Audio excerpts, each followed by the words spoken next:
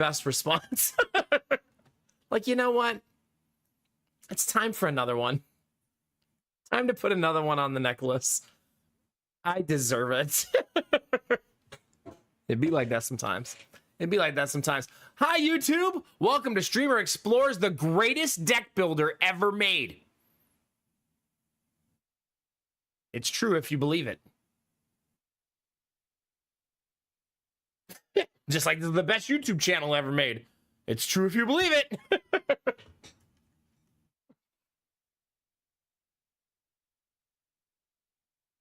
Where is it? Come on. Come on. All right, that one's done. That one's done. My algorithm is wild right now. It just said... I feel like this says more about what's going on in my life than anything else. 10 easy ways to stop pests. Okay, YouTube. A little too on the nose right now. Just relax. Where is it? Just relax. I feel like you're calling me out a little bit. Julia May, Dizzy, Benny, Samir, thanks for saying hi on YouTube. I really appreciate it. Samir is here. Come on now. Come on now. Wait, turn on alerts today. Let's be a professional streamer. Just this once. 40 next Saturday? So is that too? Hell yeah, dude. The countdown is on. It's on, baby. Happy 40th. I'm excited for you. Time to start chapter 75 of your life. How many chapters is there at age 40? A lot of them. There's a lot of chapters. Book 6, chapter 11.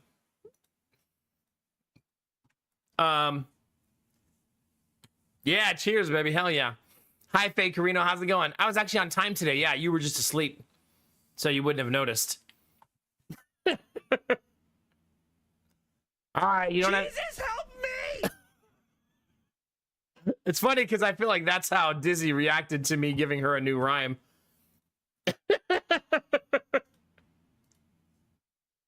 Jesus, help me! Thanks, Admiral Brocode. I turned it up for you so you got your full volume. Troublemaking ass. On Monday was sleepy, woke up on time, was awake for like 90 minutes, back to bed for 2 hours, woke up an hour, back to bed for another 2 hours. I love that you kept going after the sleep. I hate that it was like that. Because that right there is my least favorite kind of sleep. Drives me fucking crazy. Gotta keep it on rotation somehow. I feel that. I feel that, Benny, yeah. My phones hate me. It doesn't tell me when you're on. Maybe turn alerts on and then off again. You know what I mean? Like, do the thing. Told my girlfriend she should embrace her mistakes. She gave me a hug. My wife embraces her mistake all the time, too. Me, not one of the kids. It's not like, ah. Me, chat. Gotta clarify these days. Chaos, thanks for saying hi on YouTube. All you guys who dropped lurks, likes on YouTube, thank you very much. That's super, super helpful in us hitting goal every month. We're 4 months in a row, baby, hitting goal on YouTube, and that's thanks to all of you doing that every day and feeding the algorithm with your engagement for my content creation. It sounds so gross saying it all out loud. Anyway. It's like a little version of my mistake. Shut up. My parents love us both. My sister were... Oh, no. Yeah. Jonah is old enough now that he always asks me questions and Lady Mac questions like, am I your favorite, though? And we're like, no, we love you all the same. Yeah, but you love me more. Like the same, but more. You been talking to Benny? It's the same, but more.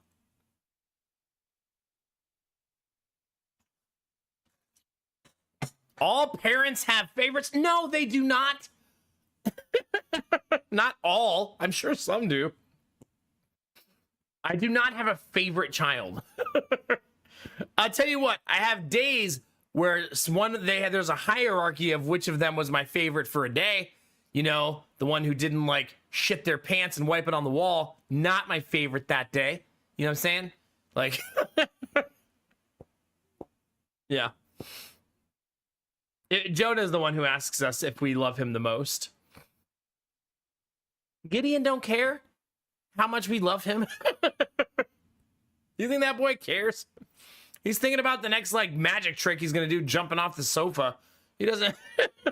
He's not thinking about how much each of us love him. There you go, Admiral Brooke. Yeah. I haven't seen it in over 9 years. Is coming up to help celebrate my birthday with the rest of my family as well. Can't wait to see him. That's awesome, dude. Heck yeah. Heck yeah. You got to keep him away from certain people in chat. Can't have step bros roaming around in here. Very dangerous. So make sure he doesn't come anywhere near Twitch. Just keep him somewhere else.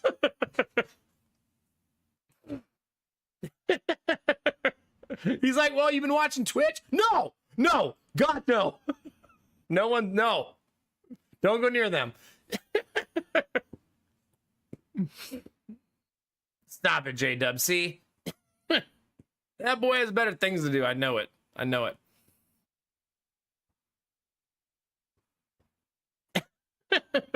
Stop it, Betty. I'm going to be gaslit by Gideon, aren't I? That middle child energy.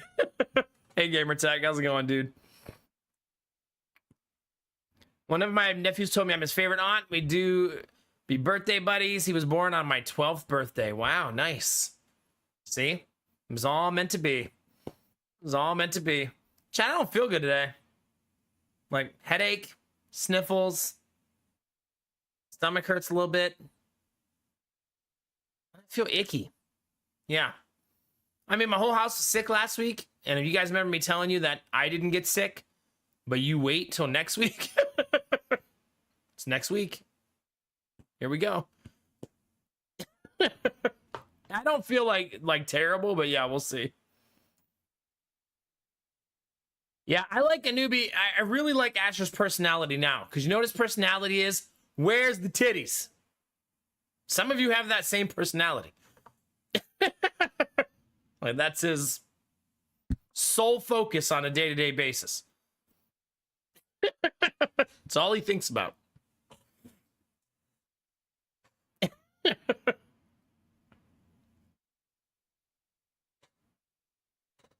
I know, right, Jonesy? It's fair. It's fair. I'm trying not to be, Vorbara. I got extra sleep today. Aren't you proud of me? Slept like an hour and a half before stream. Unfortunately, I only slept 3 hours this morning. But that's besides the point. Then I slept an hour and a half before stream. I have this new agreement. So, I mean, you guys will always know if the stream starts at 12, it means I slept less than 4 hours in the morning. If the stream starts at 11, it means I slept more. That's a new rule I have for myself because I had a couple of streams a couple weeks ago. I feel like I got tea in my mouth. That I just felt so miserable. It was tea in my mouth. Oh man, hopefully the tea bag didn't break in there. That's gonna be not fun. Hopefully it was just a stray. But I just have a working deal with myself that if I sleep less than 3 hours, I have to take the nap or I'm gonna be feeling awful. All right. Let's tell the ring story. I'm sorry. Universally beloved, that's right.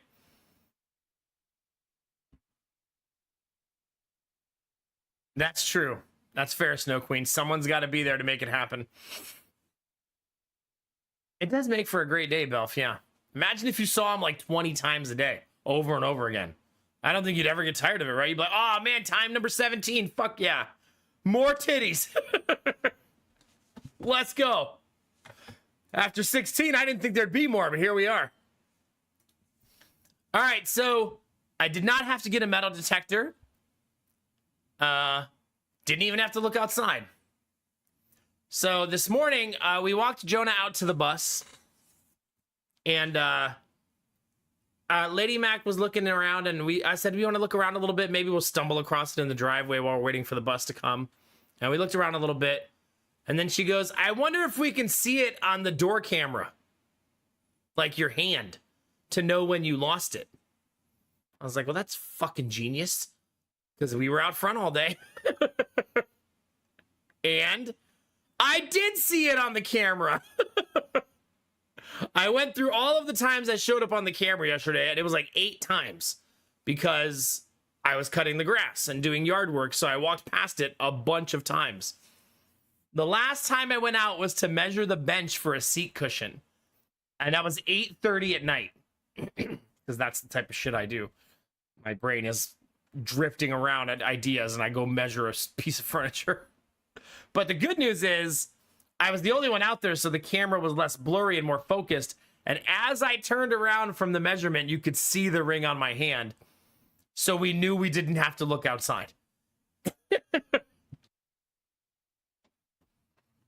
So we found it within 15 minutes of after that. After we discovered that, we went upstairs and we started looking under the bed and like around the blanket. And then Lady Mac goes, "Here it is." In the baby's crib.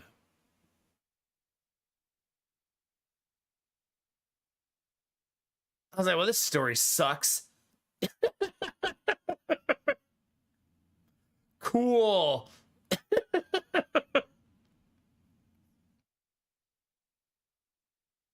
In the baby's crib. Well, it's not dangerous in our case. Maybe in some people's cases, but not ours. Yeah. I know, Asher's such a thief already. First the titties, now the ring?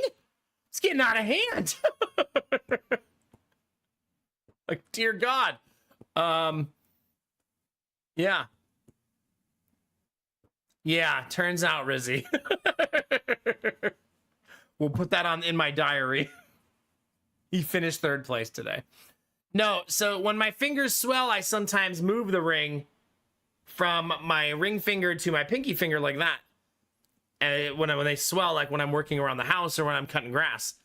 And from now on, I'm going to take it off my finger and put it in a ring holder, since we have 3 of those in my house from Lady Mac's rings because she does responsible stuff. But what happened is when I put him in the crib last night for the night, my ring just slid off into the crib. The reason I said it's not dangerous is our son sleeps in a sleep sack. If you don't know what that is, it's basically when you buy a sleeping bag in the shape of a baby and put your baby in it at night. So he has no hands. He's just like a snowman, I guess.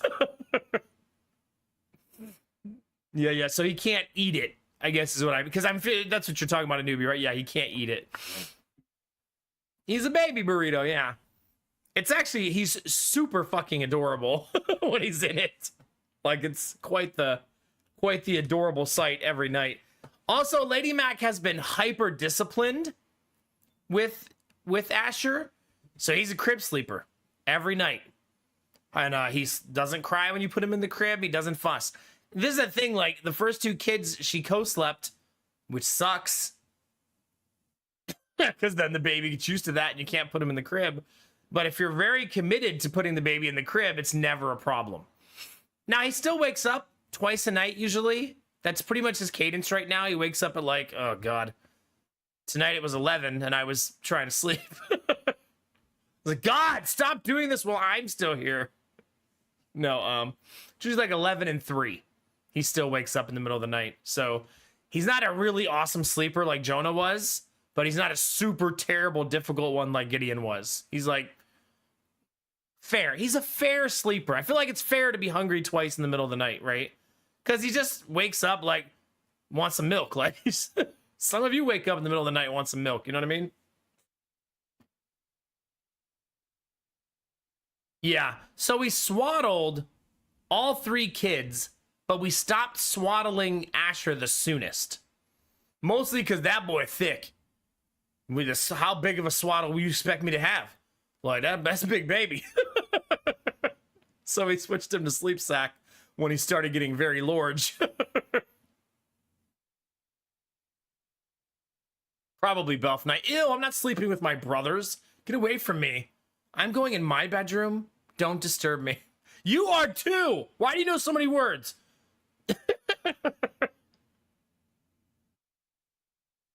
Pretty much, Forbar, yeah.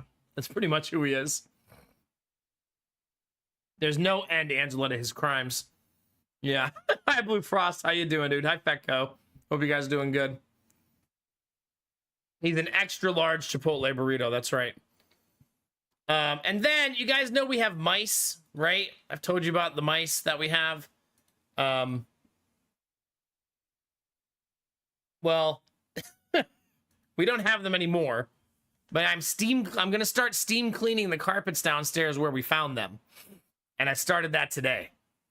And unfortunately, the carpet is Berber. If you've never had the pleasure, Berber sucks.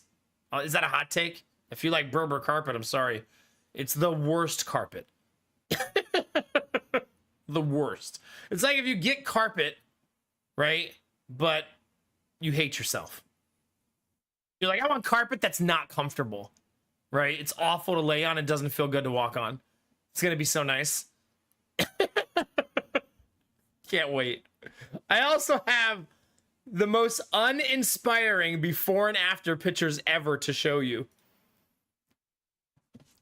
Because, so this is the room I'm steam cleaning, right? This is the first room I'm going to do. So I put it there. Yeah, this is Berber, the knotted shit, exactly.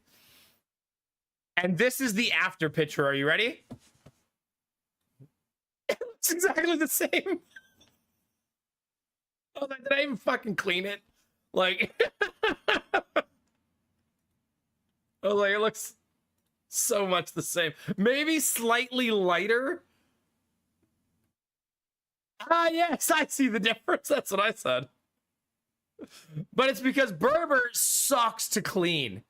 Like, it's very difficult to clean because it's so flat. It's like trying to steam clean a hardwood floor almost.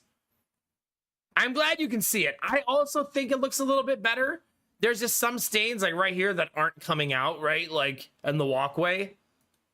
I will say I steam cleaned it 3 times. Because I did a heavy soap, and then I did regular mix, and then I did water only. And I did that because there was rat poop on it. Like, and I realized when I was cleaning it that it's the original carpet, meaning it's almost 30 years old. Like, that's fucking crazy. If we just had unlimited money, we would just buy a new one. But I mean, it's a big ass space. So the carpet for downstairs would be like $3,000. And not even exaggerating. Just because of how much you would need. Even if you didn't buy nice carpet, if you bought like low level cheaper carpet, it would still be like $3,000. Yeah. No, Benny, yeah. Carpet is so expensive, yeah. So, Snow Queen, this is what I took solace in the fact that when I was emptying the water from the steam... So I bought myself a steam cleaner like 6 or 7 years ago, and I've never regretted it because I end up using it so often with kids being so disgusting. I initially bought it for like a single project, but then now I use it all the time. Like when the dogs pee on the floor or something. And the water was filthy that I was pulling out of the carpet. So I was like, well, I'm obviously cleaning it, even if it looks the same. Yeah. Yeah, 1 Raid Shadow Legends stream, yeah. Actually, just like half of one, you know what I mean? So anyway, I have to do what I did today, which took me 2 hours, 2 more times still. Because the other half of the daycare is twice that size. So yeah, there's gonna be a lot of steam cleaning.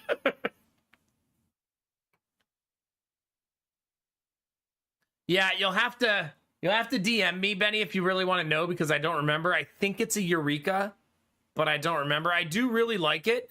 It's super easy to clean and take apart and almost never clogs. My only complaint is that the tank that you collect the water in is small, but that's also kind of a blessing because then you're not emptying a heavy ass tank. You just have to empty it more frequently. That's all. Both of the tanks on it are small. So like, for example, that room, to do it 1 time, I had to empty the bottom tank twice and fill the top tank twice, basically. Or 3 and 2, something like that. Just for that. That room's like 16 by 16, 16 by 18, something like that. In kilometers, it's like 40 kilometers by 30 or something like that.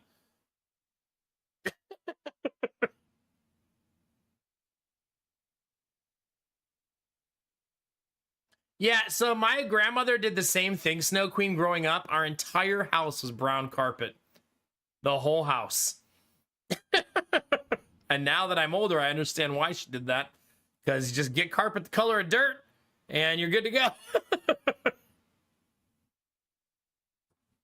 I mean, Benny, you remember when we were buying the house? That downstairs area is like 1,100 square feet. Like, it's bananas. Like, I also, like, I've told you guys before that the person who was part of the builders who built the neighborhood lived here. So he had this house customized because it was his house. And I've discovered a lot of things about our house that are different than our neighbors who have the same model. Number one, we were talking to a neighbor and she was telling us that she had some problem with her house. And she said, yeah, just make sure you check in your crawl for this problem. And I was like, oh, we don't have a crawl space. She goes, you don't? We have 2 of them downstairs. I was like, oh. So those 2 crawl spaces she has are 2 rooms for us. Like, so that's just like another like 500 square feet that their house doesn't have that ours does, because our guy didn't do crawl spaces. He did full bedrooms. Yeah.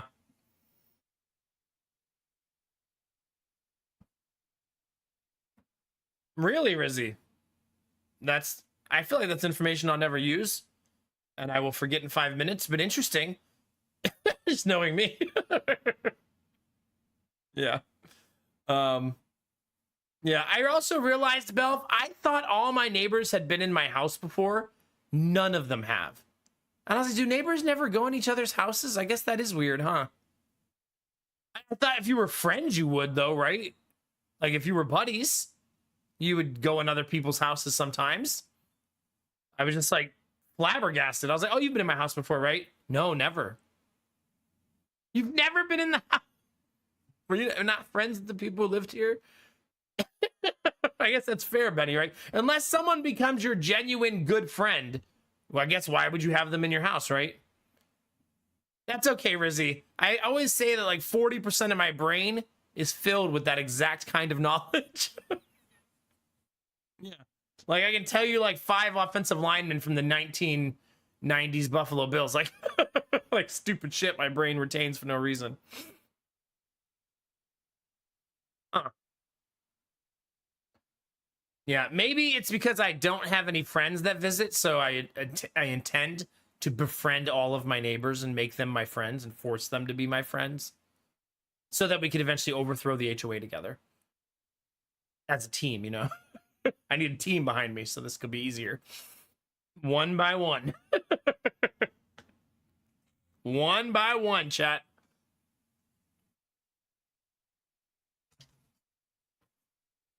You got it, Dizzy. It's time. Yeah. Yeah, so anyway, that's what I did this afternoon. As soon as I finished cleaning the carpet, Lady Mac came downstairs and said, I ordered pizza, let's go pick it up. And I was like, you're the fucking best. Because I really didn't want to wait for dinner to be cooked because I was so hungry. So we went and got pizza. And we had a pizza party. My mother-in-law came down today with my brother-in-law because they need to get something in the city tomorrow. So we had a pizza party. Yeah. Slowly but surely, Rizzy. Slowly but surely.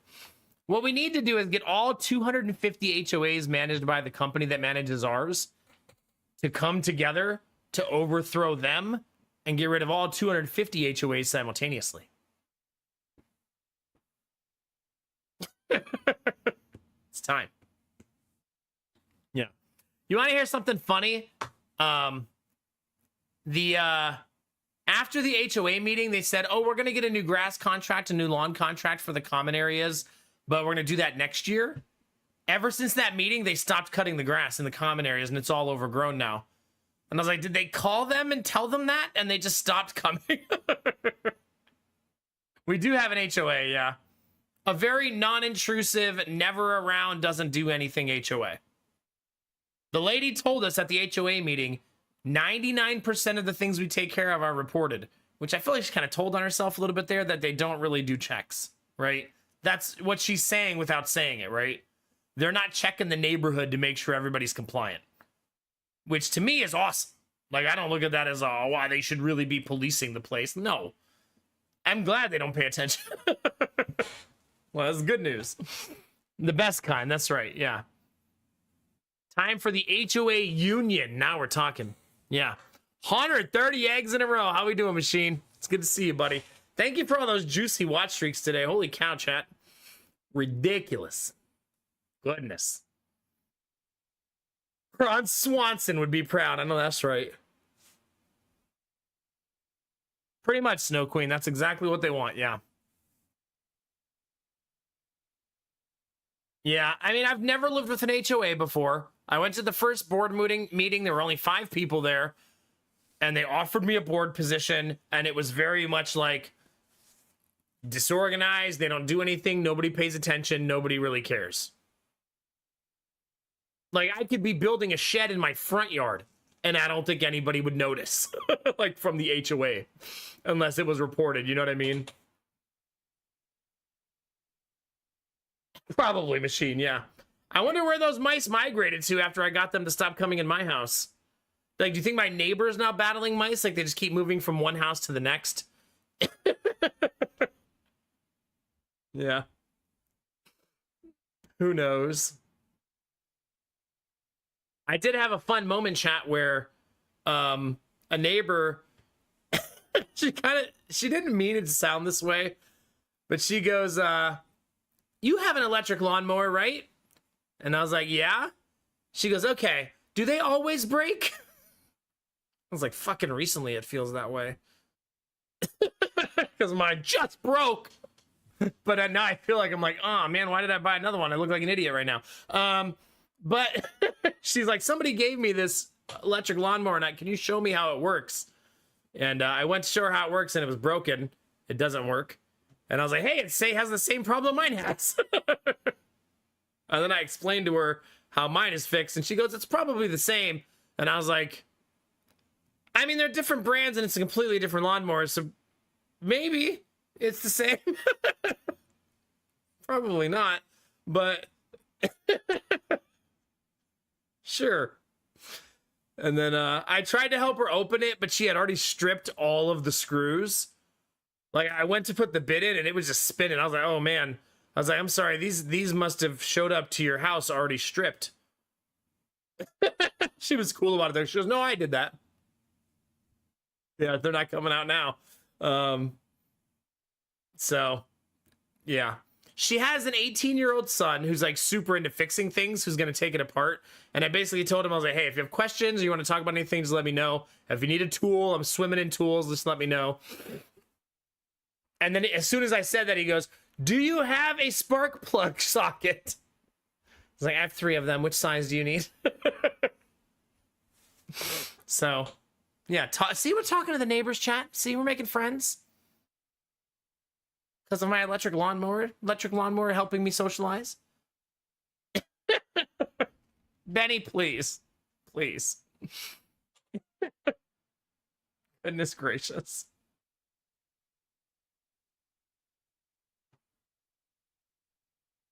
Huh.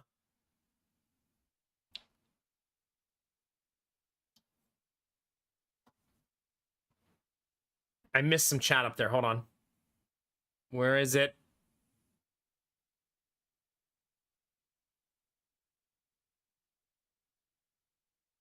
I don't know where I missed it anymore. I just blame Derpy. One day, Angela, one day, yeah. I already have 3 of those, though. So... I don't know how many more I can really take on at this point before I'm the irresponsible one. Hi, Arden. How are you? It's good to see you.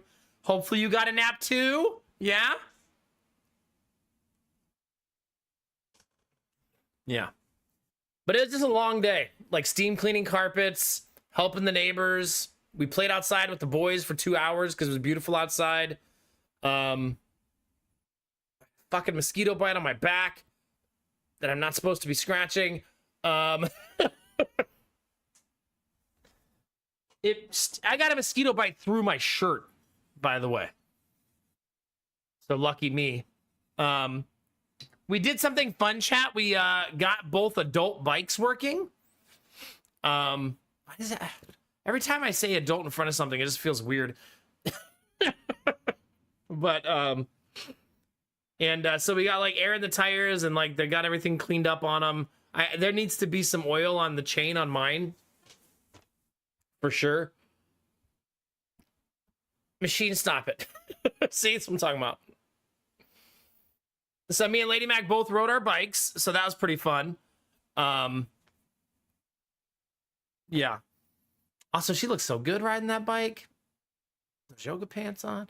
Anyway, yeah, we both rode the bikes, and we've been teaching the boys to ride their big wheel, getting them prepped for their bikes they're gonna get pretty soon.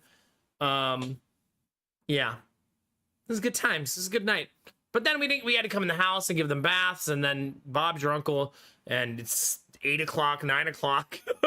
Like, god damn it, it's so late. I guess stream starting at midnight again. But it's summer. It's nice outside. You know what I mean? It's hard. Like, we want to be out with the kids, you know? And just, like, having a good time and enjoying the outdoors time. Yeah. Anyway. Sleep is a dream. Eventually the sleep schedule is going to work, chat. You know? When I stream in the morning.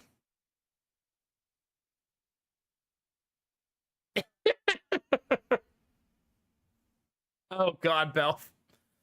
Oh, no. Now you're going to make me check the weather. Is it going to get cold here again? Please say no. Please say no.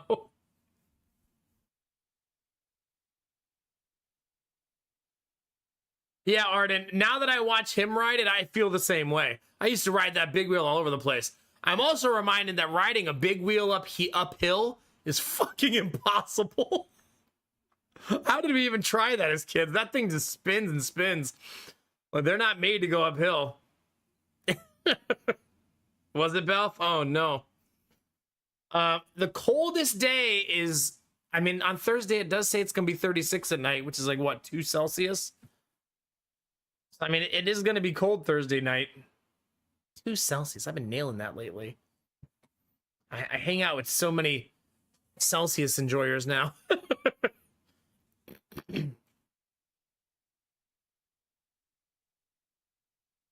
I know, Jonesy, it's crazy. Yeah. See, now you're talking Fetco, yeah. We want to buy them the Power Wheels, but he was recently in the Spider-Man one, and the Spider-Man one sucks because it goes like 1 mile per hour. Like, literally, like, comically slow. Like, the neighbor let him try it, and he got in it, and it moves, like, so slow. I suppose that's the point. If you're putting, like, a 3-year-old in it, right? You don't want Gideon able to go fast, for example. But, like, ridiculously too slow. Like, it's just, like, struggling. I almost always say Celsius when I talk weather. Don't chastise me. I'm part of the solution. He does, Belf, yeah. But I mean, that's why we're looking at the Spider-Man truck, which is supposed to be, it has a 24-volt battery instead of a 12-volt battery. So it should be quicker and last longer.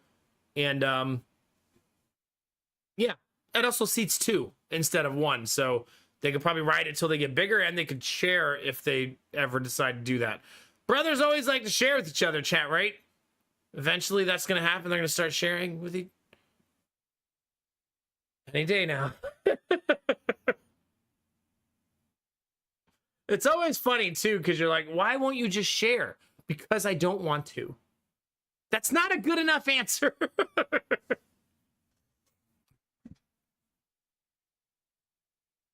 Disney, as if I would know how to do that.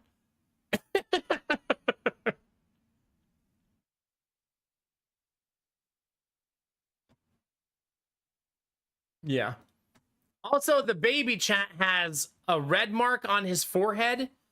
And I told Lady Mac today, I said, what happened to his forehead? Why did he get a bump today? And she said, no. He's learning to crawl. I've told you guys that, right? He's going to be crawling soon. When they're learning to crawl, it's always a weird journey. He's just basically constantly in downward facing dog. Like, that's all he does. but apparently he's been pushing himself forward with his head still on the floor and giving himself carpet burn.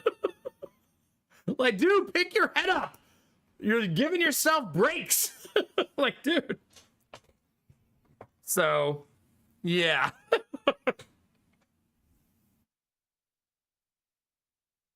Carpet burn. Yeah, hi, Roz. Yeah, good times. So the baby will be crawling soon. That's very exciting. It's scary in a way, though, because then we're going to have to childproof even more stuff.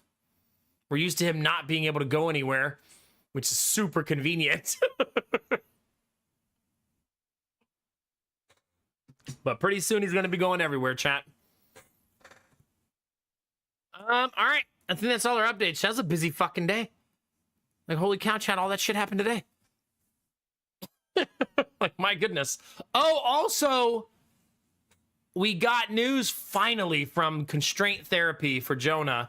So if you don't know what constraint is they're going to put a cast on his good hand. And apparently if you cast the good hand, it helps the brain learn to use the other hand, but they will have no access to their good hand.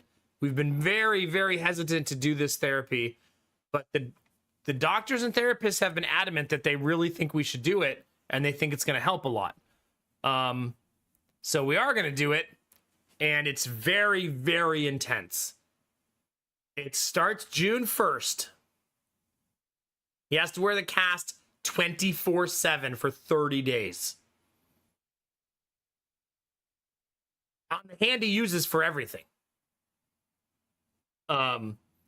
Now he doesn't have to. We're his parents, right? We can say no. But we want him to do it because we'd like him to have use of both of his hands. And hopefully this will be the girl who does it. This is what she does all the time. I met with her like 2 months ago, and this is what she does. She's a constraint therapist. She does it all the time. And she said she loves her job because she sees so much progress so fast. So she really made me believe that we should do it. She was the one who convinced me that we should pull the trigger on it. Yeah, Snow Queen, same general idea, yeah. Yeah, we wanted to do it right after school ended, Benny, but not in the heart of summer, if that makes sense. So his last day of school is on the 22nd, and then he starts constraint on the 1st. And then he'll be done with constraint on the 30th and still have July, August, September of warm weather, you know what I mean?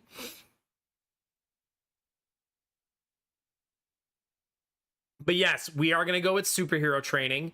He's getting his superhero glove for his strong hand. He can't put it on his other hand, obviously, because it's not his strong hand, right? But I agree that I also think he's going to be very frustrated and he's going to have some emotional turmoil in the beginning. Now, the way it works is they don't just put a cast on him and send him home. 3 days a week for 4 weeks, he'll have 3 hours of therapy a day. 3 days a week for 4 weeks. It's going to be a lot.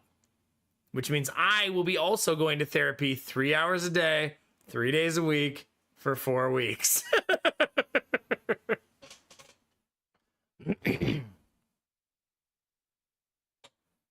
I had to wear a sling for 4 months and now I'm practically ambidextrous for everything but writing. See, that's... Apparently the brain does correct when this happens. That's what a lot of people say. That's what, when I research it myself, that's what it says. We've been suggested to do it by like 4 different therapists. So, yeah, it's time. The earlier we do it in his life, the better. So it's better to do it now than only when he's 7 or 8 years old. You know what I mean? I know, Snow Queen. It's going to be wild.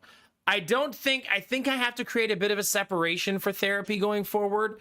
Meaning, like, I think I'm going to bring my laptop with me and not be actively engaged in the entire 3 hours because that's a long session.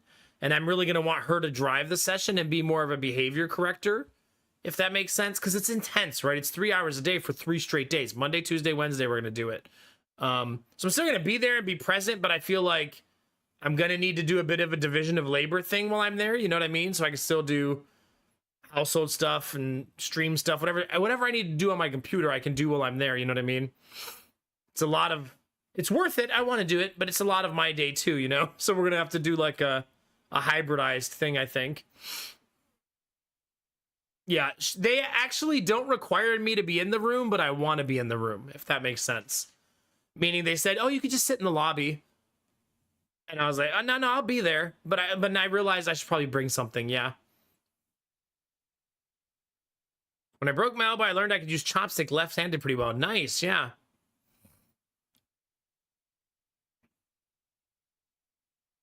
Yeah, that's fair, Arden, yeah. I mean, he has limited mobility in his left arm, limited usage of his left arm, and very limited strength and flexibility.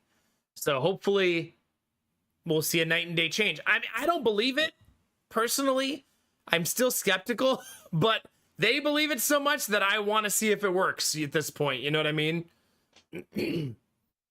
Like, I mostly don't believe it because his brain doesn't want to use that hand. So it just seems, I'm just skeptical. I don't know. Maybe because I feel like it's too good to be true. Like when something sounds too good to be true, you know what I mean? It probably is, but we'll see. Yeah. The cast is removable. So I should say that. He does have to wear it 24/7. That's the point of the therapy. They want us to be pretty strict about it, but it does come off. So it's not a hard cast that cannot be removed. It's one with straps and a harness and stuff. So if we want to go swimming, for example, or he needs to have a bath, and well, I'm obviously hoping for the best result, like 100%. What do you think I'm hoping for? The worst? That's why we're doing it. I'm definitely hoping for the best result. I'm just saying that I don't know. They're like, there's a lot of, I don't know. It's just a lot. I really want it to work. I hope it does. But yeah, if he wants to go swimming, needs a bath, we can take the cast off. But we have to resist taking it off just because he wants it off, because that defeats the purpose of the therapy. So we have to be a little bit strict about it. You know what I mean? And that's going to be hard because I feel like he's going to be distraught. I mean, imagine you can only lose one hand and someone put a cast on it. I don't think he's going to... I'm going to do my best to keep him in a positive light, but I do think it'll wear on him a little bit as he gets frustrated. You know what I mean?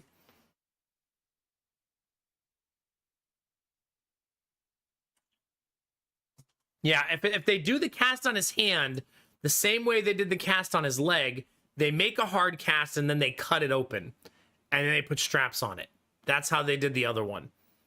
So basically they make a hard cast, they mold it over your hand, and then they cut it so you can take it off, and then they give you straps to close it, is how his one on his foot worked. So I'm guessing it's the same idea. But yeah, if he's sad and crying because he wants his right hand back, we're going to have to say no, because then we're hurting him at that point, right? We have to be strong and stick to the plan. Yeah, I mean, he's very resilient to it already. Like, he loves therapy. I have him in a really good mental space when it comes to therapy. He goes to the toy doctor and the jump doctor. I'll have to think of a cool name for this doctor. Maybe the superhero doctor. I think that's what we called her last time, right? I think maybe that's what Angela's remembering. So yeah, we have to keep a positive. I have really good positive associations with all of his doctors. So hopefully this will be the same. I just think when he's sitting there trying to eat dinner and he can't use his hand and he's frustrated, it's going to wear on him a little bit. So we'll keep encouraging him, keep pushing him, and hopefully after 30 days, it'll be, she said it's usually night and day. So hopefully that's the case, right? He won't know it at the time, but it's going to be so good for him if he can actually use his left hand more. You know what I mean?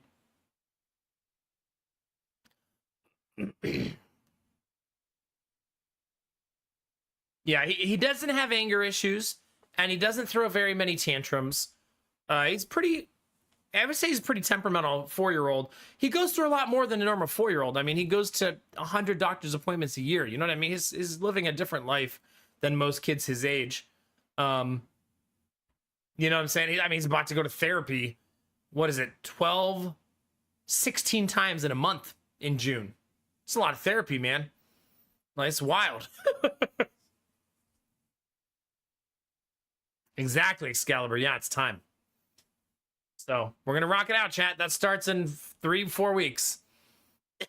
And then he's gonna be going through it, and I'll be there with him. We're gonna still do physical therapy, but we're gonna turn off his occupational therapy for 4 weeks because they recommended we don't do occupational therapy because I still think we should call her and ask her what she thinks, because the whole point of occupational therapy is that he uses his left hand, and now it'll be the only one he has. Like, I almost feel like she'll be excited to do therapy with him, you know what I mean? But the person doing the constraint is also an occupational therapist, so maybe they think he'll get therapy fatigue, you know what I mean? Like, when he goes to physical therapy, they only work with his legs, and occupational therapy, they work with your hands. That's the difference between the two of what they do for him. So that's why they said he can keep going to physical therapy. So probably do physical therapy on Thursdays, constraint from Monday through Wednesday. Unfortunately, Wednesday's schedule is going to be rocky during the month. Unless we switch to mornings. Because that one starts at 1. All of the other ones, Monday, Tuesday starts at 2. Wednesday starts at 1. But it's an hour away. And they said they really want us to go to the second clinic because there's a specialist there. They want to work with him on Wednesdays. And they said she's really good at what she does, and we should definitely do it. So it's an hour fucking away. Like, it's really far away. So Wednesdays are going to be hard because I'm not going to get home till late, and I have to be there early. So Wednesday will probably be... I mean, we've already been streaming at midnights, I feel like, more than 50% of the time now, so it might not be that different, really. Yeah. I don't think I can afford to take all those days off during the month, but we'll adjust and adapt as we go. Yeah. Do you have something that he really likes to do that would be easy for him to do any with the cast? Yeah, maybe. The first thing I feel like he's going to say in the car is, can I take the cast off after therapy's over? But nah, he's going to be great. He's going to do it. Hopefully after a few days, he won't even think to use his right hand anymore. That's the goal, right? After 2-3 days, hopefully his brain just starts going, I only have my left hand, right? Because that's the goal, right? That's hopefully what happens. So yeah, really busy day, chat. We waited 2 months for them to schedule this, so hopefully... I'm glad it got scheduled June 1st, because we wanted it to be right after school ended, so it did work out that way, which is what we were hoping for. We didn't want him to go to school and then therapy, and just be in school and therapy, like, the whole day. You know what I mean? So, yeah. Are you eating in the YouTube? I see you. And Benny in there singing.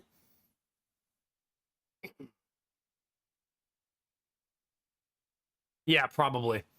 Probably, Angela. Late night, date night, right? It'll be fine. We start at midnight tonight. I think there's going to be a lot of midnight starts over the summer. If we schedule a change, obviously that'll change things. But if we stay the same, there's going to be a lot of midnight starts.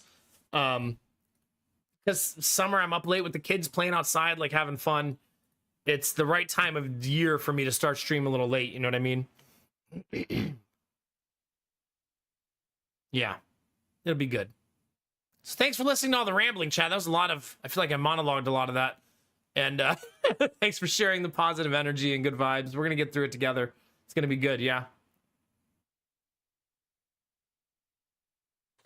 I mean, pretty much, Dizzy, yeah. Yeah, you guys have been very positive about the morning streams, and I appreciate that. Derpy suggested an idea yesterday that is attractive, and I might try. He said maybe do Sunday, Monday, Tuesday night streams, and then Wednesday, Thursday day streams as a test run. And we could try that for a week or two and see how the day streams go, since I haven't streamed in the daytime fucking ever. Like, literally never. Except for the times I did like 30-hour streams and 24-hour streams. Like, those are the only times that I streamed in the morning. Or the unhinged days where I'd go like 14 hours back in the day.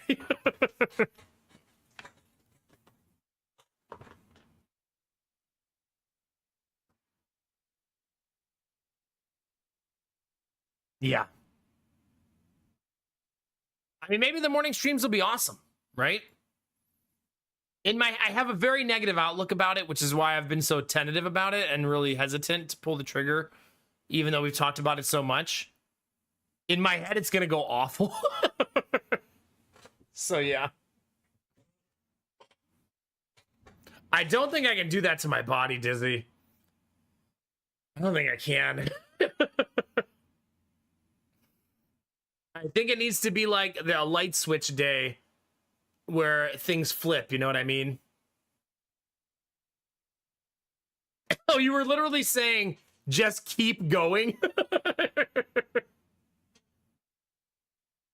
That's true, Machine. Yeah, that's true. Have a good night, Julia. Thanks for hanging. For those of you who haven't heard, we're considering starting the stream at, I feel like 8 in the morning is more likely than 7 in the morning. I'll tell you why. If it's at 8:30 a.m., if it's at 8:30, then I wake up with my whole family at the same time and not before them.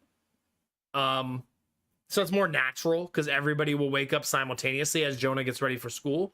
So I feel like 8:30 is more likely. However, I strongly prefer 7 because then I don't have to have a nap break. I told Lady Mac, I was like, chat was really into the nap break though.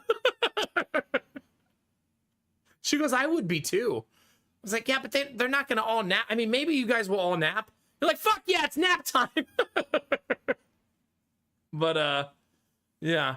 Some of you are having nap time right now. No, you just want to play words on stream. I mean, that's what we would do every day for 30 minutes. You guys would have a 30-minute session every day of words on stream. The benefits of the other schedule is 7 to 2. I stop the stream and I go put the boys down for nap. It's the perfect timing of our current day. The only downside is I'd have to wake up at 6:15 and everybody else in the house wakes up at 7:15. That's not a big deal, right? It's not a huge deal for it to be that way. But the other way, I would start the stream at 8:30 and then I would stream until 3:30, which is what time Lady Mac stops for the day when the last kid gets picked up from the daycare. We only have 1 kid per day right now, but you get the idea. So yeah, but that one would have a 30-minute break in it for me. I'm not going to stop putting kids down for nap. I've done that every day for like 3 straight years. So that's going to keep going. It's routine, right? Since they're in routine, they fall right to sleep during nap time. Well, Jonah doesn't anymore, but that's because he's about to stop napping soon as he becomes a bigger boy. Yeah. I mean, I would agree with you, Dizzy, except so many people watch me on West Coast during unhinged hours anyways.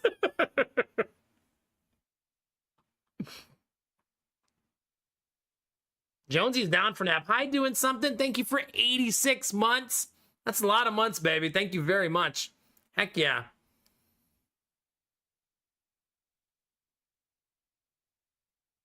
Yeah, I mean, that's true, Dizzy, but I feel like if I'm going to do the change, I don't want to sound selfish, but the change has to be what's good for me. That's the point. Otherwise, why do I even change? Right? So I think I just have to commit to one of the 2 times, either 7 or 8:30. Both of them have an awesome side effect that we haven't talked about, and I feel like you guys would like this. It's very easy with the morning schedule to have longer streams on days we want to do special events. So if we want to have like Lady Mac on stream, she'll be wide awake during streams, and if I stream into the evening, she can be here for events to pie me in the face or to make me eat disgusting stuff. I feel like she could be part of things, and like, yeah. So there's benefits to that schedule. Like, I was doing a 12-hour stream, none of it would impede my sleep, right? It would just be the normal day. Cooking stream, stuff like that, yeah. Occasionally, a kid will run into the room and bowl over the green screen, yeah. Like, the kids will stop by again from time to time. Although, me and Lady Mac have talked about it, and I think I will stream with the door locked. Only because she has so many kids and daycare kids, like, it's really like a zoo in here during the day. So I probably will stream with the door locked most of the day. But maybe we'll have a part of the day where they can come say hi, yeah.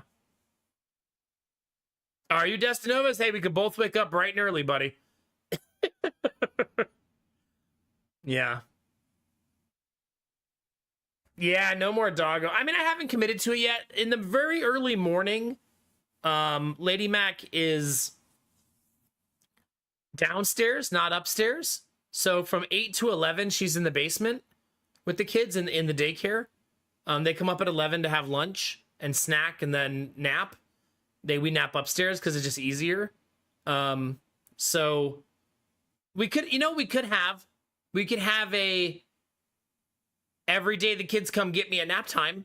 So the kids come visit once per day. And I usually let the dog out at that time, so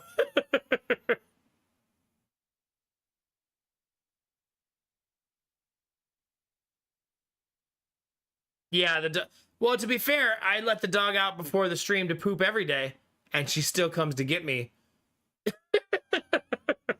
Like, she don't care. It's like, I'm gonna poop again.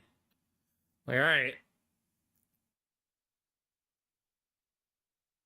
I do think I don't. It's hard, Arden. I want it for a lot of logistical reasons, but it's also very scary to me. And yeah, it's terrifying. But I'm also running with the idea and trying to figure out how it would work and how it would function and stuff like that. But there's a reason I'm not changing yet or have a schedule plan change or anything like that. You know what I mean? There's a reason I'm very hesitant and not just like, oh, fuck yeah, let's just change our schedule by 8 hours. You know what I mean?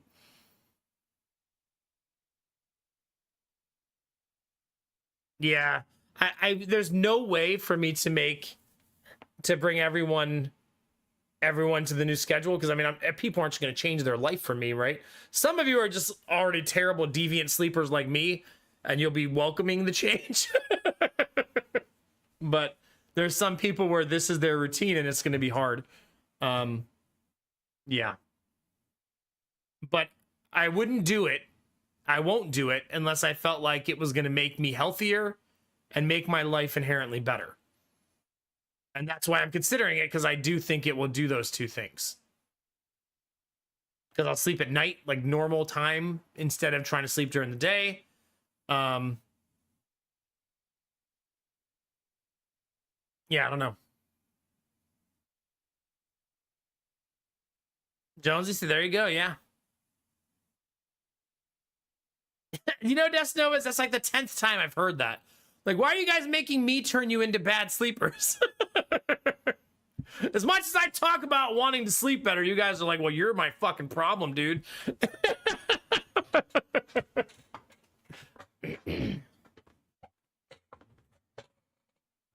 Yeah.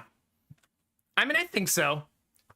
Yeah, me and Lady Mac will have to talk a lot about, like, I get a lot done now while everybody's asleep on my days off, and that'll go away. So who will do that stuff and when? You know what I mean? I know, Belf, the nerve, honestly. Honestly.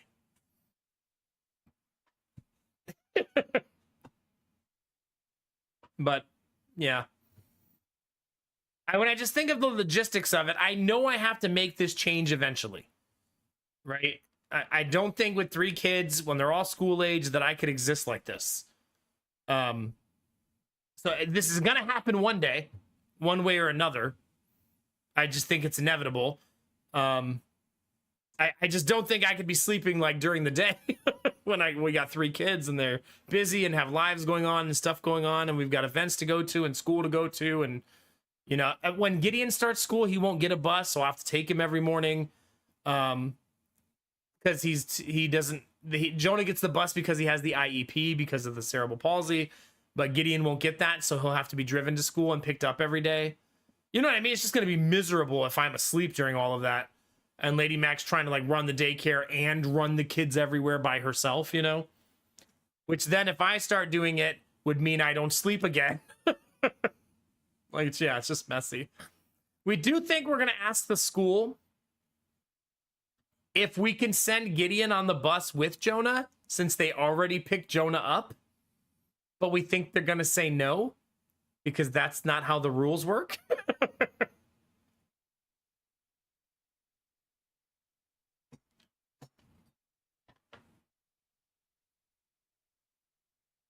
Yeah, for sure, Snow Queen, for sure.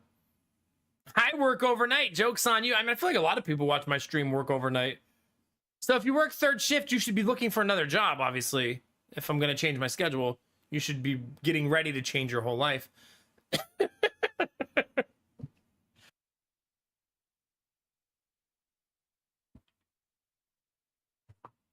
Yeah, probably something like that, Rizzy. And there's probably like rules around like funding of busing and employees, and they pay people to work on the bus, and they probably have to get like, if there's an IEP, they're probably allowed to get like state funding for it and stuff. If there's no IEP, they probably can't. So yeah, there's probably a bunch of stuff. I'm sure they're gonna give us a list of reasons why they can't do it. I loved driving Jonah to school when he first started though, so I'm not heartbroken about it. You know what I'm saying? So it doesn't make me sad. But it'll beg the question, why does Jonah catch the bus if they're both going to the same school and I'm going to be driving Gideon anyway? So maybe I would also just start driving Jonah to school. Because when I leave Jonah at home to catch the bus while I drive Gideon to the same school, that's just weird, you know? Now, we could just not send Gideon to preschool this year. Which I think this is the most likely scenario. We're considering sending him in September, but he doesn't have to go till the following September because of when his birthday is. He's not allowed to go to kindergarten the next year. So it's whether, do we want Gideon to do 2 years of preschool or just 1 year of preschool? That might be better because then Jonah and him would go to different schools and be in different grades and not in the same class and stuff like that. Kind of don't want them to be in the same class. I mean, maybe some of you have siblings, understand why. Like, I feel like they shouldn't be in the same class. Like, I feel like it's better for them to kind of venture out, you know, and be on their own and learning social dynamics and not like just hanging out with each other in class. Yeah, I don't know.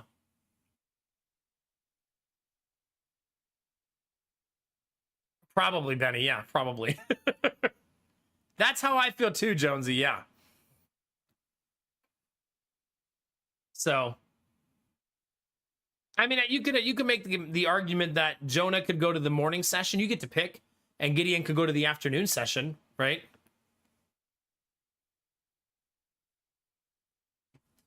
I suppose that's fair. I also think Gideon's going to be afraid of school, unlike Jonah, who couldn't fucking wait to leave his parents behind.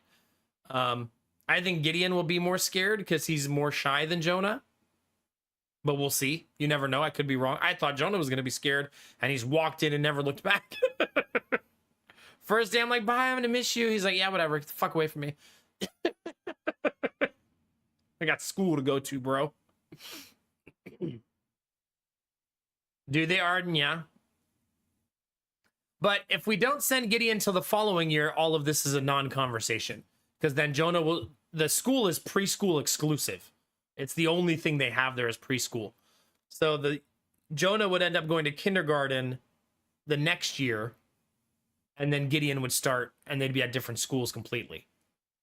Something interesting is happening in my school district. Starting in 2026, this year, they're switching from half-day kindergarten to full-day kindergarten. So instead of 4-hour sessions, it's going to be the whole day. So that's interesting. Hey, Death Dealer, happy Cinco de Mayo, buddy.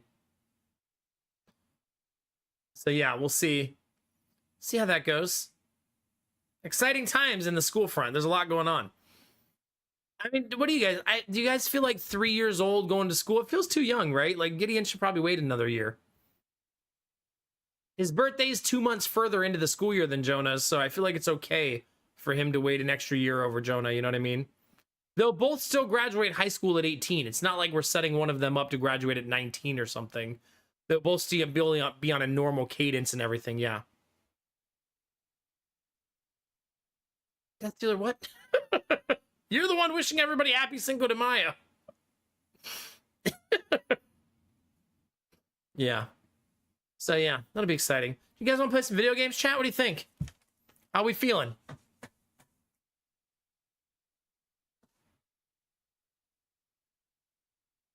It's Revenge of the Fifth. That's true. It's true. I enjoy that all of the companies do sales and stuff too, like Star Wars sales. Like, it's cool. What are video games? They're this thing that the streamer is MLG at. Yeah. Mostly legitimate gaming. Mostly.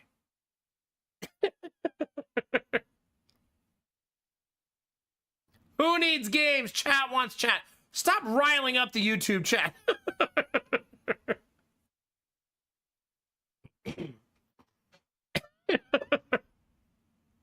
You guys want to say hi on YouTube, drop a lurk, a like, or be a troublemaker like Arden, there's the link.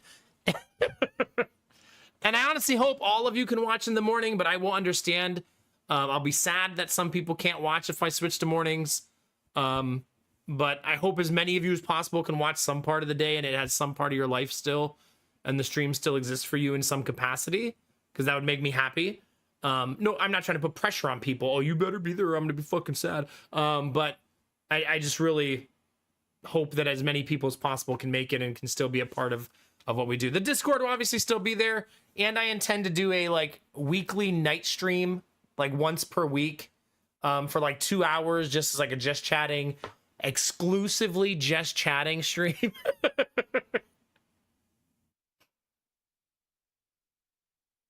I am not Excalibur. Sorry, buddy. I am not. Arden, stop rioting. So, yeah. 7 a.m. or 8:30 a.m. chat, somewhere in there. It's got to be 7. You guys like the idea of the nap time, but I really don't. You want to know why?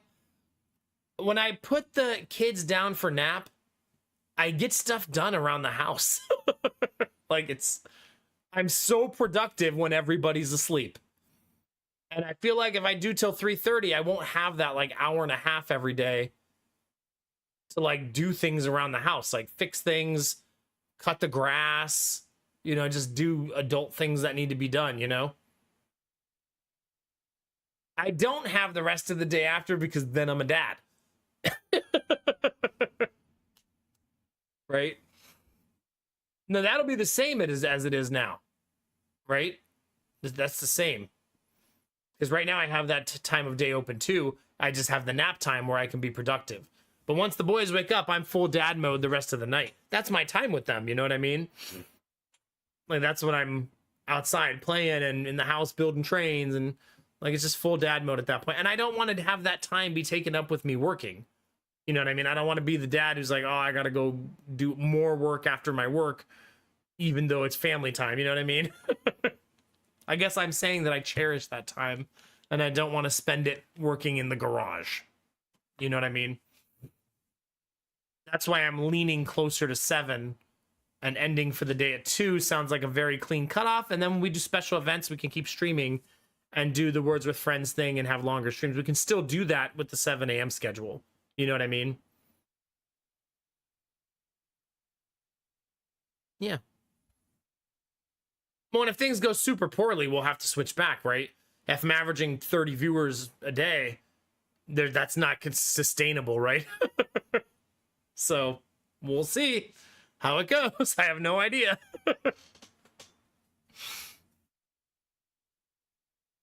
Who knows? Keep sharing your feedback, that chat, though. Keep sharing your ideas. It's okay for you to have opinions that don't align with mine. Yeah.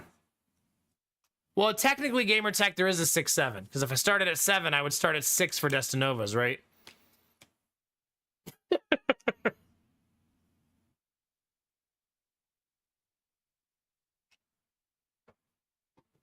Yeah. Maybe you could be a mosey in a little later, Benny. And that's not the same, though.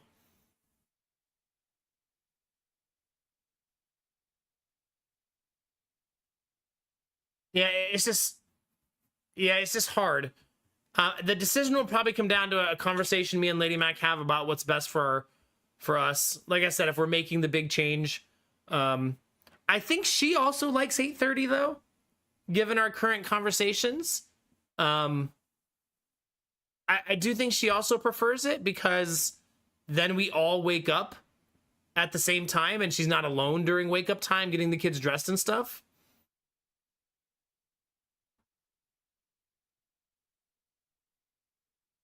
Well, Belf, here's what you do. Convince all of them to stream at night.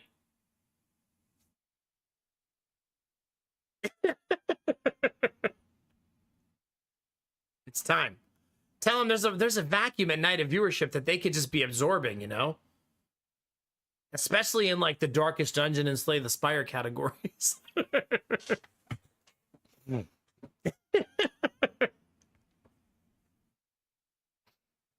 It's time for them to have their moment in the dark hours. Yeah, I don't like that either, Benny. So yeah, we'll keep negotiating and figuring it out. I mean, is 6:30 a.m. not too early? That's still pretty early. Maybe not as bad though.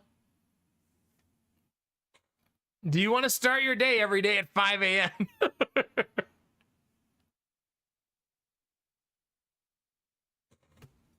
Yeah. So we'll keep talking about it. I think when I told Lady Mac about the idea of the nap and the stuff like that, see, the other option is I could stream 8:30 to 2, but that's a short stream, right? What's that, 5.5 hours? That's kind of what I stream most of the time now. When I start at midnight, that's what I stream, right?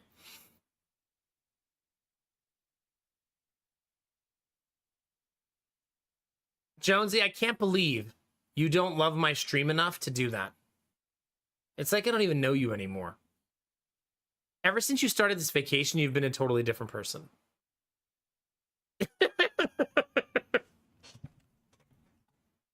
You've changed, man. Yeah, we would be more EU friendly. Like, I kind of thought, like, the United States would become a more dominant viewership, but I don't think so. I think EU would still be my dominant viewership. What? It's not dominant now, but it's more dominant than I feel like most NA streamers.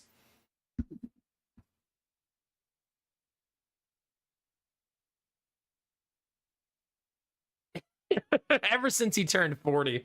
Dizzy, did you just turn Jonesy 40 5 days early? Jonesy's like, yo, chill.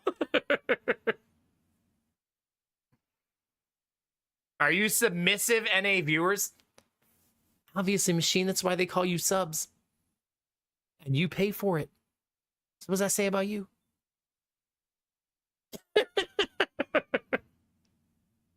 You pay for this.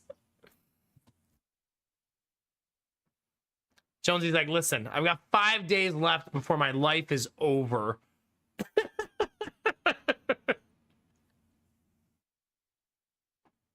Yeah, exactly. Belf gets it. Why do you think Belf's a tier 3? You think he gets to support me? No. He's extra sub.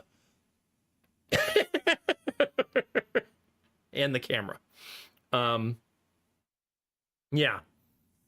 See, I don't like the idea of 8:30 to 2. I could probably start the stream at exactly 8 a.m. because Jonah's bus picks him up at 7:40. He's a power sub. Steam machine, now you're learning, yeah.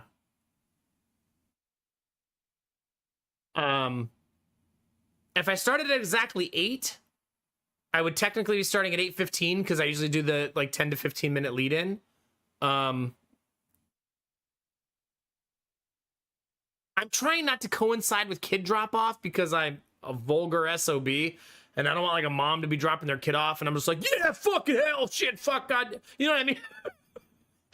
Just like swearing up a storm. So I also need to soundproof my office if I do this so that I'm not so loud all day because I'm going to be on the first floor of the house. You know what I mean? Like streaming all day.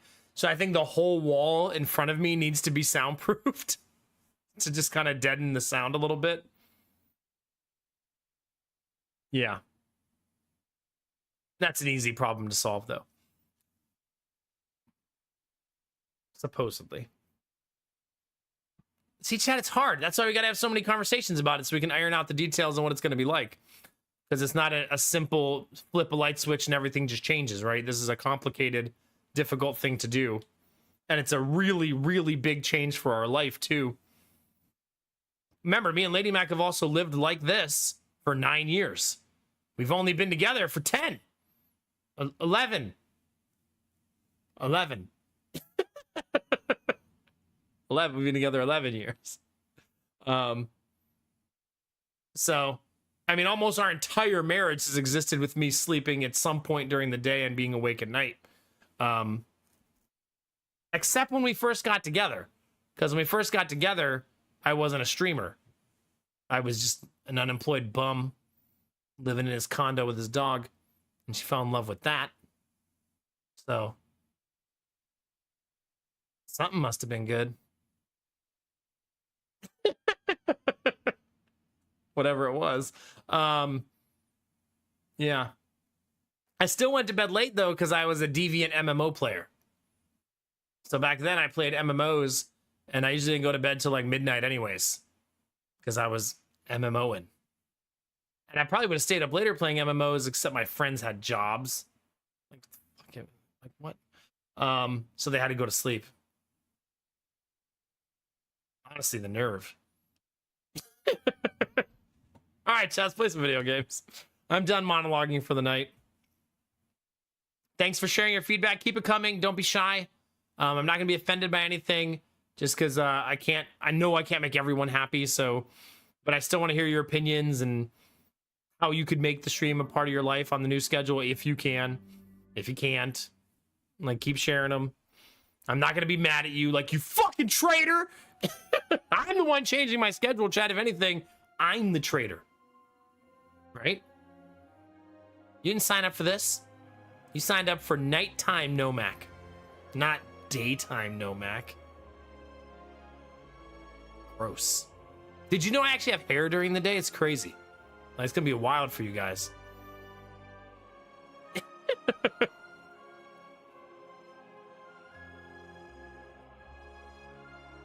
Brostradamus, but I was just about to play.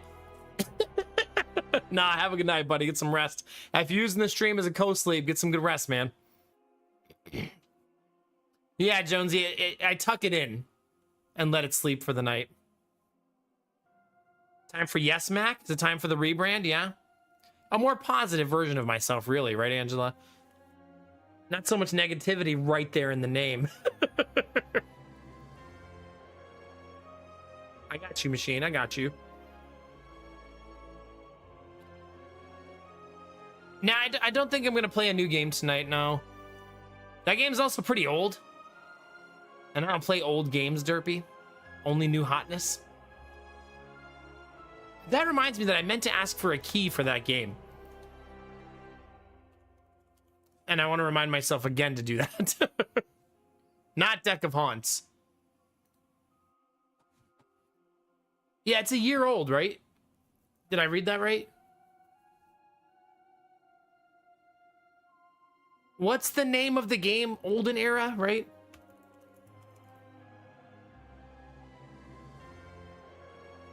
Email from Steam.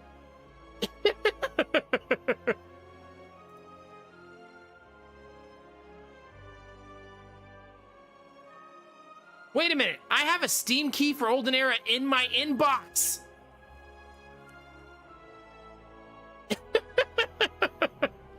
It'd be like that sometimes.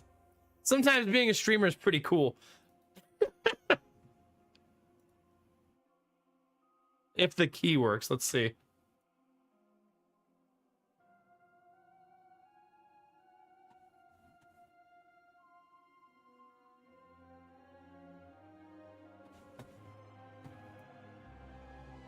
There it is.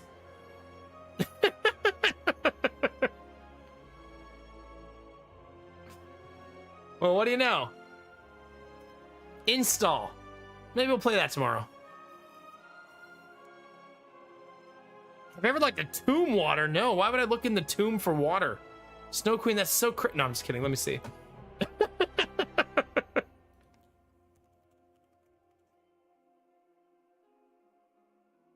Pretty great in Rage. Yeah, I've heard nothing but good things so far. No, I haven't looked at this one. Souls-like Metroidvania action RPG. Doesn't seem like a game I would play, but it feels like a game a lot of people in the community would play. You know what I mean? Yeah. But not I. Alas. I don't think I'm gonna game switch tonight, but maybe tomorrow. Maybe tomorrow we'll do Heroes of Might and Magic. I love that I had a key for it. That's awesome.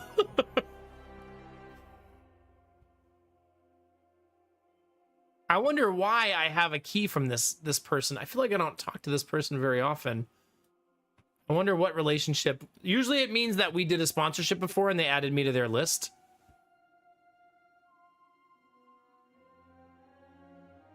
No, he has sent me a lot of keys, this guy. So I'm glad I'm on his mailing list. That's awesome.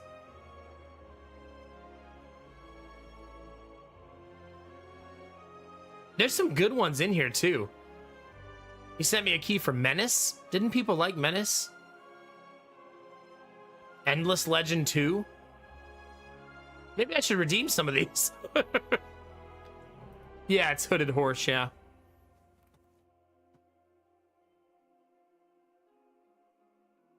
It's nice that I'm on their list. That's pretty cool. I also love when... So, there's two types of emails you get when you're a streamer. One of them says, hey, here's our new game coming out.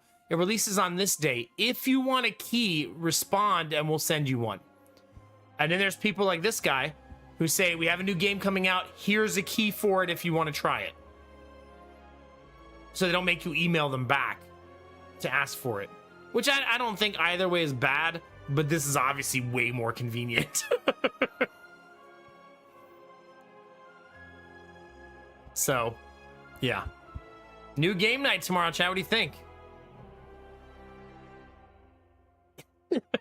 It's for Endless Legend 2? I thought you already played that game. Did you not play that game, Derpy? Yeah. Hey, TJ, how's it going, buddy? It's good to see you again. Oh my God, Belf. It's kind of amazing how many times I've had that email.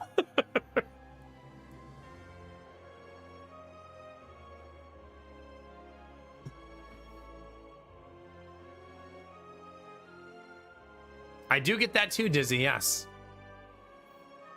Yeah. The sponsorships have been very light this year.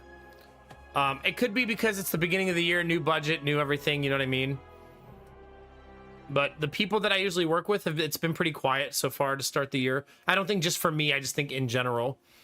I think it's also, they're starting to work with teams more and more, and I'm not on a team. So that's maybe something for consideration this year. Maybe, because here's what happens. If you're on a stream team, a lot of times the whole stream team gets a sponsorship together. So maybe that's something I should consider at some point this year. You know what I mean? Ah, okay, Derpy, yeah. All right, Jonesy, have fun if you're into it. Either way, good on you getting your vaccine. All right. In we go, chat. I believe I have to play the other new character today, or one of the new characters. 6 and 9 and 7 and 8, chat. Wait, didn't I win yesterday? Did I won yesterday on Defect. I was 6 and 10. Jesus. I'm so good on Defect. Oh, you're right. We did lose one. Yeah. I deleted that from my memory, but thanks for bringing it back up, Belf. What do you think, chat? You want to see Regent or Necrobinder?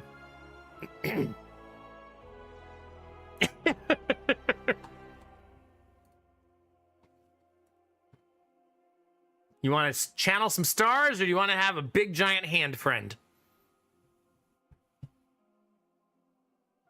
If you ever need to remember your failings. There's that line from Darkest Dungeon, Belf Knight, that you say made ring in my head. The tragic extent of my failings.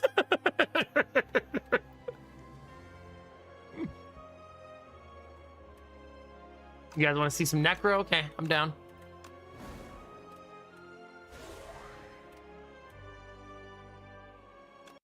Alrighty.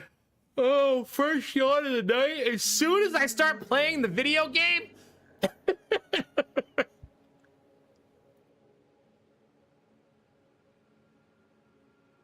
Sheesh. Yeah, hey Knox, how's it going, buddy? It's good to see you today. You know, last night we ran file holster and we won. But look at what's there, chat. Do you see it? Do you see the best possible offering that could ever exist in the history of the game? You have an emote for that, chat.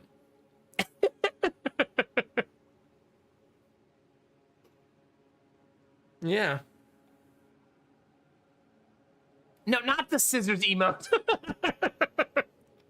I have PTSD with the scissors emote, Dizzy, because when we were talking about when we were talking about vasectomies, people would use the scissors and the cherries against me a lot.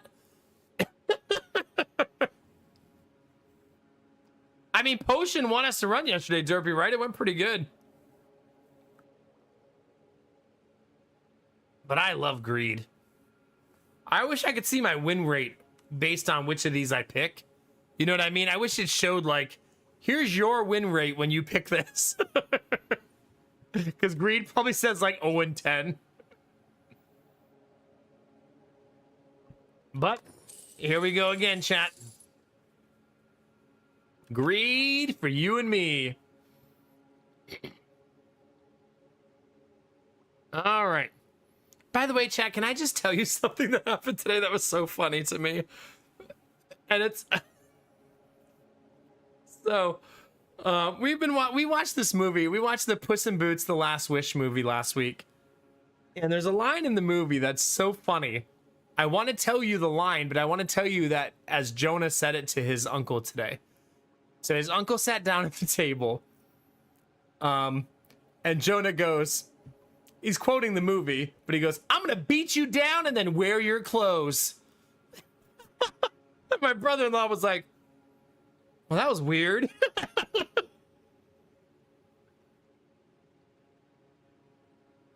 I was like, it's so funny because when it happens in the movie, the character he says it to literally says, well, that was weird. So it happened in real life. Like, it was repeating itself. Yeah. It's such an awkward line in the movie. But that's kind of what makes it so great. I like this path the most because it has a store. And this path. So I probably should do a path that includes this. Ooh, maybe not double elite. Maybe not triple elite. Sheesh. Yeah, it's gonna be fine, TJ. All we have to do is believe in ourselves, right?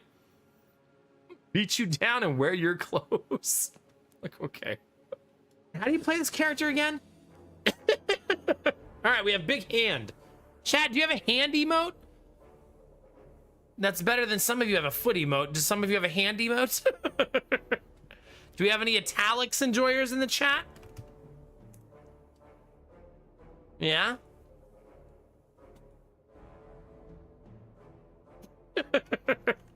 There you go.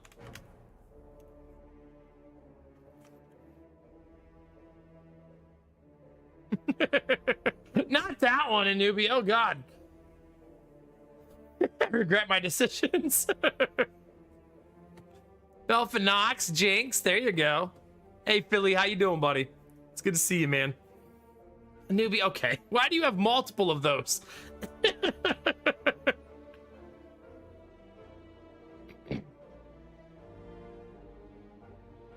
There you go, Belle. That's a good one. That also looks like, Belf, like, you don't really want to see your neighbor, but they said hi to you, and that's all they see back.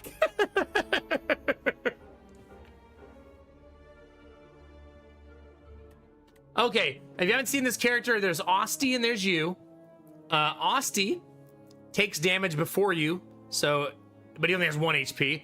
So this person hit me for 4. I'm only going to take 3 because Austie will absorb 1 of it. If you have block, it goes your block first, then Austie's health, and then your health. Unfortunately, I drew 0 block cards. The game keeping me on theme with my greed. I mean, Tribe fan, it's not like I'm not used to that at this point with this community, you know?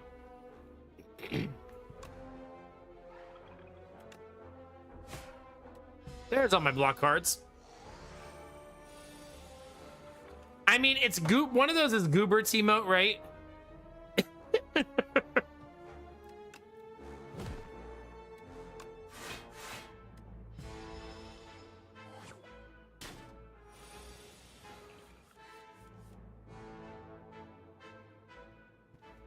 Yeah. Oh, I miss Goobert.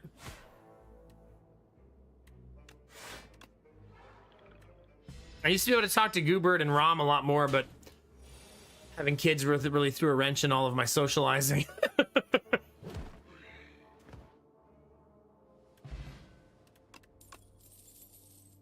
All right, do we want to make big hand, chat? What do we think?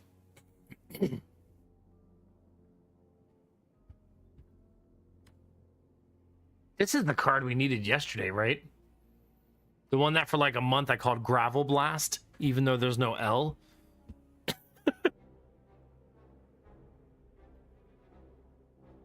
Put a card from your discard pile into your hand and exhaust.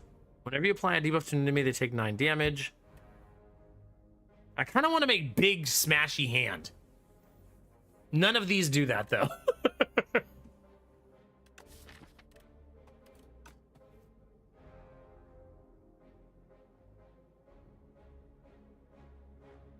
I mean, I could just take fear, right? Because vulnerable is always helpful.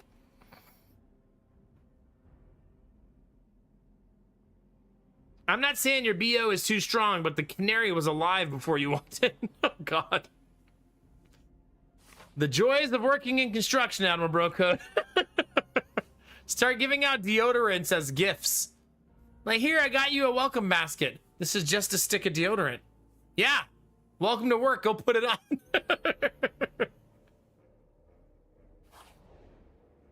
And thanks for the Gigantify.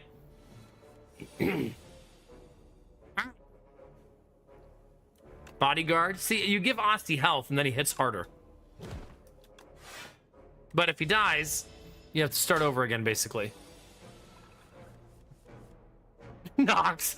Listen, everything's gonna be fine. You just have to believe.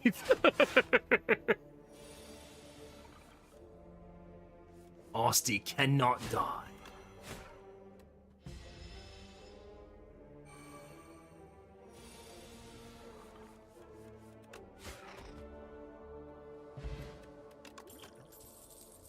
Whenever you apply Doom, gain 2 block. Whips, just gain 1 energy for free. Soul deck. I mean, souls are super nice, right? Giving you card draw and stuff.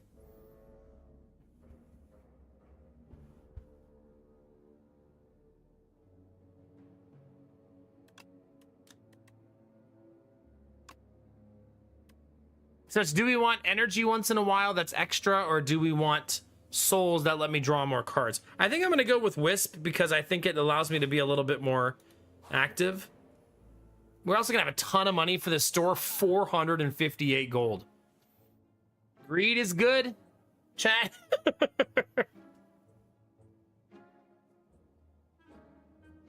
While you have no potions, you have 2 decks.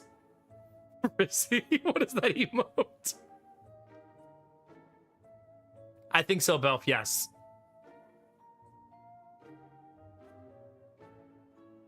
Yeah, I could see that, Ammo Bro Code, yeah. Form now? Everything good? Good morning, Vafe. How are you?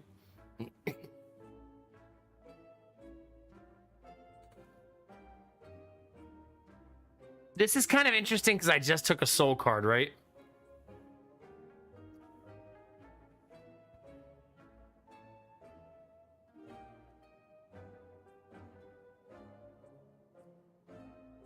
And I have... Let's do it. And then we'll remove a card.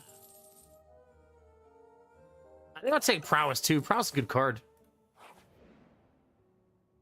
All right, chat. We found the aroma of chaos. Uh-oh. Chaos, we can smell you. Upon trudging through thick underbrush and making it into a clearing, you're hit with an unplaceable nostalgia. A mix of floral scents There's floral in there, Chaos.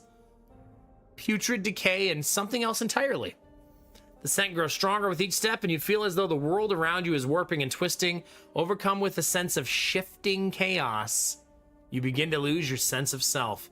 Jesus, Chaos, relax. Don't just make me smell you and lose myself. Ever shifting. I'm gonna maintain control. I'm not gonna let go, Chaos, okay?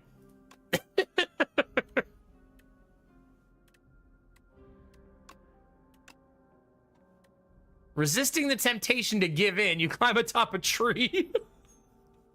Like, oh man, Chaos, you don't smell so good. I'm gonna climb a tree to get away from you. Just be standing at the bottom of the tree like, I mean, you have to come down eventually.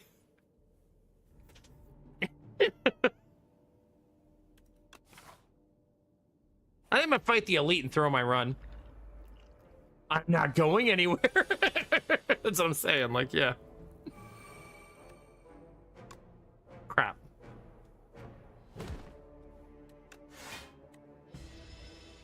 Okay, now we need more cards to make Osti more chunky quickly.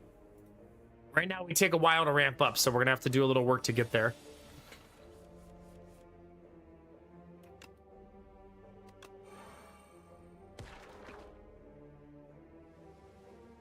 Oh, this turn hurts. What's my potion? So that's a nice one, actually.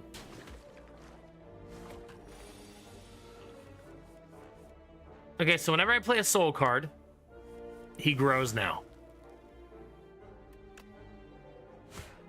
More!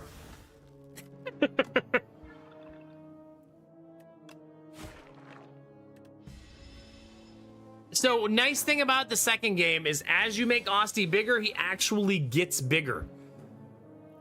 So the stuff that you grow in the game does actually grow. Which is super neat to me.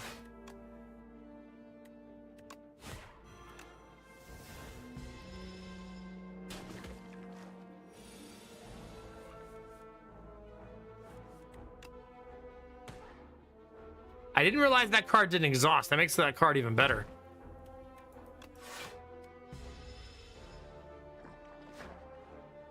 Rizzy, shut up.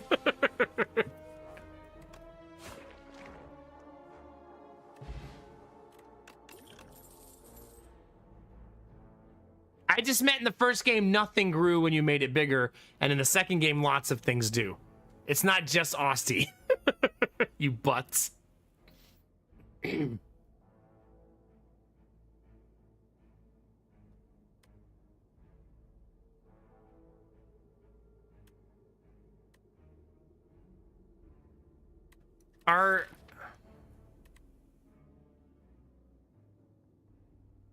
mean, I have one ethereal card right now. I could get more, but it's only 4 blocks. It's not a ton, and only 5 when upgraded.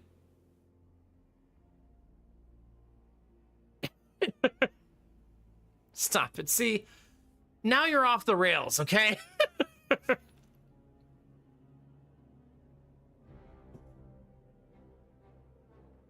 am I gonna do with you, chat? Let's try it. I don't think it's gonna work very well, but I'm willing to be proven wrong. Oh my god, they added a new mode for this character. Isn't there? How do you do that? Phobia mode is to make him less creepy. And it removes some of his tentacles. If you don't want the tentacles. Then he's just a little frog, right? So that exists now. He looks so friendly now. He's basically our buddy, right? I mean, I'm leaving them, Destinovas, for all you deviants out there. I'll deal with the disgusting.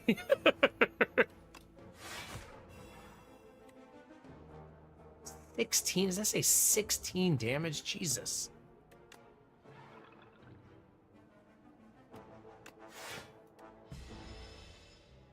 I did block it all, but we're gonna draw all of those next round. All of them. Getting there, TJ. We're getting there. All right, so draw, summon, draw, draw. Ah, gross.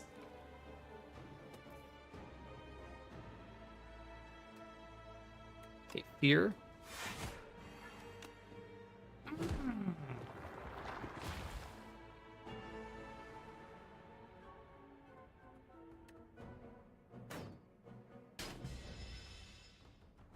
I still don't like this fight. Just gonna say it now.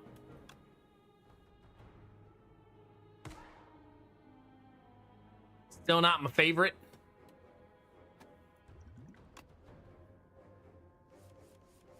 Okay. Oh, come on!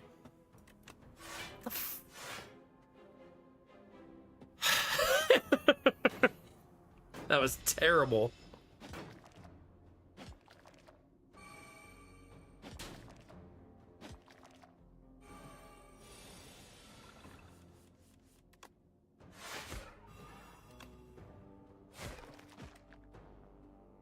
Damn, 1 HP off of getting a kill.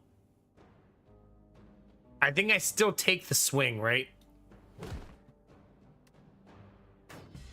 I still keep Osty here. He won't be as strong, but still.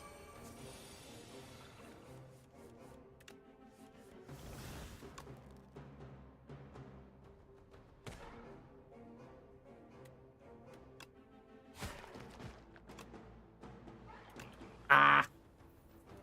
A bit of a mistake there. That's okay.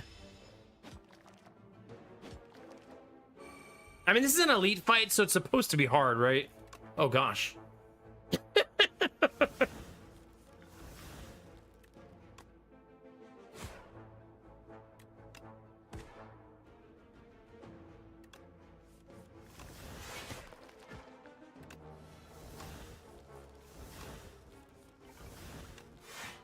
Messy, messy, messy, but at least we got a lot of the infections out of the way. That sounds weird to say. Don't worry, chat. We got a lot of the infections out of the way. We're okay. No worries.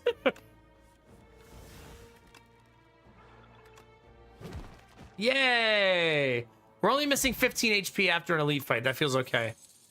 Oh, this is the stone cracker. Pay no attention to what it looks like. Start up each combat, upgrade 2 random cards in your draw pile for the rest of combat. Okay.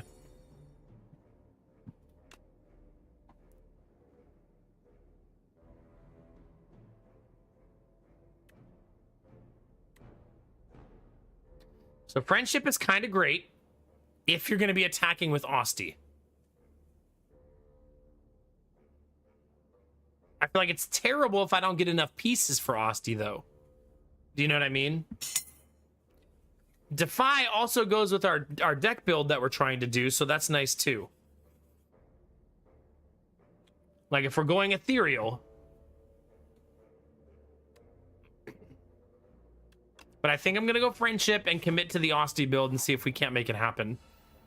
Hopefully, this fight right here gives me another card for Osty to do damage with. That'd be super helpful. I'm gonna deal with you.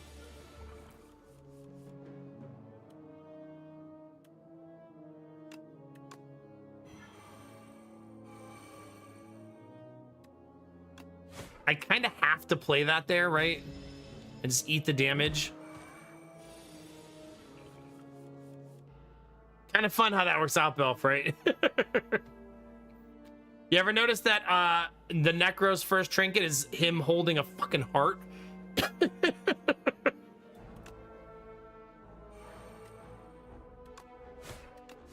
Fun times in the Slay the Spire stream.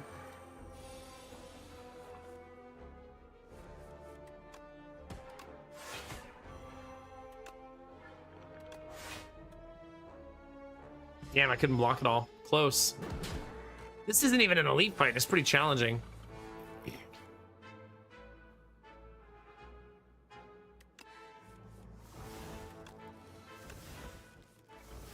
Okay.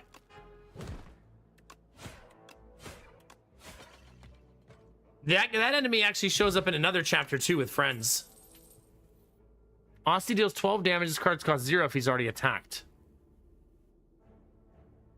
Man, going the ethereal build and finding this feels pretty okay.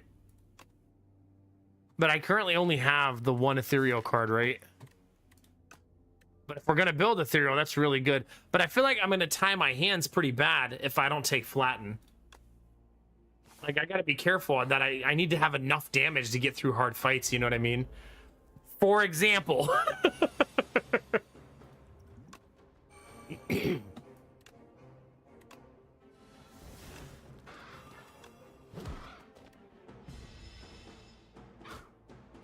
This fight might kill me. Right, it's gonna be tough. Especially when I draw, like, no block cards.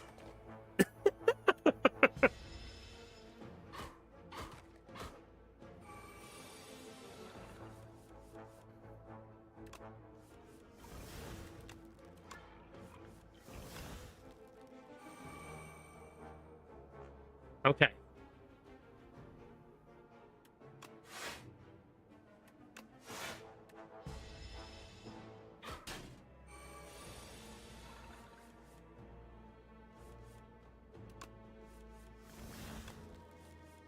Shit.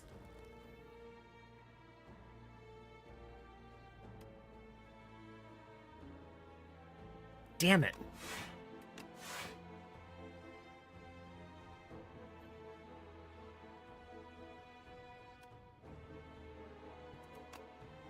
I just feel like I need to be doing damage. The fight can't last forever. So I gotta kind of be a little bit of strategic about how much damage I let myself take. Oh, well.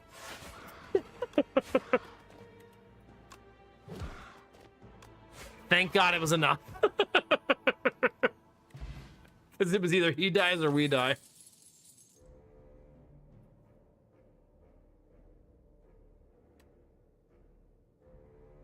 Gotta be high five. That's a really nice card. I'm giving Osti an AoE.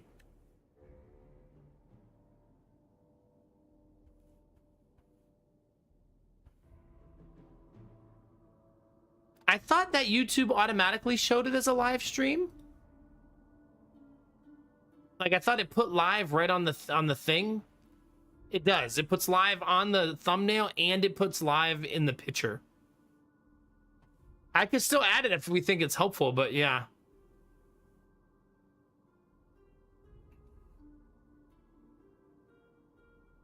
Bring me that smile now.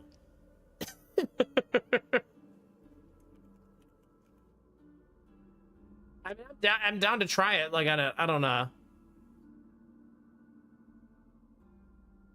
It kind of hurts the title a little bit. But if it helps discoverability, I'm down. I miss 20 people watched on YouTube right now. It's not so bad.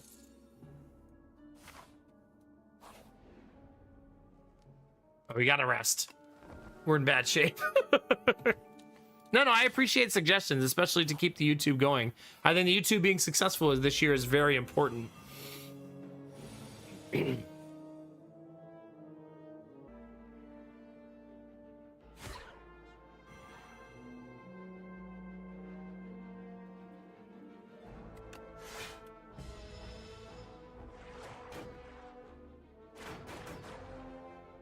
That's true. Maybe there's a case to be made, Belf, for me not doing it because of my forgetfulness.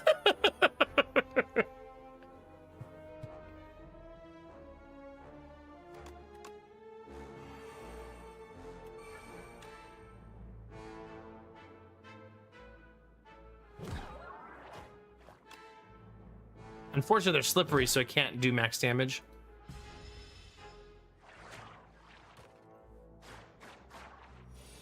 I put it in the title, though. We'll see if my stream, if we see any uptick. Doesn't hurt to try, right?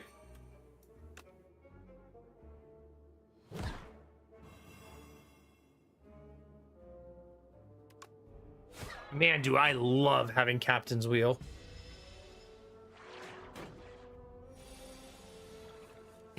Tribe fan, I'm not going to promise boobs on stream. I would be disappointed to show up and not see boobs, so I wouldn't do that to others.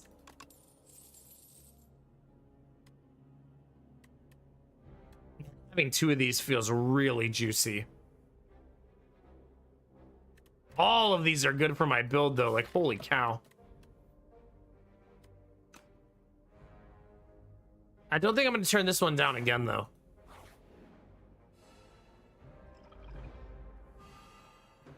Oh, shit. Here I go again on my own.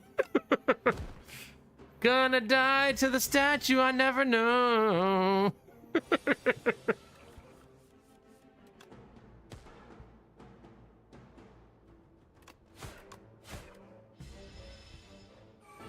This is a very hard fight.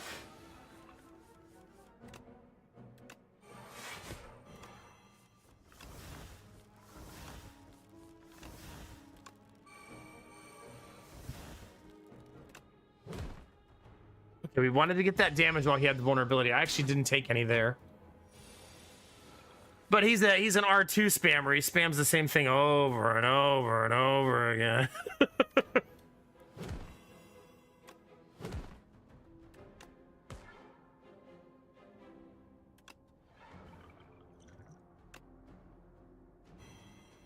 Gonna use my potion here. I don't want to just bleed all of my health.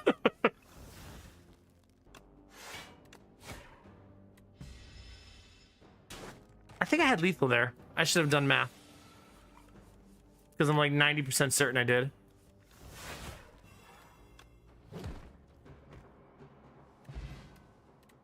Hey, Curling Master, how are you?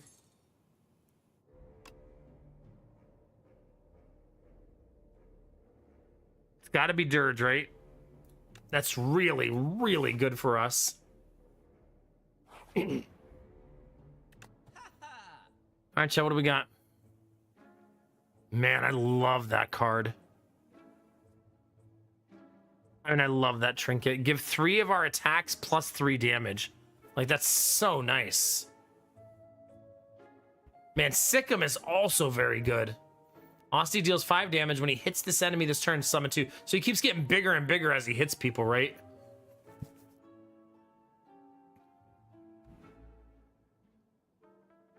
Also, Reanimate is there. As much as I like Gnarled Hammer, I feel like Reanimate, Grave Warden, and Sikkim really round out our deck really nicely, right? They did lower the artifact prices in the last patch, yeah. And they took out, so basically they lowered the price and then they eliminated all of the gold gaining ones from being sold in the shop. So now you can only find gold gaining relics in events, basically. Am I doing more ethereal or more Austy? Austy. But both. I'm building both because I'm me.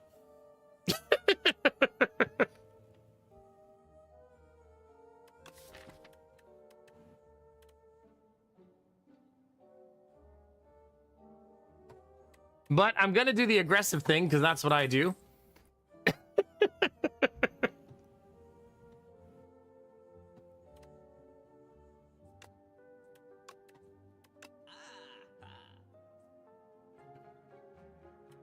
I can still afford it. Nice.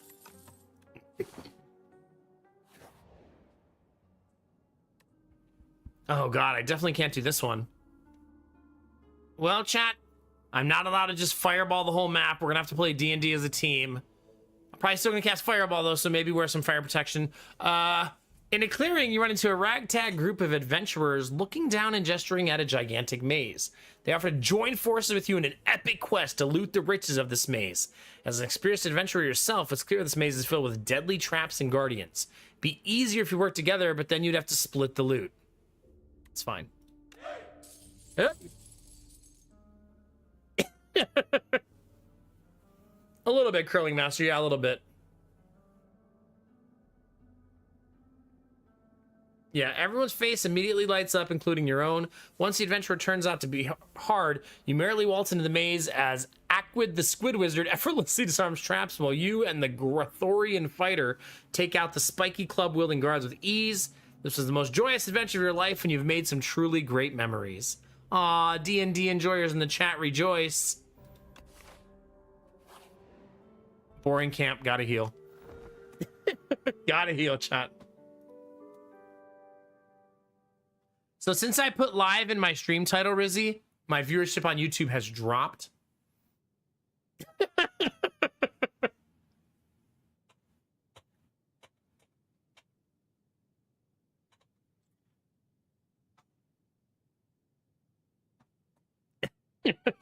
You're welcome.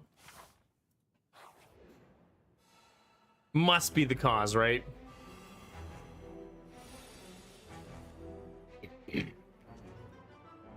All right, my plan, chat, is to suck less. Not zero, just less.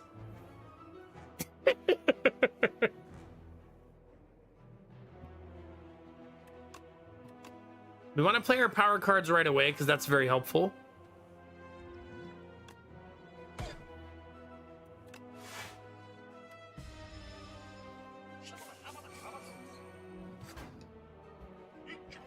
I think my dashboard updates faster than the website does, Rizzy. Pretty sure.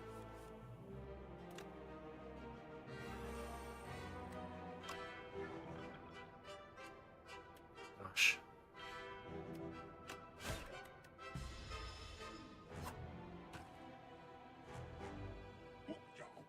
Things are not looking good, chat. I need the Austie cards, please. I did not get them.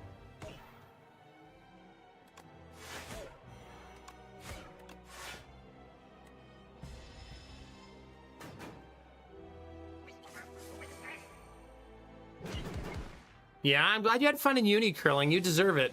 Or I guess all of the people you service deserve it. A little bit of both. Little column A, little column B.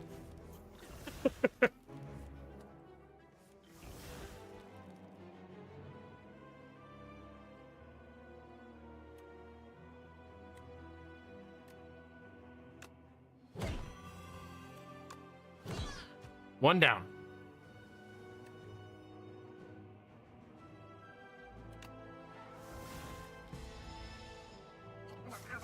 Has been doing a funnel for characters. So start at level 0, literally a group of peasants running into a dungeon. Most of them die, but the ones who survive level up to 1. We just finished the first part of the module. I think total of like 20 deaths and 5 people made out alive. Such an epic fight at the end of the session. It was so much fun. That's so cool. That's kind of like a... I feel like someone asked the boss you're fighting, Belf, well, how many 5-year-olds could you defeat?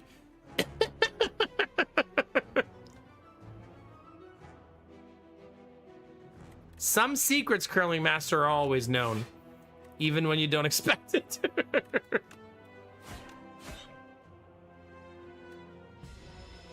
Wait, does that not have retain?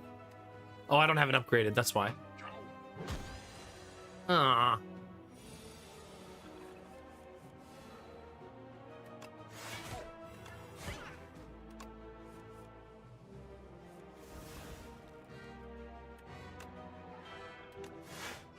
Okay, not bad.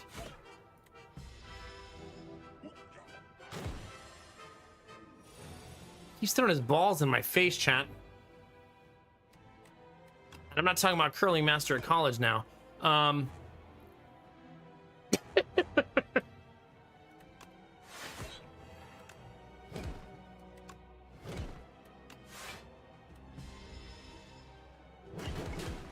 I was gonna say, you will not believe this. I would.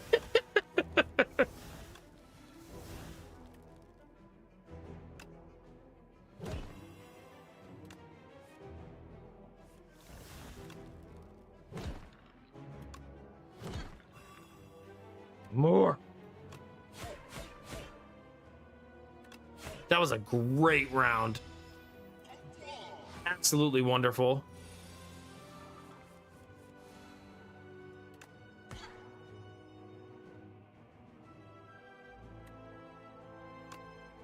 GG, chat. Not bad. Not bad at all. At the start of your turn, add a sweeping gaze into your hand. Ethereal. Also deals 10 damage to a random enemy. Okay. Whenever you play a soul, another devour life. Even getting through the second part, pack of enemies ended up retreating after so many died. Some of them came back with another group. We rolled much better than the second group, and a few people had real weapons, not just garden tools. Wait, so do you each control multiple people, Belf?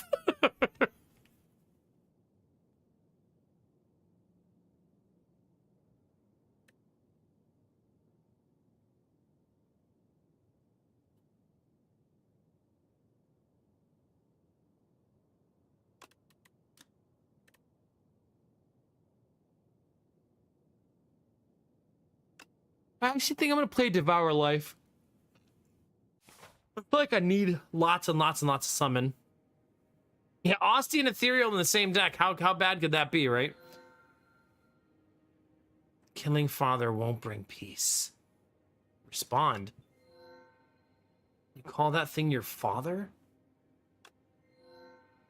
We do not choose our family. Wait, the Slime Goop Dragon's dad is the...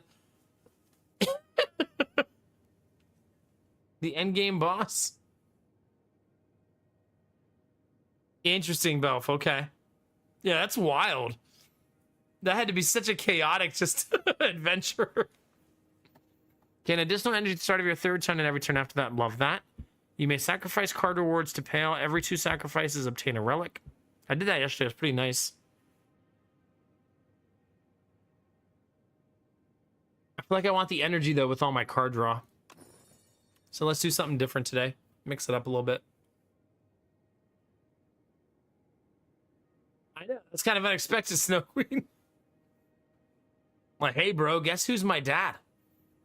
Yeah.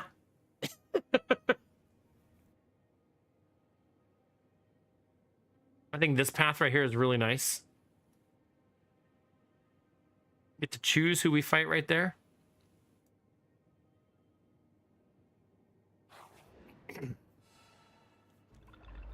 I think it'll work as long as I can get enough card draw going.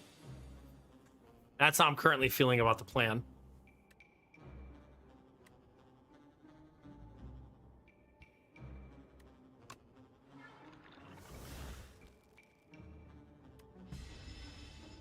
Osty survives. Barely, but survives.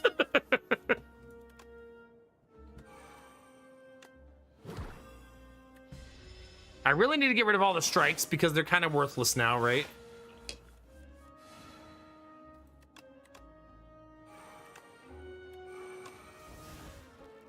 Oh, crap. Oh, right. I feel like I'm not really an ethereal deck at this point. Because I only have 1 ethereal card still. You know what I mean?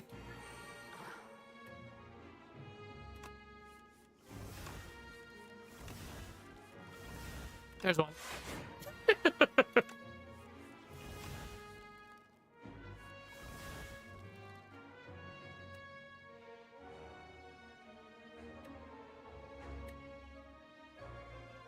I feel like I should lean into that and go for it, right?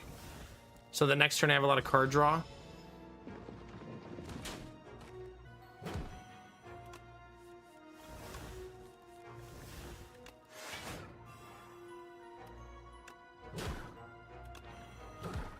Getting better.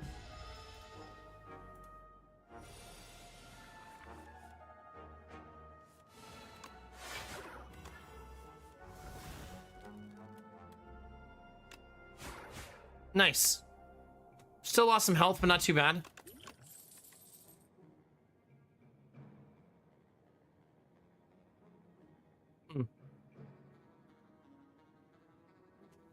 Yeah, Rizzy, I do think the Necro struggles in the late game right now, too. Unless you're online. I mean, none of the characters struggle if you're, like, fully online and have everything you want. Slay the Spire has never really been the type of game where you get everything you want. You know what I mean?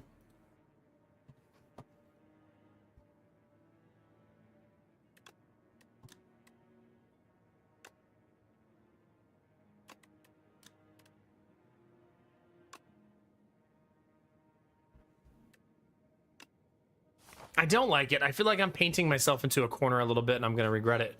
Hey, the definitely real store.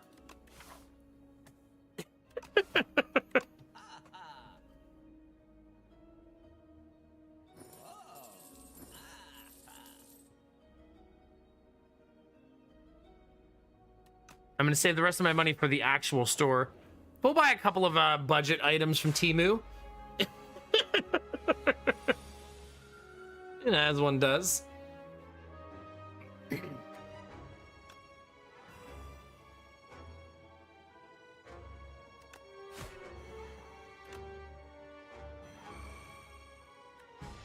Oh wait, I still should have played Dirge because it has a +1 on it.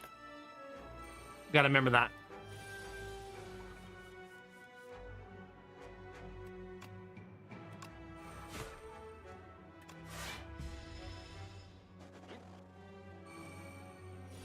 Gotta hit him 5 times to knock him down.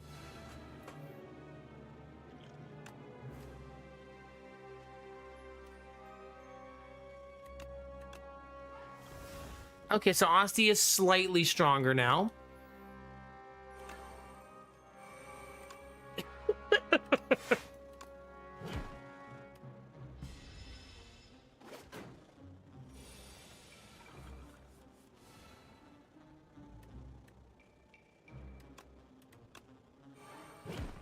We gotta knock him down.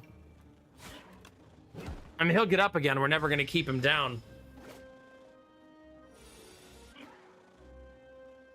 I know, Bo. I deserve your judgment.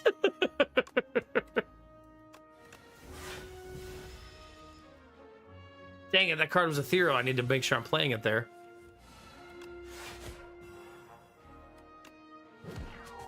Bitch, bitch.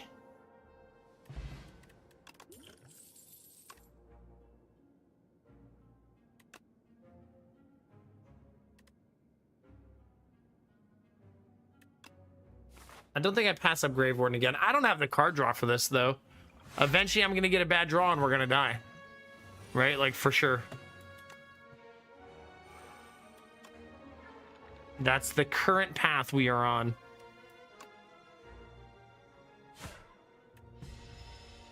Ew, mites. Gross.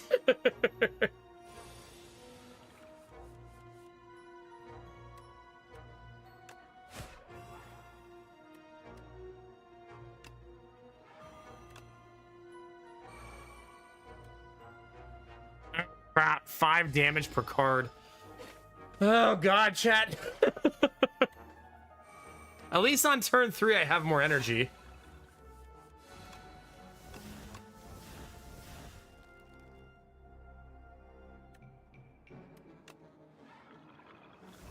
I think I lean into that, right? We gotta go for it. It's how we win. Embrace the thing that makes us win, you know what I mean?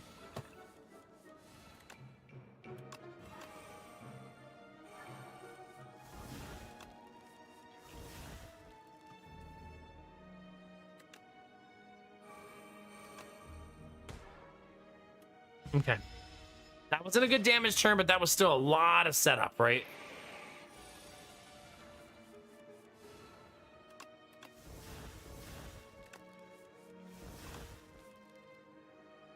I want to draw a whole lot of cards here.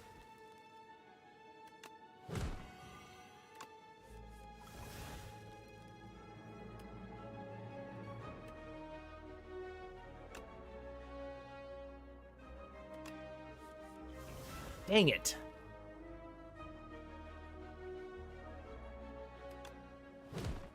I think it's very greedy to hit him instead.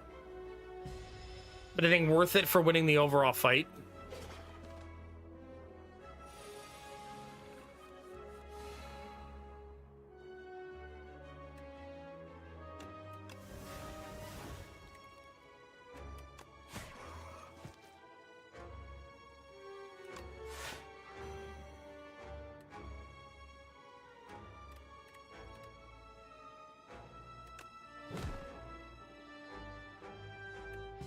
Close. We got the shot.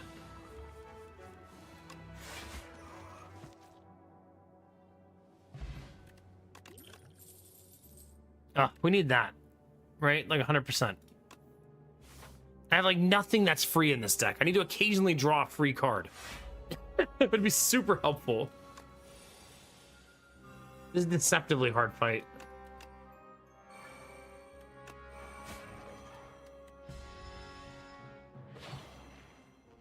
The way Doom works is I just have to get him to 33 HP now and he dies.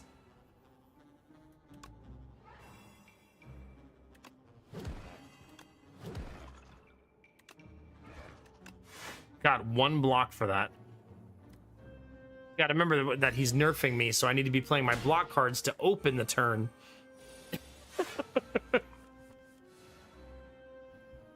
Well, that's not happening here, I tell you that.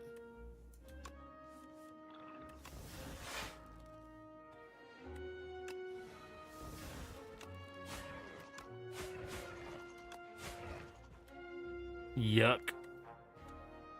At least we blocked it all.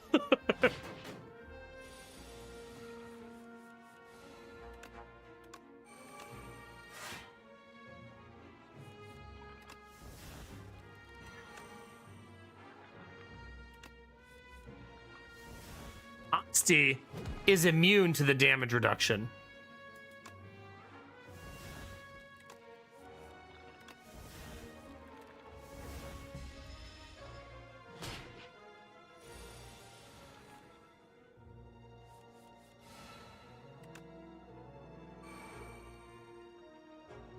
Don't you mean Yucky Ducky in West Kentucky? Thank you very much.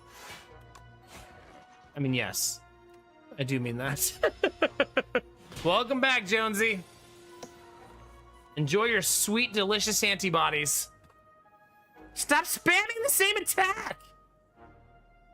Jesus!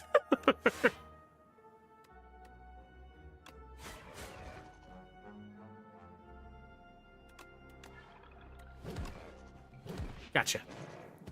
Doom doesn't kill him until the end of the turn, so it's better for me to just finish him off there.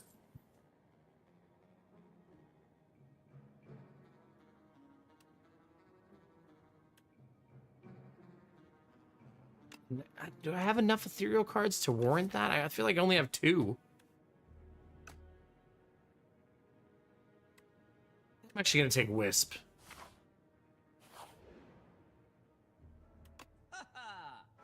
I love this. Let's do it. That's such a delightfully no-mat card.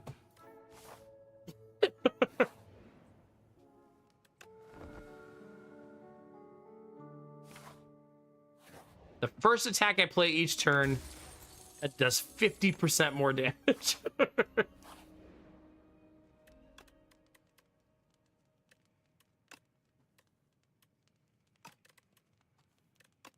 Make it 75. Let's go.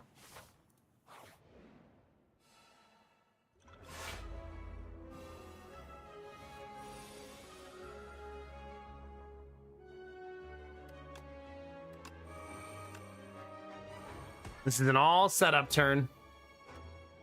Luckily, he's only hitting for 6.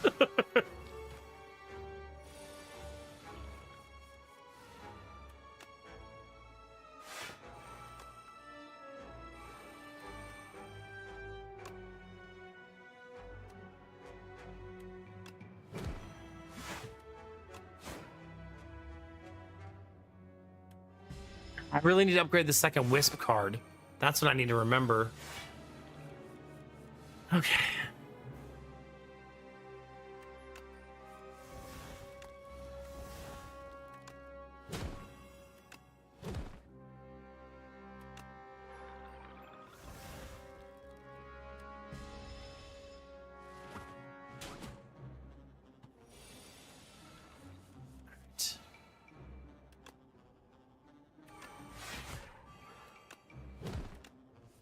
So soul cards keep making Osti bigger and bigger and bigger and bigger.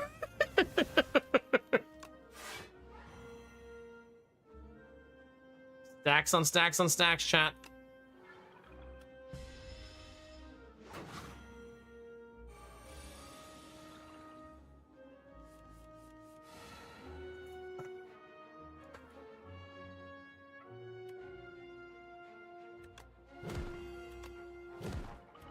One HP, chat. Okay. Okay. Okay. You know, it'd be nice some card draw.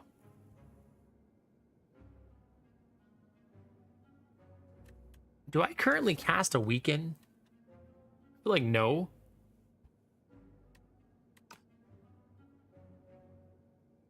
But man, that's kind of nasty. Vulnerable and weak are twice as effective. That feels so gross.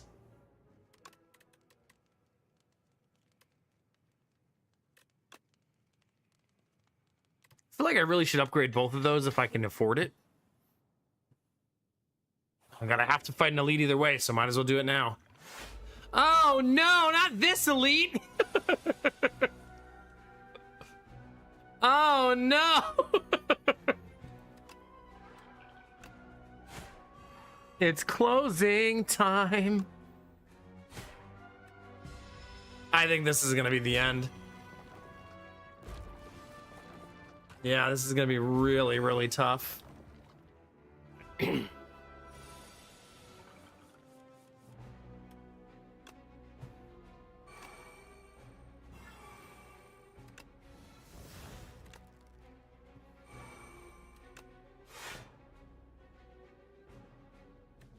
Really tough.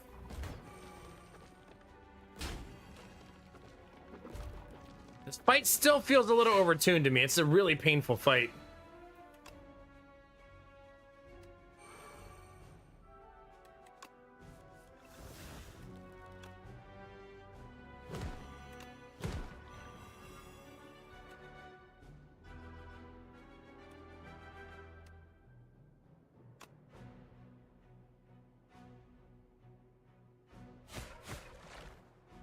Yeah, it is a run ender.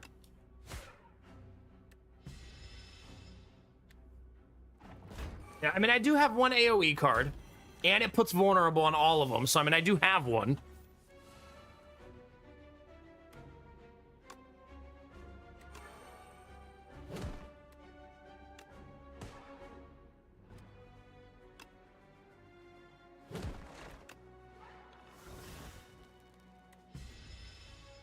My potion is a vulnerability potion.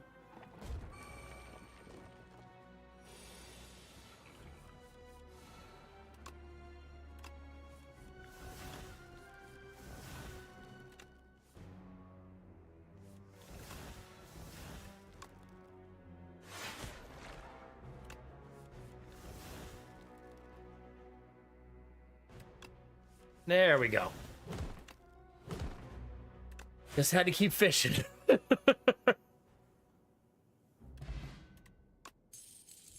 Choose a card in your hand is free this combat plus a blood vial. That's cute, but it's kind of late in the run for it.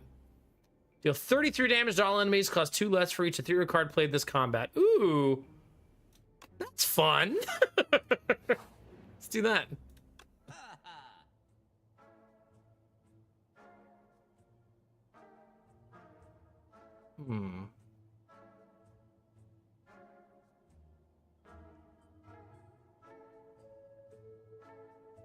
Not the best store.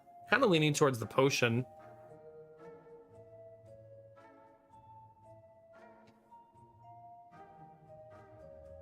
Yeah, for sure. I mean, I guess maybe that's it. Like, if you don't build AoE very often, that feels like the worst boss ever, right?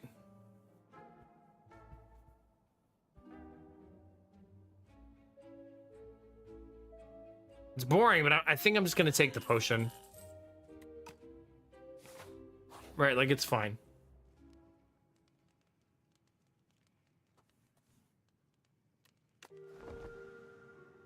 Man, I feel like Necrobinder needs the pillow.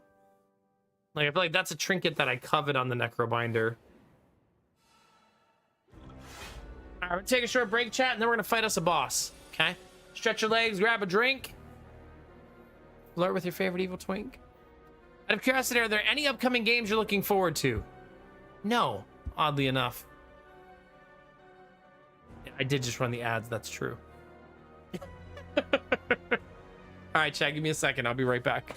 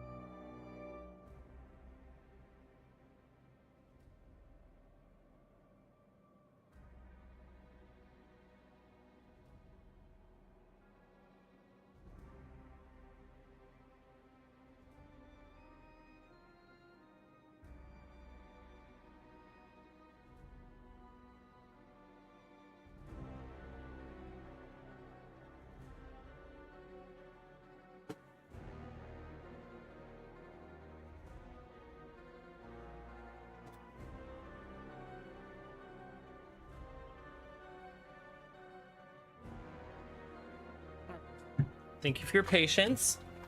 I have acquired a snack.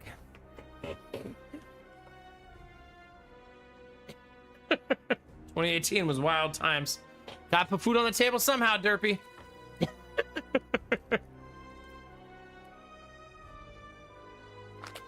right.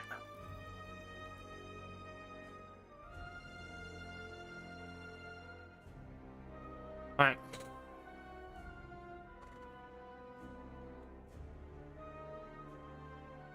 Oh my God, curling.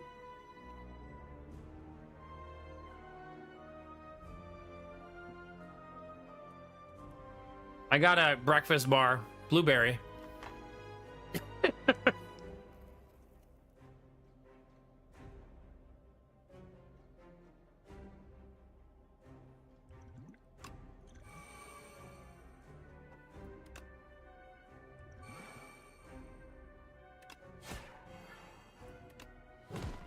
My plan, chat, is to not die.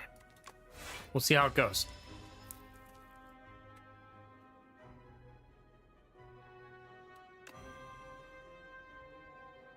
I think I gotta go one less card draw. I don't think I have a choice.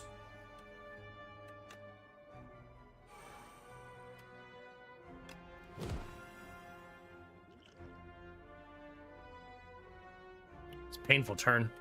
Sheesh.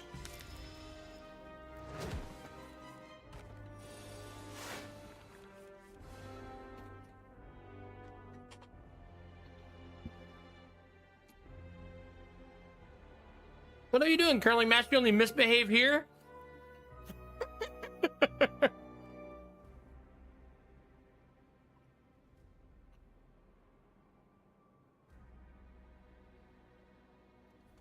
I don't think I'm hyped for any game. Not even Subnautica 2, no.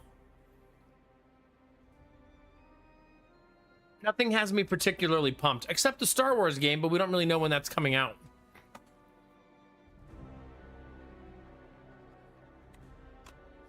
So we gotta wait and see with that one.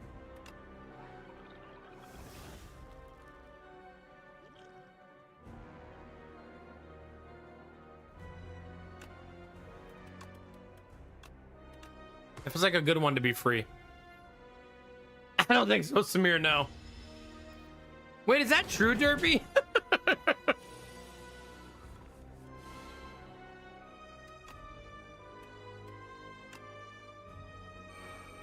No, ah. Boo.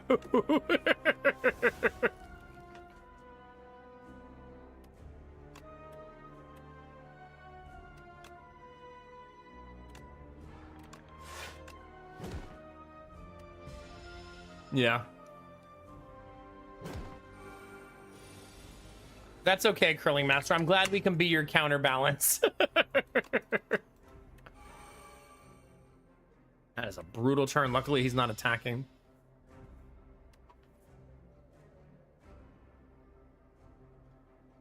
Oh, thank you, Derpy. Appreciate it, dude. I'm really hesitant to take any of the damage cards. But only being able to play 3 cards a turn is going to certainly create problems.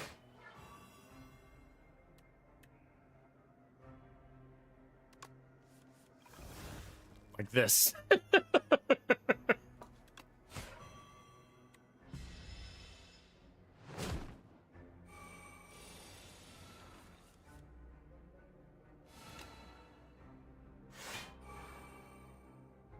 Well, this turn fucking sucks. Tell you what.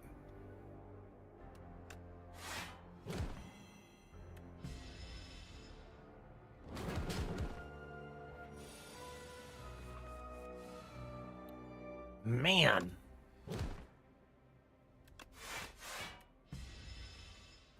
Still got that greed card popping around. I feel like I'm making such slow progress in this fight.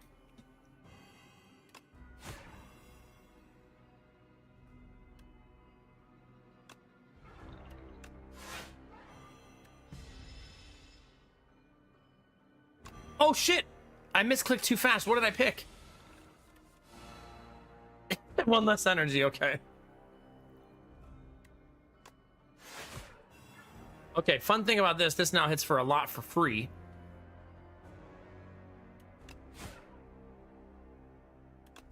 But that's all I can play.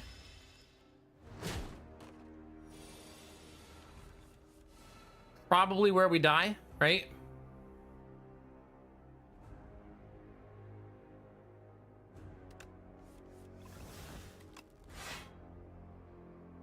$40, $42, $46. I live.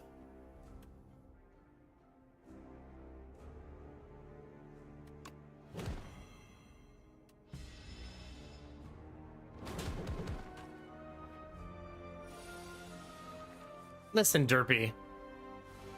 Listen.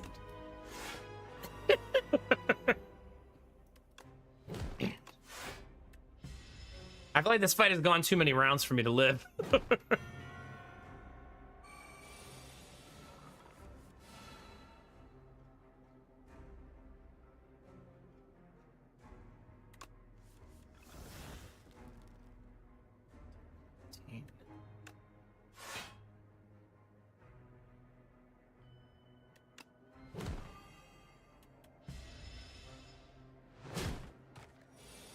Well, we're dead.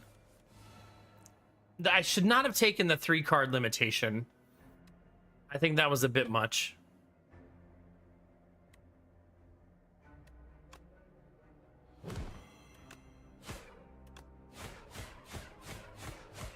Close. I think that building 2 decks at the same time was a fun idea, but as usual, it doesn't work out in the end. Because if we were just an ethereal deck, imagine how much that card would have just hit for. You know what I mean? I find this boss to be harder most of the time than the one that people complain about. This is a difficult boss, man. Yeah, it was really close. You got to think, if I had 2 less Austie cards and 2 more ethereal cards, we win that fight, right? Or the other way around, if I didn't go ethereal cards. But I'm also learning the character, so I don't mind taking things to experiment and learn, you know what I mean? Like, we don't really know how to play the character very well. To that end, I actually think instead of playing Region, I'm going to play Necrobinder again. Because I'd like to get in a bit of a rhythm and see how it goes, you know what I mean? As I learn more about the character.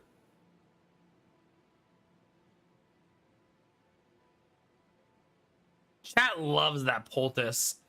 Transform 2 cards, get 12, lose 12 max HP. I am not a fan. Durf, it's good to see you, buddy. Hope you're having a good night.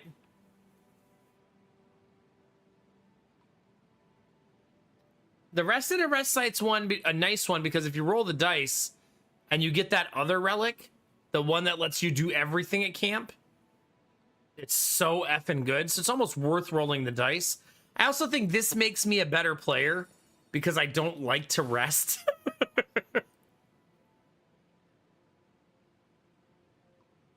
So it'll force me to do it because it's more optimal, you know what I mean?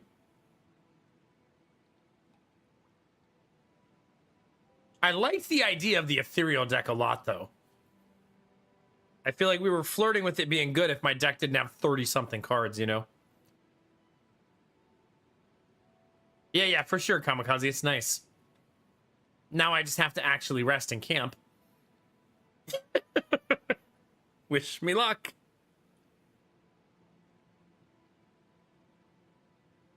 There's 3 fires up the right side. That's the only path with 3 fires, right? Yes, I probably want to do that since I took that buff. It means no store, but I'll have a lot of money in Act 2, I guess.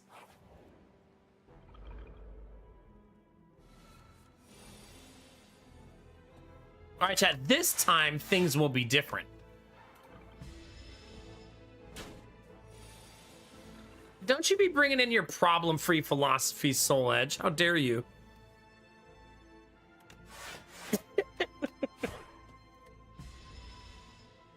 We got this, TJ. GG, Rizzy. Thank you. It was a good try.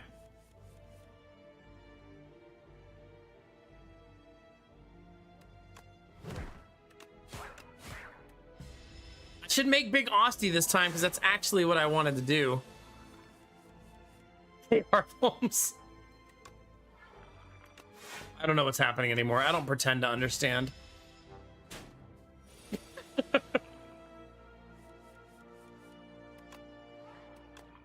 That Juicy Unleashed is really nice, though.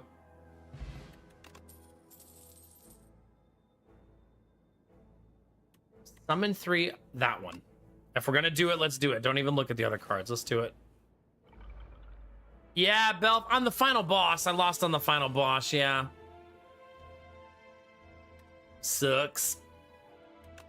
I mean, not on purpose. I wasn't like, ha ha, let's die, bro. What happens?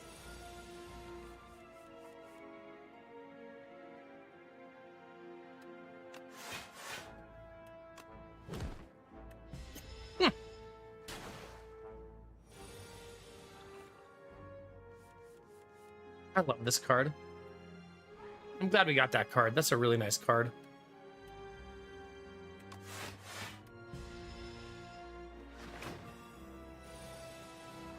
To allow us to do as much damage as possible, we want to protect Austie now. So that he can do that. He can be a hammer. Alright, now streamer must be disciplined. We are not an ethereal deck. Do not take the ethereal cards.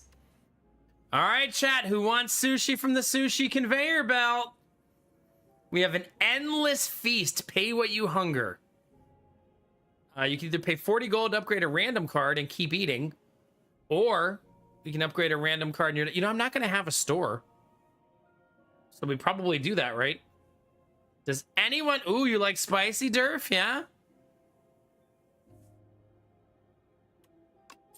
Ah, strike. Do I get to pick for this one? I do.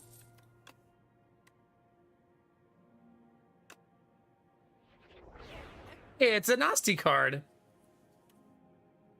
Okay, I don't think I'll do the random potion. That's gonna have to be good enough for now. We'll save a little money in case we run into a store, but that's very unlikely.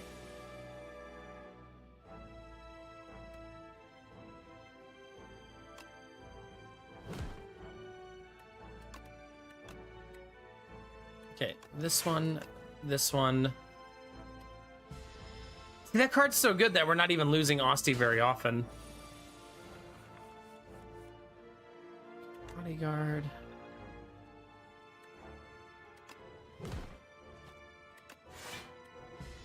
I'd like to get rid of all of my strikes, even if one is upgraded. It just means that's the last one we remove.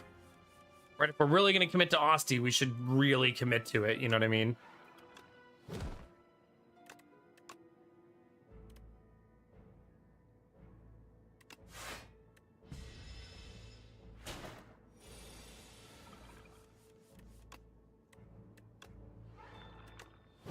It's kind of working out, right? Austie's doing pretty good damage. Pot of Ghouls. Add 2 souls in your hand. This is a Pot of Ghouls, chat, yeah. There's that ethereal. It really wants me to be ethereal. I don't know how to make busty. Can you actually transform the hand into a set of tits? Is that a thing? Which card does that?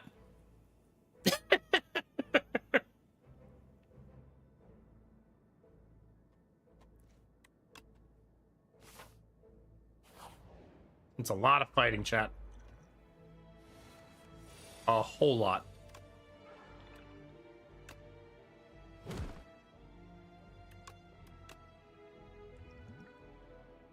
Not this turn. We are not built very well for this fight. This is going to be hard.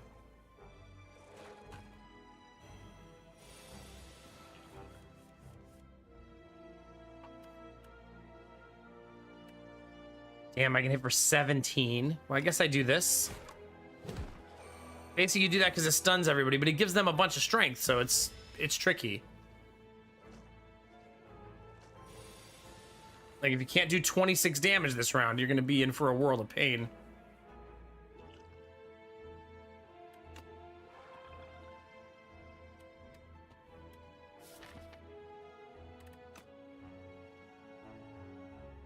Hmm.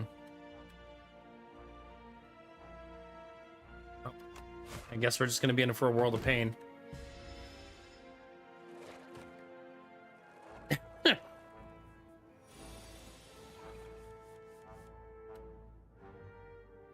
Okay, so we're obviously knocking this guy down. Said maybe it went for flat in there and not the other way around. It's okay.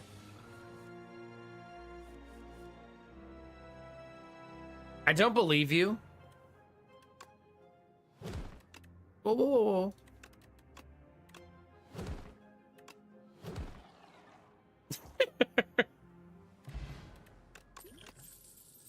Whenever you apply a debuff to an enemy, they take 9 damage. Apply 1. I do like Defy. It is an ethereal card, but in this case, I think that's just coincidental.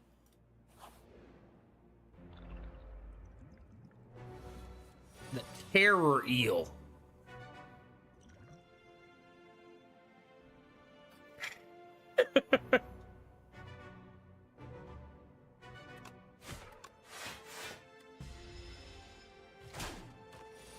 Are we restarting this run right away, chat? Maybe. Maybe.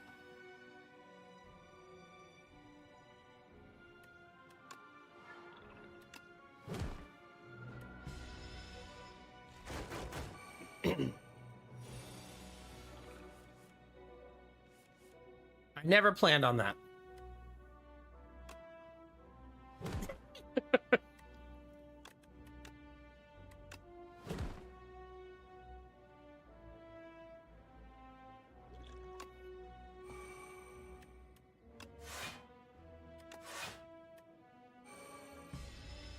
Good morning, Dr. Akek.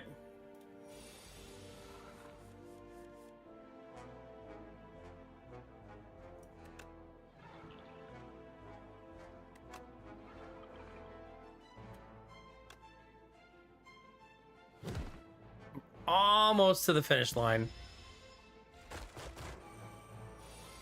No. Sure didn't.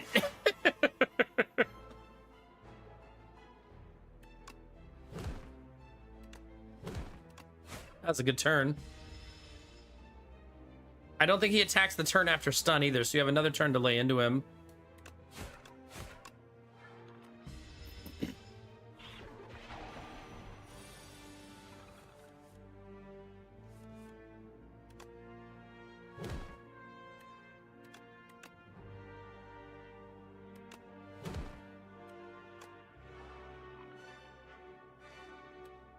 Dang.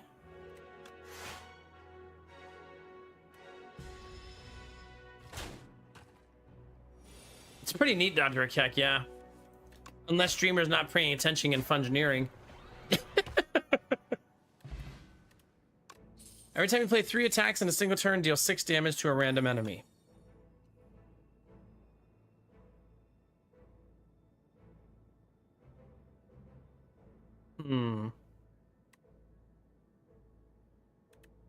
Death March is interesting. Does 8 damage, 3 additional for each card drawing during your turn.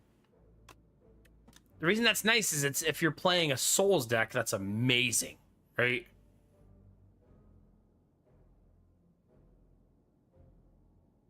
Yeah, for sure, Dr. Keck. I think YouTube still has like a 15-second delay on YouTube live stream. Something like that, 10, 15. Let me take Wisp, though. I think this would be really helpful. Yeah, when people do intense PvP stuff, sometimes they still use the delay, right?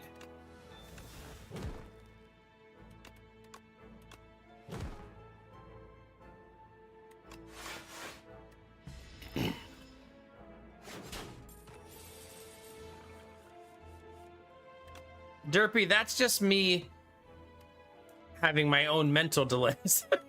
Not the same.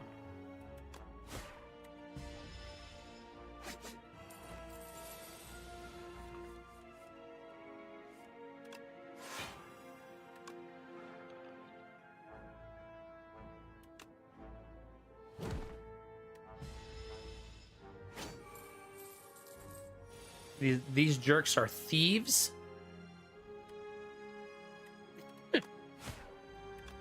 Dang it. That weekend actually really fucking hurt.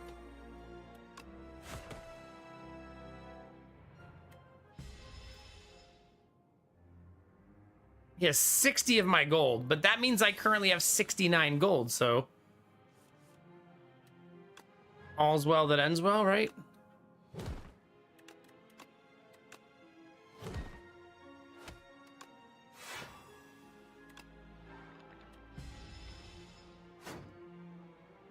Yeah, maybe they're deviants too, and they took that much gold on purpose.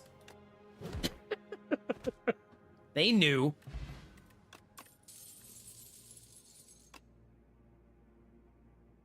Ugh, I love Barry. I almost never pass that card up. It's just so juicy.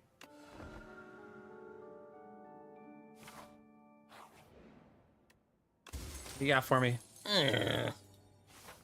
Strike dummy. Yuck.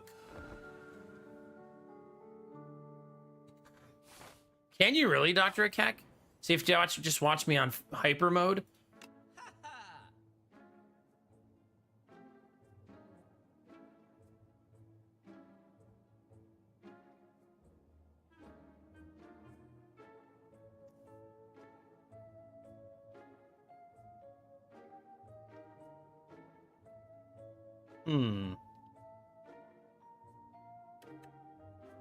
I think I'm gonna be boring.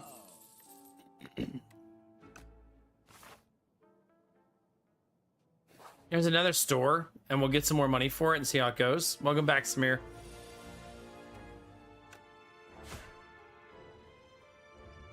No, save it. Discipline, discipline, discipline, chat.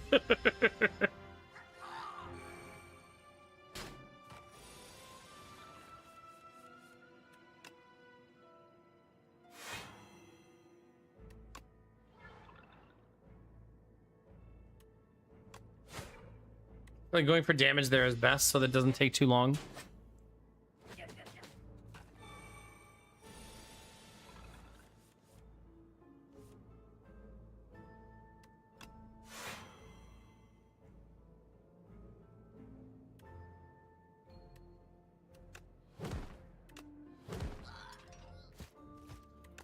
This is the problem with the berry card, though. Is right now it's currently useless.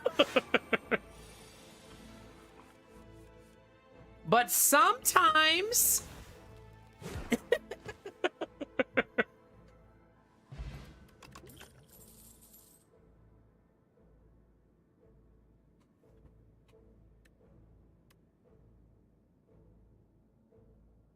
Okay, I need that power card that gives me more Austie attacks for free.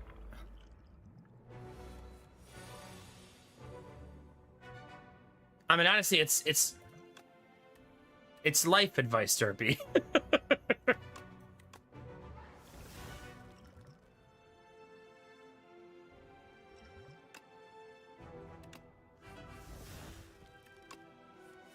Damn it. I was hoping to find the wisp there, but I did not. Because then the wisp would have made it so Barry would have got an automatic kill here. Oh well. I should go for the guy in the back first.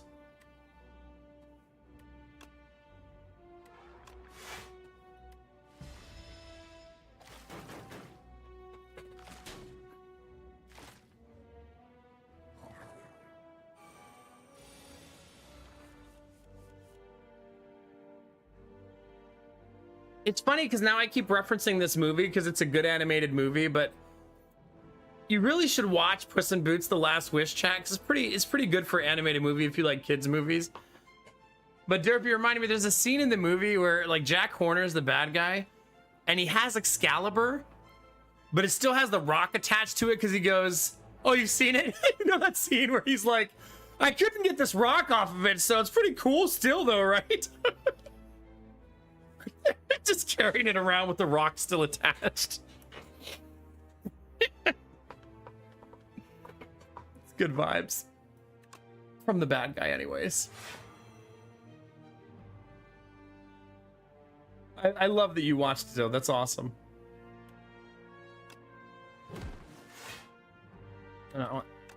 That one. I probably should be playing this, right?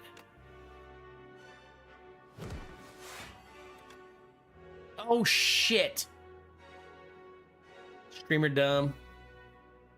Streamer dumb. I deserve this death that's incoming.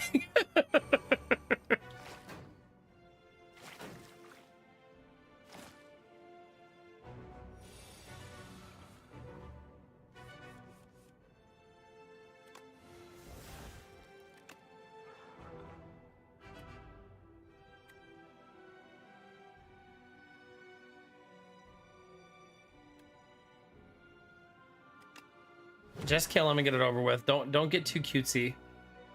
Right? Like,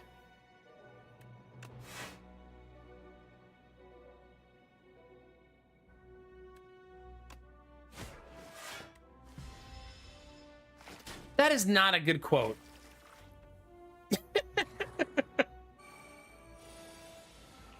You're the bad guy in that quote, not me.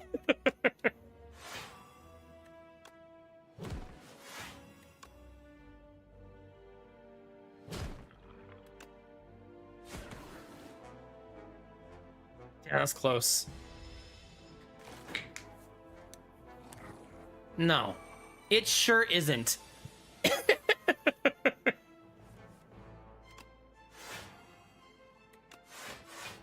Damn it.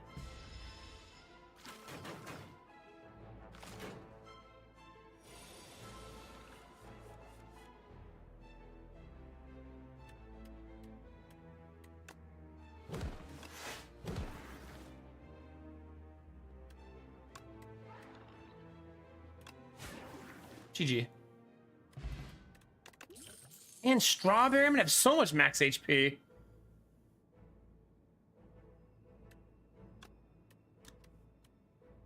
Man, you know, I don't have Aussie's AoE.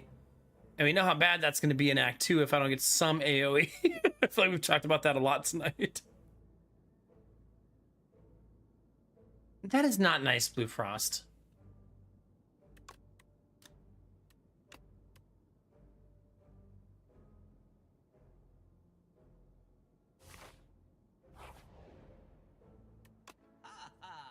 Ooh, Bag of Prep is lovely.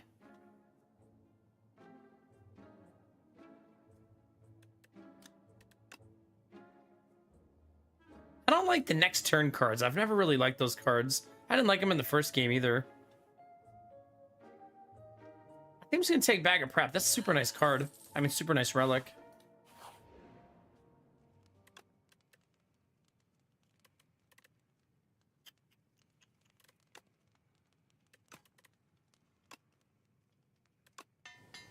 I would like the max health there, but I think it's important that I do some upgrades to my deck. I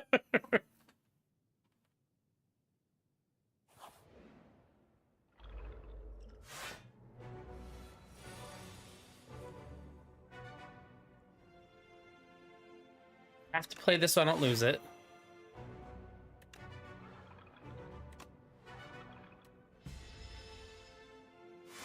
Just because a quote is accurate doesn't mean it should be saved for all eternity, chat. Okay, I feel like I shouldn't have to say that.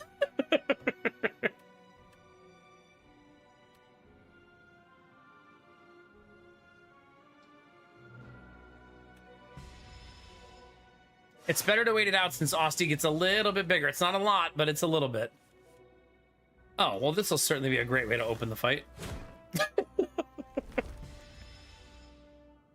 You didn't have to delete it. It's fine. I was just going to cry myself to sleep tonight.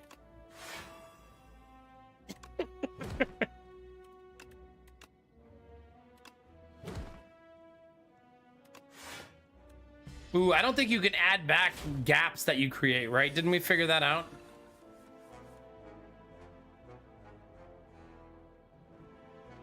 Oh, it's a future one.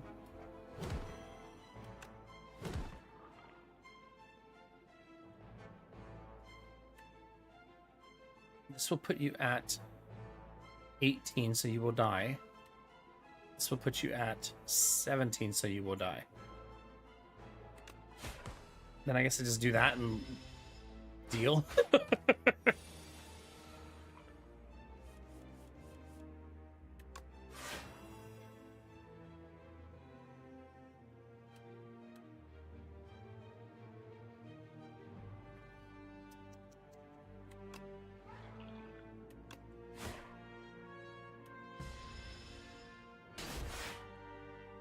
Oh, I think you're right, Dr. Akek. I've only done it that one time, though, so it would certainly be a streamer memory moment, which we know how those usually go.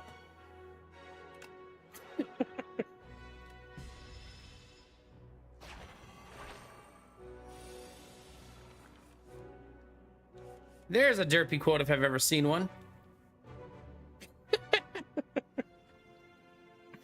What's funny is I think Gamertech actually, didn't you actually make that one?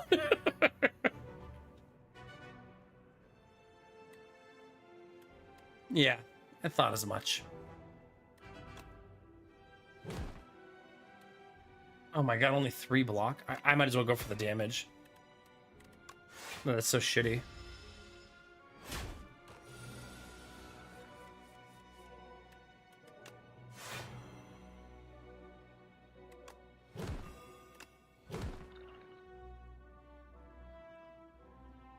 Definitely taking damage like it's my job. That's for sure. Really good at taking damage.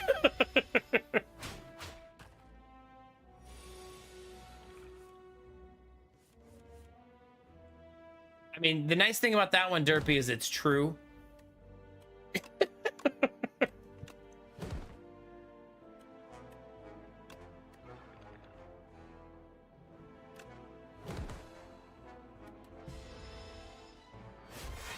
I've just been eating damage to the face for like 4 straight rounds now. Luckily, Austy's been taking a ton of it. I like, of all things, Derpy, that offends you. I don't always add context. Don't make me sound nice. How dare you?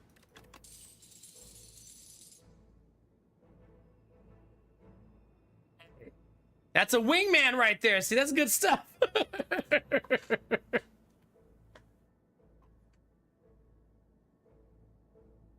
It's got to be the reanimate. That's so good.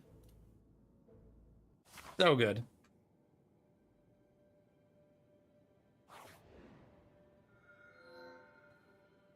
All right, we got eyeball friend.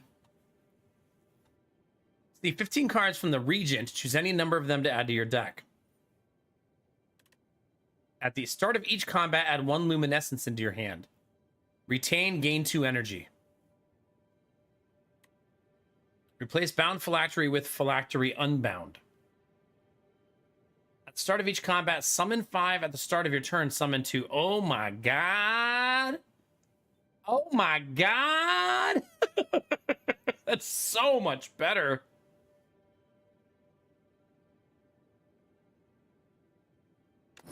Especially since I'm trying to build Austie outright. That's so money.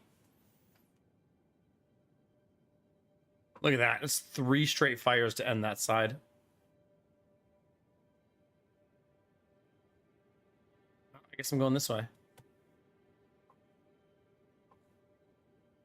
I'm really good at drawing lines.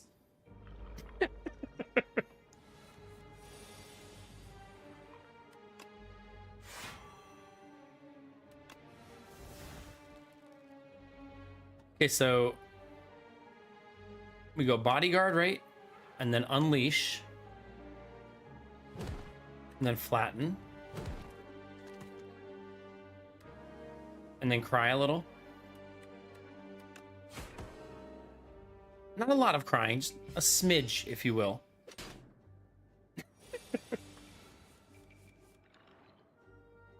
Man, that's such a good change. Like, that's so good for us. I love that.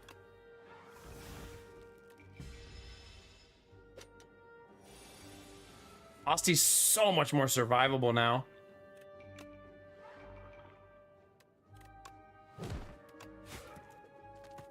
He's getting big too, chat.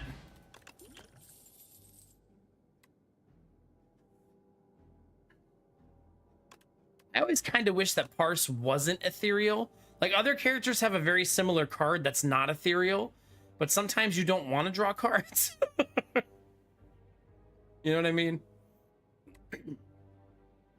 But you kind of have to play it every single time you get it, or you lose it, which makes me like it a lot less. I mean, card draw is almost always the right choice, though. You know what I mean? That's why it's a difficult thing to pass.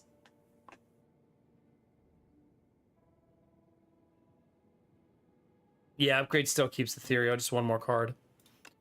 We could go Grave Warden, because that gives me a soul, which gives me card draw, and it's 11 block. It would become my highest block card, right? Yeah, let's do that. That gives a little bit of card draw, too. The future of potions. You find a machine that turns your delicious mixed drink chat into a tablet so you don't get to taste it anymore. Isn't that nice? Lose energy potion, obtain an upgraded common skill. They're both common skill. I'm gonna give up the energy potion. Another Grave Warden. Nope, that one. Pull aggro. That's nice.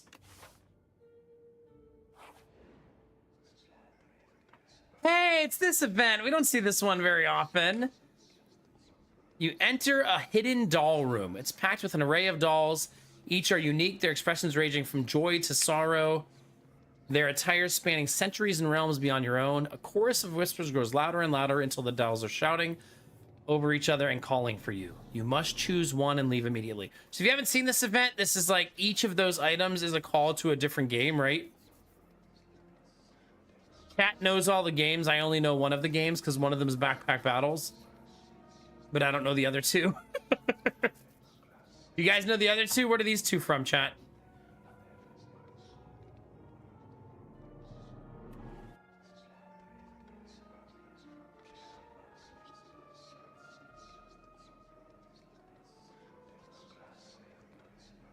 I think I want to choose. So I'm going to lose 15 HP and choose. One of them's from a book series. Start of your turn, deal damage equal to the turn number to all enemies. Bing bong. When you add a card to your deck, add one additional copy. Daughter of the Wind. Whenever you play an attack, gain one block. Oh, man, that's nice. One is from Peak. Okay. That's okay. Jinx, someone owes someone a Coke, I guess. Something like that. Oh, one's from Zelda. Okay.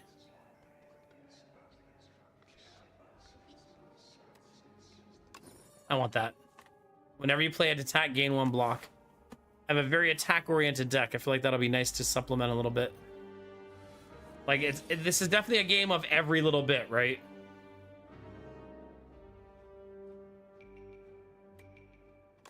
I could vary for 52. That does mean eating 6 damage, though. I'm gonna rest in the next camp anyway, so... Well, and I got one block! No biggie, right?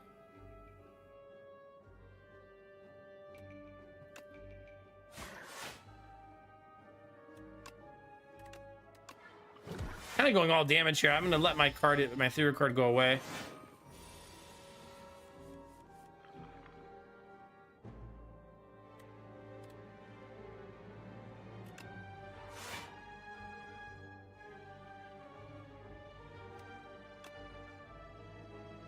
Dang it. Not my favorite turn. We were doing a lot of damage, but he has a ton of block now.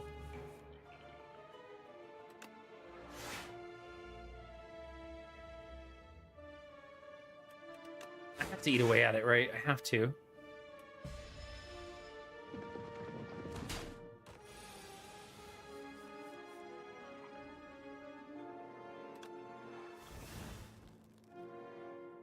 Damn, that card really needs to be upgraded, man. Because it definitely doesn't have the oomph we want it to have.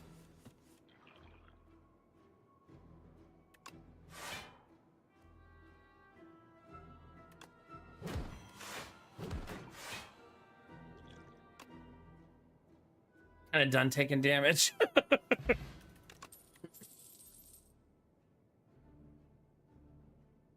Being 13 block next turn, have a ton of energy. I said I hate those cards, but let's challenge ourselves to make them work.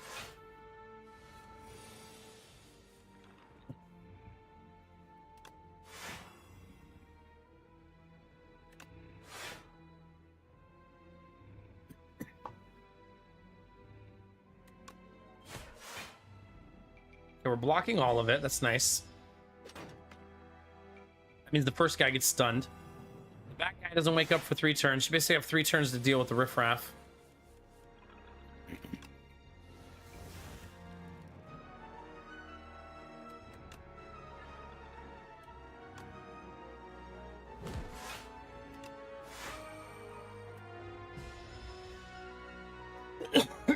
It's nice because it gives Austin a little bit of time to build up.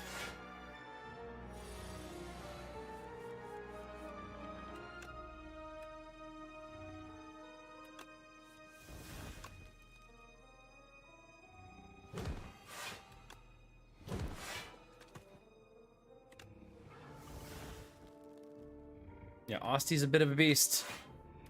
But next turn, the big boy wakes up. Maybe he'll be on our side.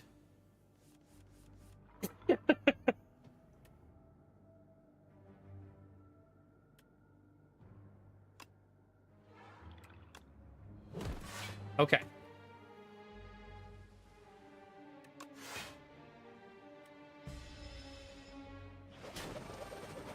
That's such a cool attack. I mean, I know he's the enemy, but that's fucking sweet.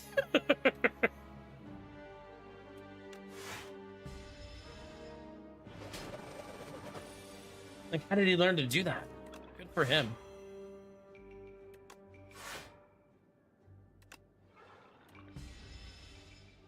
He's full Agi build. Derby, ain't no one playing Elden Ring. Sir.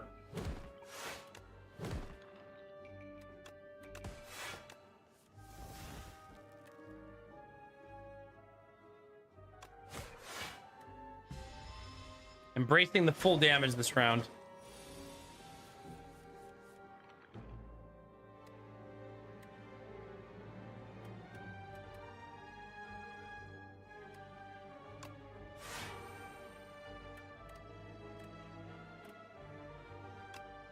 It'd be nice to have one more energy.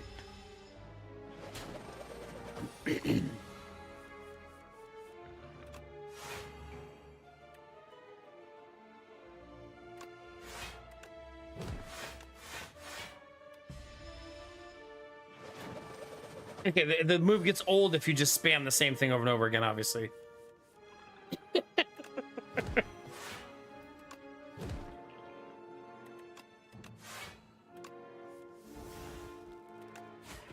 GG.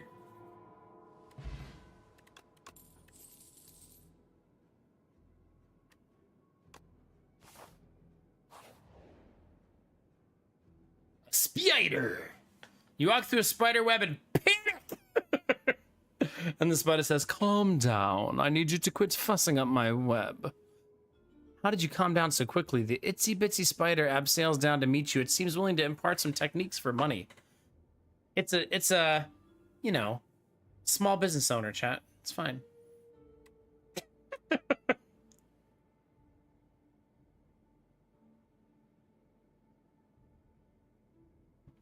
He's a web developer. Please. Please, I was having a good night. I'm gonna pay to remove a card from my deck.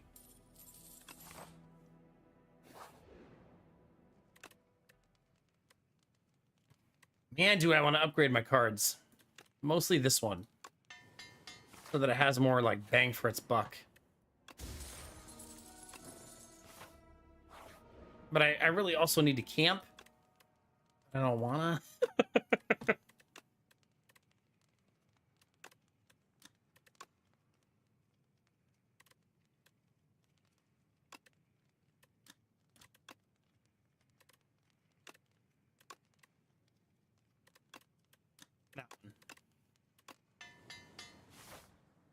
I'm actually skipping this elite to make... Oh man.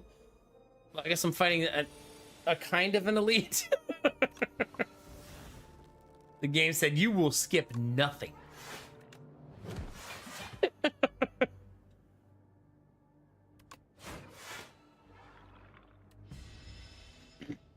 Nice skip, nerd. Pretty much.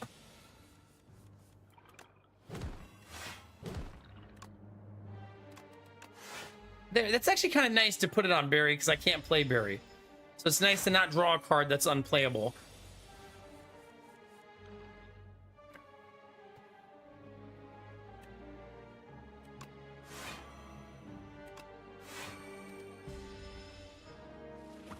Pretty much Snow Queen, yeah.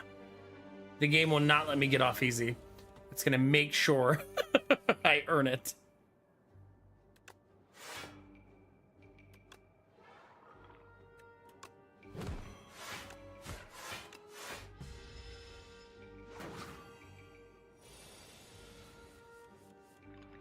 Okay, poke makes flat and free. That's like the money combo right there, right?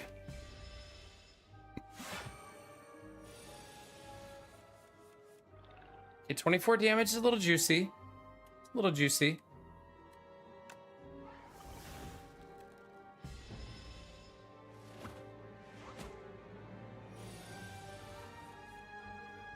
Derpy. Why are you being a troublemaker?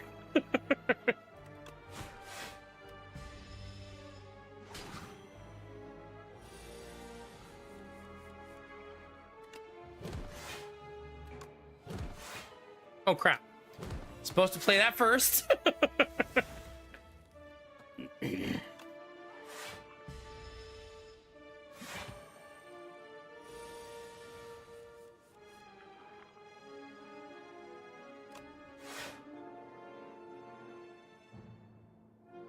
This turn hurts a little bit, chat. Oh, I hit for 61? Oh, never mind.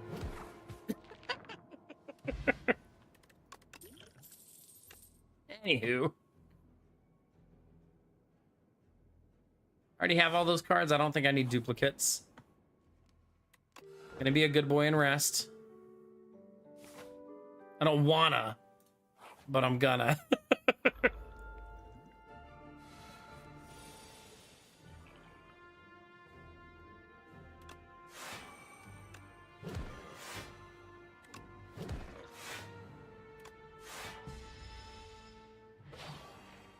Okay.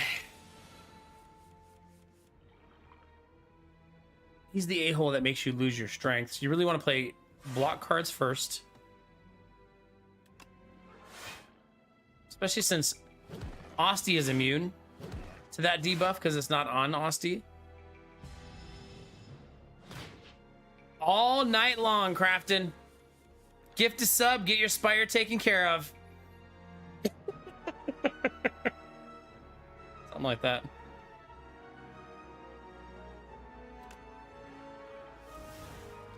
Ugh.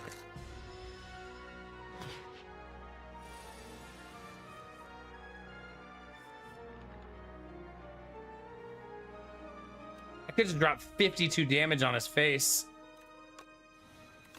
Oh, 51.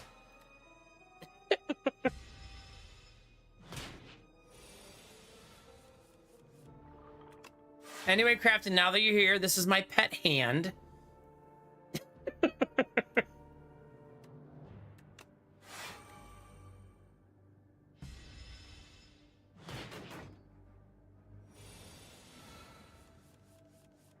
Please don't use that word in my chat. That's disgusting.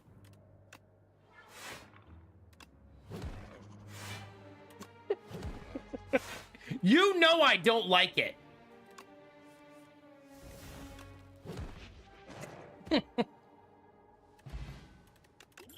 Snacko in my deco.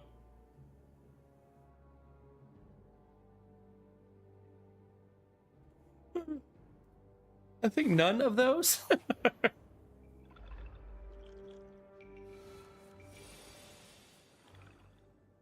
So anyway, chat, I banned Crafton for life.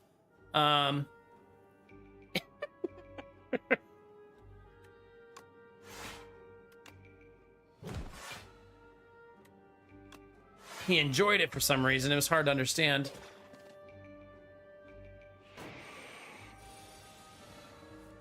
He kept saying, ban me harder, daddy, whatever that means. I didn't ask too many questions.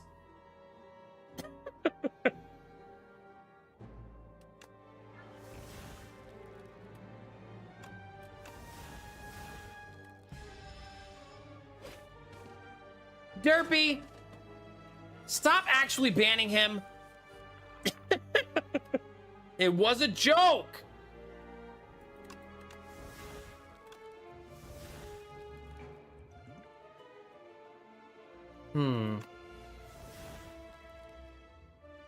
Now I'm gonna have to ban Derpy too. Stop enjoying it.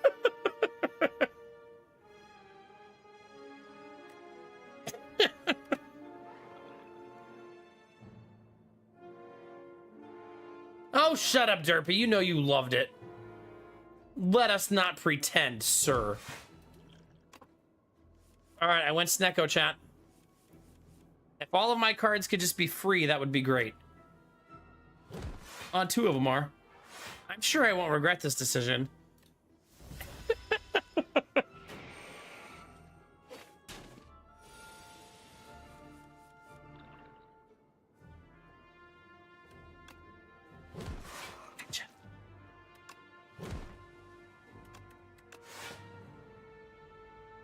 I think I prefer to play this now and then next turn have the energy.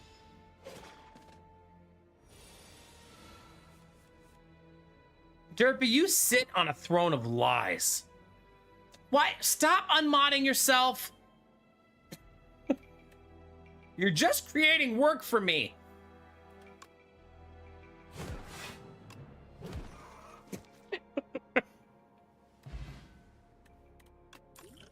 Crafted, no. Stop it. Stop it. I'm gonna mod D's nuts. How about that?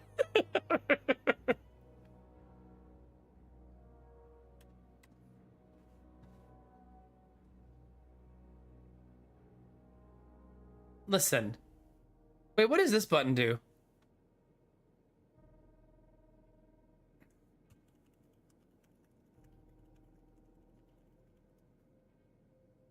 What happens when I do that?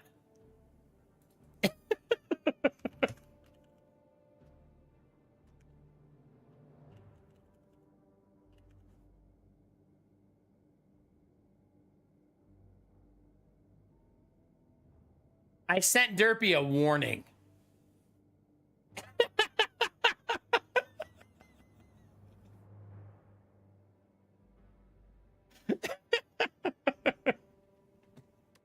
I forgot Twitch had that feature.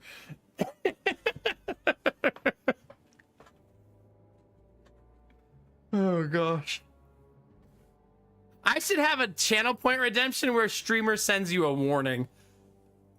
All right, Chaos, you're getting one too.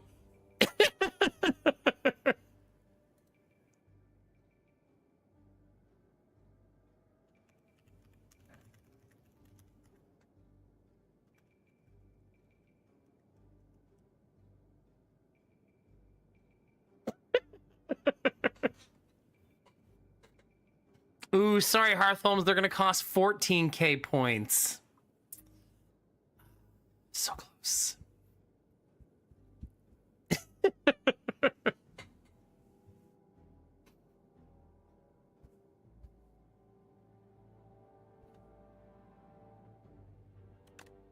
Seems like such a crappy card.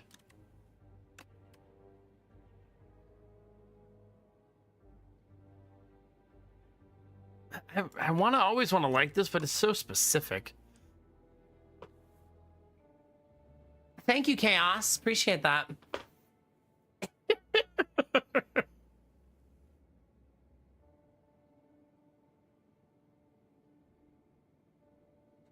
I'm gonna do it though. You know what? I would like this better if it was AOE.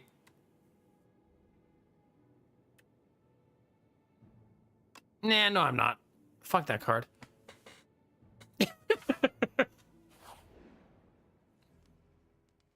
Yeah, I feel like you have to get it early and then you have to like kind of build around it a little bit, right?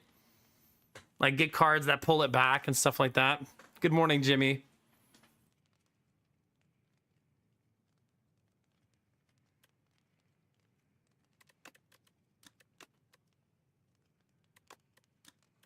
Man, I really wish Defy's upgrade gave it 2 week. That would feel so much better. Yeah, that'd be super nice, Chaos, yeah.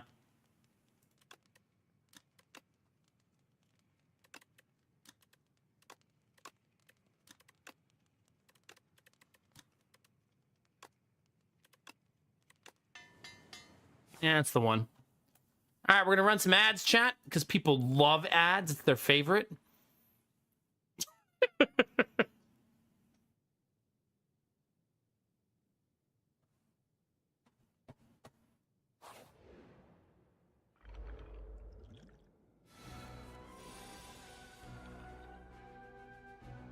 Yeah, the uninitiated Derpy who weren't part of the conversation. Just getting warnings.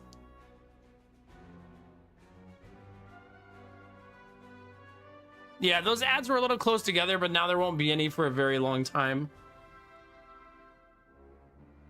But I like to run them before the boss fight so that they don't run during the boss fight, especially when streamer takes forever to do things. What time is it, chat? 4 o'clock? What, did I just chat my entire night away? Night away?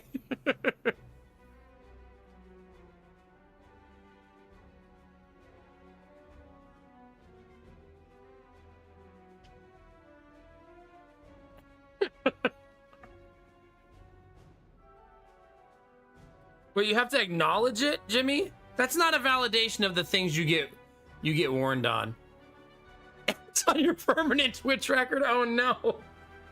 But I mean, somebody would read it, Jimmy, and know to ban you ahead of time, right? They'd learn.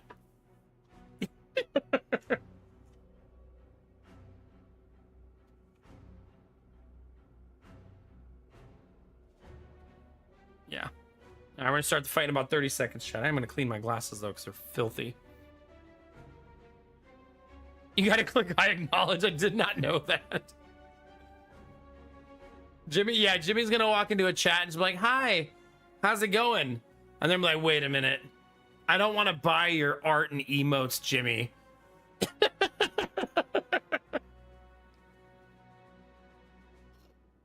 Oh no.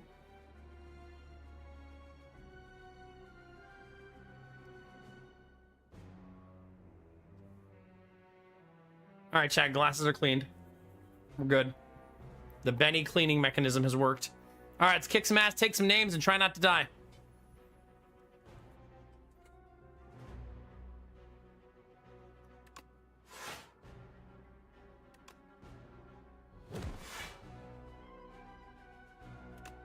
No promises.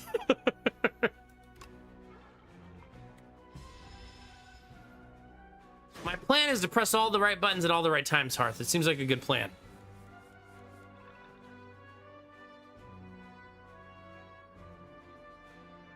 Basically, Jimmy, right before you came in, I realized what the warning button did. So I sent one to Derpy because he unmodded himself.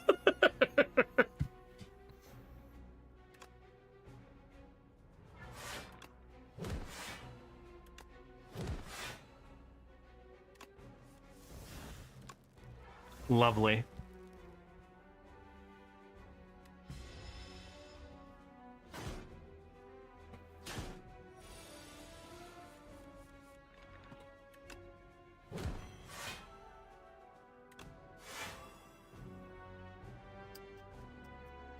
I think I'll use this here.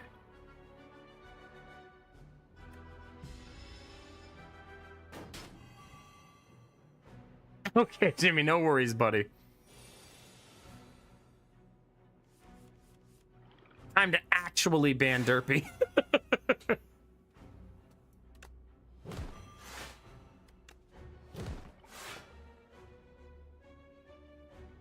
What is this? What do you got for me? Oh gosh. God, I feel like I have a eyelash in my eye.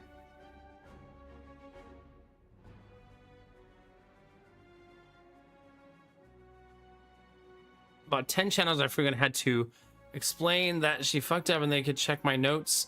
She added a shared note saying, oops, I messed up. Crafton is a good bean, to get me off the list, because when you're on that list, every message gets automated waiting for moderator approval. Oh my God. Oh no.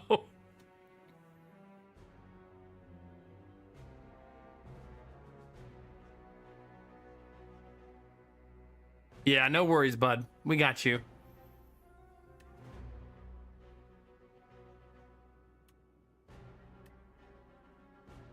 I don't really want this, but fine, I guess.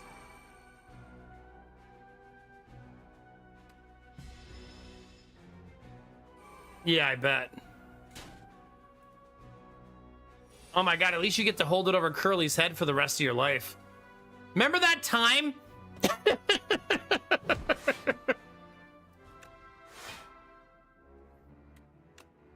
Remember that time you completely ruined Twitch for me? Yeah, that was fun. Hey, Drongo. How's it going?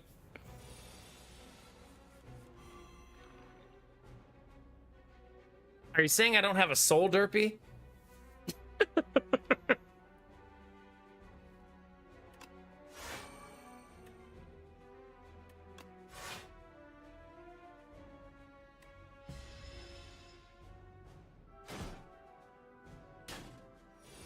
I don't know, Crafton. Your name was banned in my chat for a year. Was that a mistake too?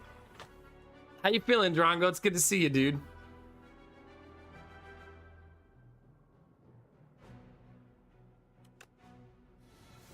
I think it's time to actually play this.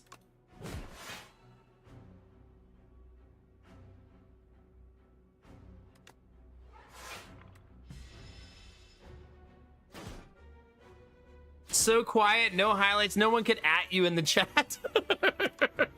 I like, that's a fun reaction to that. Like, oh, thank God. I don't have to talk to anybody.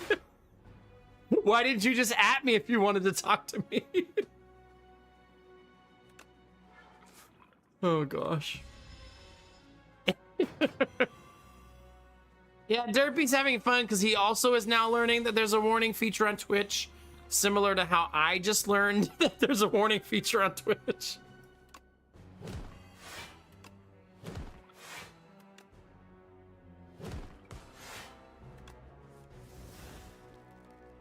Dang it. So close.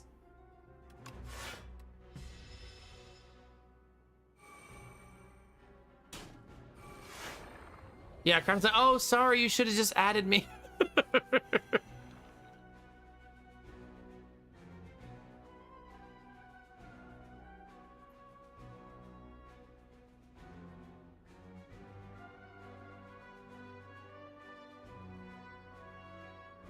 I will acknowledge warnings that are true. Like, you are an egg slut. Accept.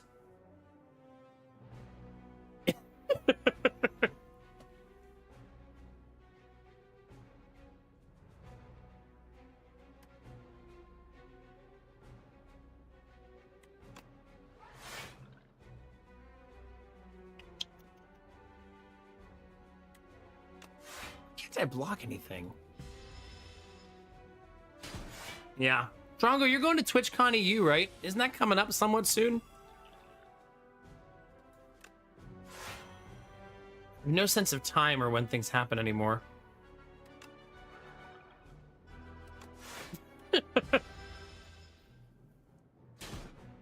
I'm doing good.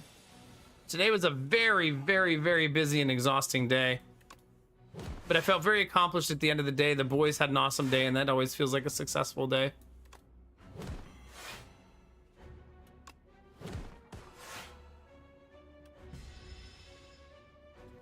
Nice, heck yeah.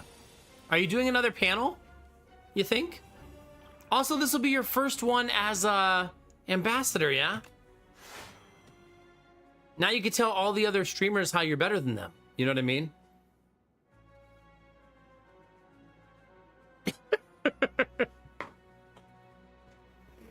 Ambassador, by the way. Could you just order some food, sir? I don't even watch Twitch. A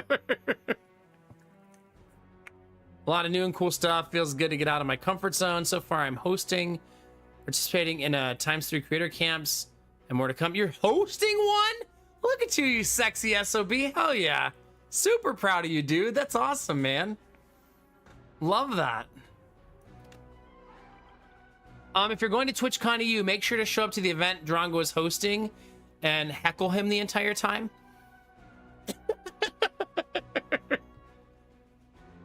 I'm just being serious.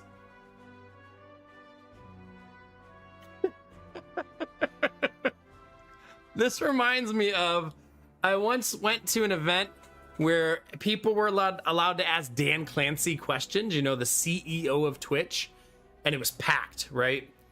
And I was hoping to ask some cool questions because it was Dan Clancy, the lead finance person for Twitch, and the lead partner person for Twitch. And do you know what all the questions were? I'm an affiliate and no one watches my channel. What are you going to do to help with my discoverability? Almost every question was like that. And I was like, oh my God, this is going to be the worst interview ever. And I felt bad because I feel like as an affiliate, it can feel desperate and it can feel hard. But I don't know that Dan Clancy's going to help you.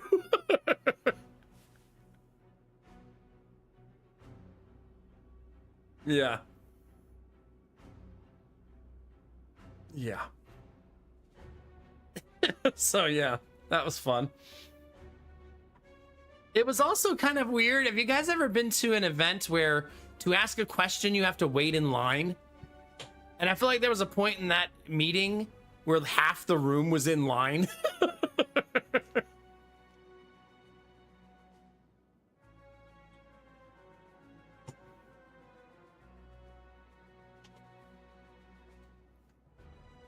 Nice, Drongo. Heck yeah. I actually really like the way he answers questions because I feel like he's very honest. Like I once went to one that he was at. I think it was him, if he's been the head of monetization for a long time. And I remember someone asking a question about like, will you do this? And he was like, nope, we won't. And he didn't elaborate or anything. He was like, no, we won't do that. I honestly appreciate that kind of honesty. I think it's better than fluff. You know what I mean? I don't want to hear someone like, yeah, we'll take that into consideration. We'll think about it. No, I prefer just going, no, we're never going to do that. You know what I mean? It's more, it makes people not have like a false hope, you know? Yeah, exactly. I also don't agree with him very often either. And I think he's made some pretty rough decisions in the last 3 years. So yeah.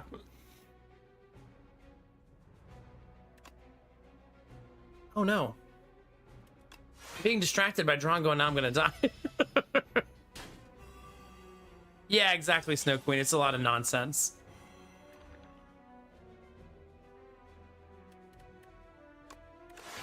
Let's get ready for next turn.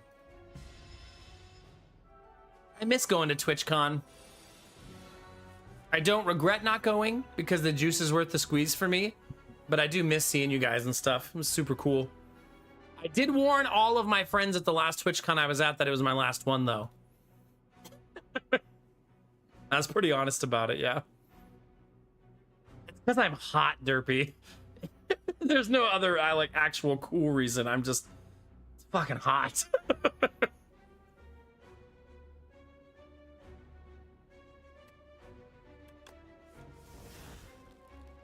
It's nice.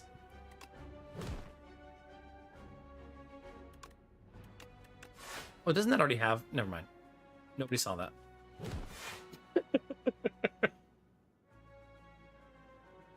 You saw nothing, chat.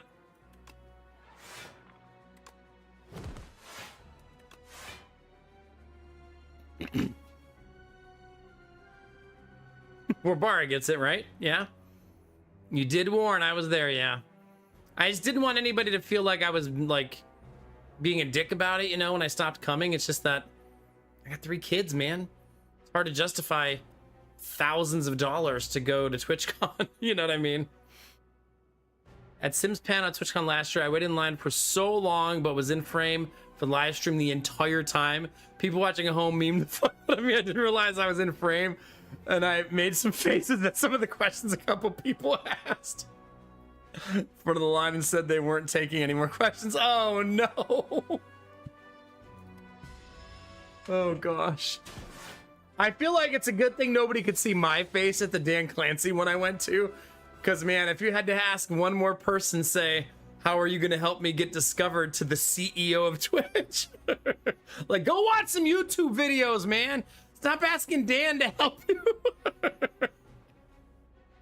He's got nothing for you. Nothing.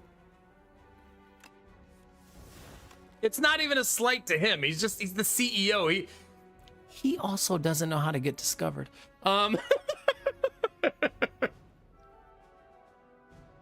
Like low key. Pretty much, Dr. Keck, yeah. Make me a star, Dan!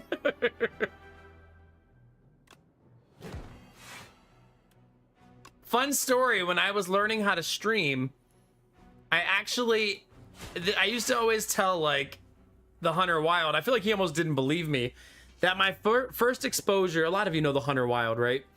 My first exposure to his content ever was his YouTube tutorial guides of how to be a streamer. And then I found him on Twitch afterwards, and he kind of like was like, oh, I don't even really do YouTube anymore. Oh, can I trust those guides? Did you trick me?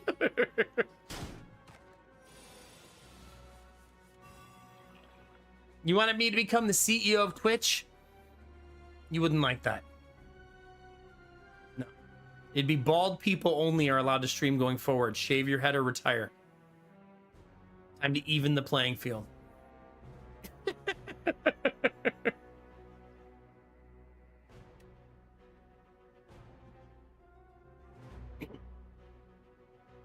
That would be a cruel world? What the fuck is that supposed to mean? What's wrong with being bald, Dr. Akek? Huh? Explain?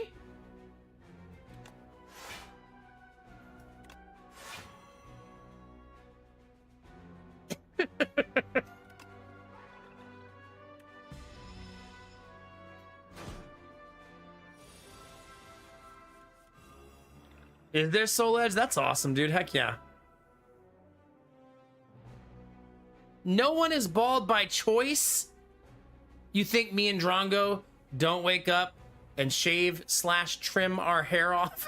Although I haven't done that in a while. I'm slacking right now.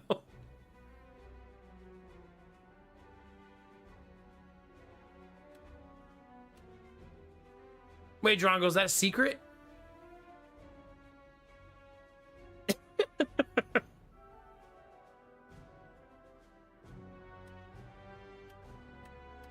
No, I'm saying you shave your head. I'm agreeing with you. I'm saying the same thing, right? Unless you're fighting with Derpy, then I encourage that. Very important to fight with Derpy every once in a while.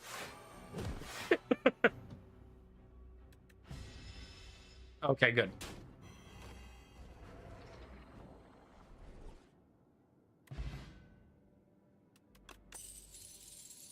Misery? Deal 7 damage, apply any debuff on the enemy to other enemies. All other enemies. Another hang card. I would have had 2 of them. This is in my face. Yeah, you gotta remember that Derpy's French. In France, they don't use facts. They live solely on feelings and wine. Yeah. And I don't mean the drink.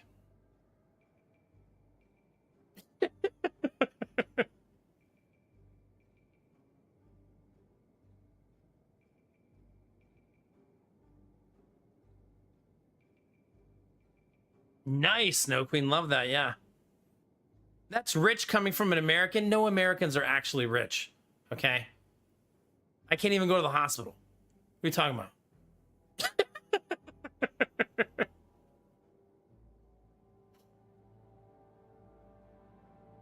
Also, 50% of Americans do care about facts. Just not the other 50.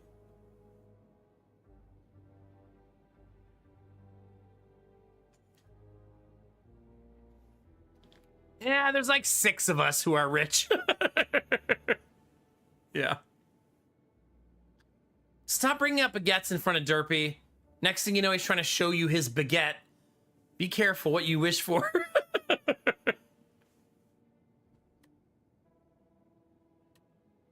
You're probably right, though, that I wouldn't have seen another one had I taken the first one.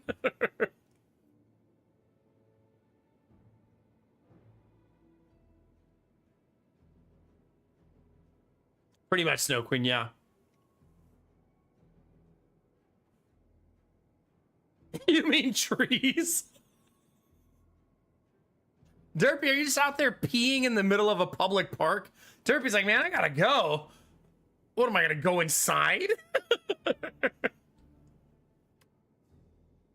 This reminds me of the time that we dropped off one of the kids at the daycare at home because we needed to run some errands that day. So we took him home, and Jonas said, I have to pee really bad.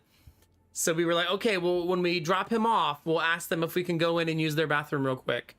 And he goes, okay, because we were like 5 minutes away. So we get there and we let the little dude out of the car who's home. And then Jonah gets out of the car behind him. And me and Lady Mac are like, you know, walking onto the sidewalk. And I turn around to hold Jonah's hand, and he has his pants around his ankles peeing on the sidewalk. I was like, what the fuck are you doing? He's like, I had to pee really bad. I was like, the house is right there. Like, we're 10 feet away. The funniest part is the mom said for like a week, they would go outside in the morning to get into the car to go to daycare. And her son would go, hey, that's where Jonah peed.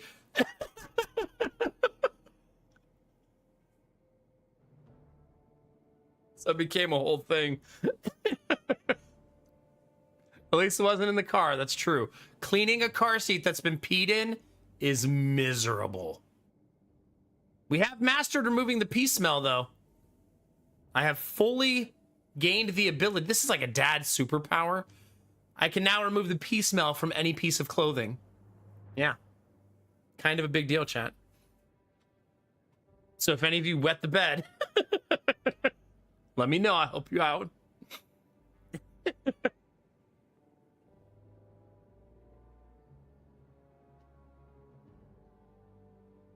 I mean, that's the way to be, Derpy, right? Derpy, do you have free healthcare? The things that matter. It was pre-Rocket? Yeah, I think so, yeah.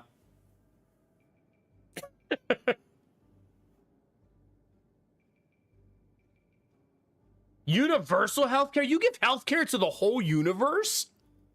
Wow. Cool. Is that American education system really paying off?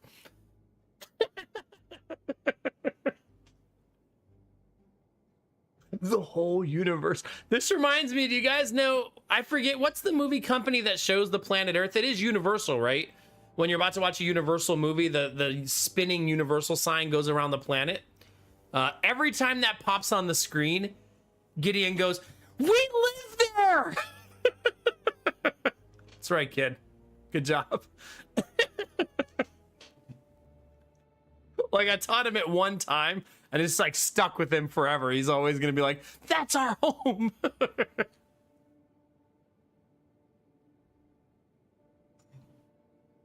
Derpy's just really fast at Google Translate.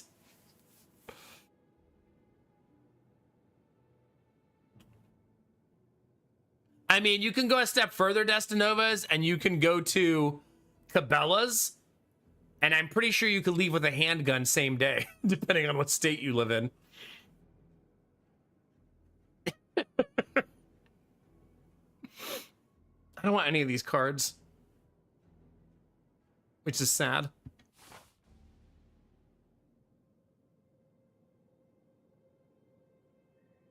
Is there really, Destinovas? I don't think Walmarts in Ohio sell guns anymore. If not mistaken, they don't anymore. But it might be state specific.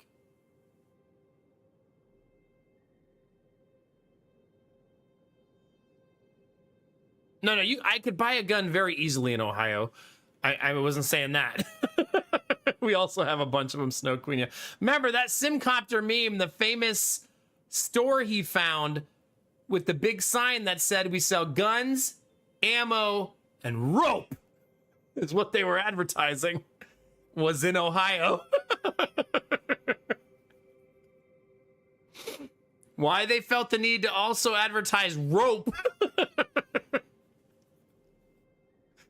Like, are you looking to kidnap somebody, perhaps? Boy, do we have the items for you. Like, man, I mean, it was backcountry Ohio, but yeah, good times. I feel like I feel like he's laughing at what I'm talking about. Nah, no duct tape. We don't use duct tape in Ohio anymore. We've upgraded to Gorilla Tape. Okay, the unbreakable duct tape. What's the whistle of stun, right? Yeah. God, it costs 3 though. I mean, it's really nice to be able to stun somebody. That is very expensive though.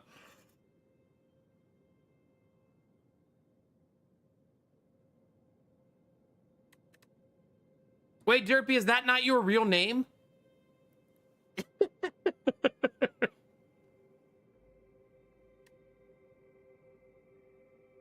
Gain energy at the start of each turn. Powers cost 1 more energy. How many powers do I have? Wait, do I have 0? I don't have a single power in my deck.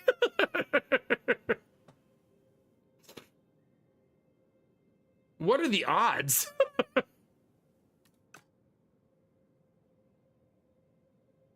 Ah, okay, Derpy, yeah. I've heard people hate you. Sorry, bro.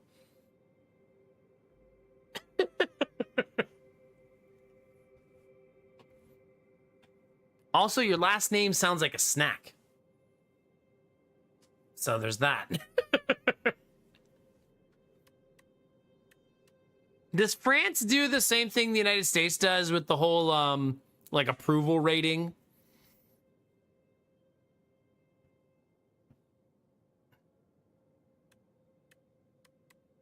How's his approval rating looking?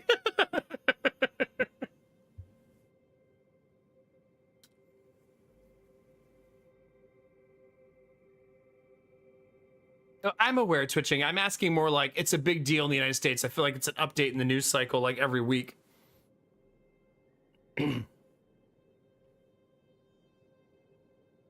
He has the lowest approval rating of any president ever. Oh, God. Wait, we have that in common. Look, America and France have one thing in common. There you go.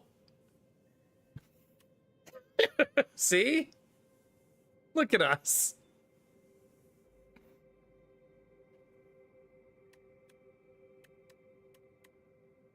This one. I have no power cards. So juicy for a deck with no power cards. Wait, does Australia have a president or prime minister?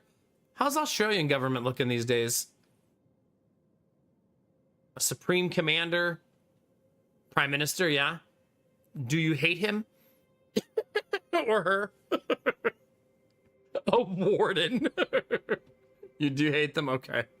That seems to be a universal truth, like, kind of across the world these days, right? Like, does anyone like their current leader?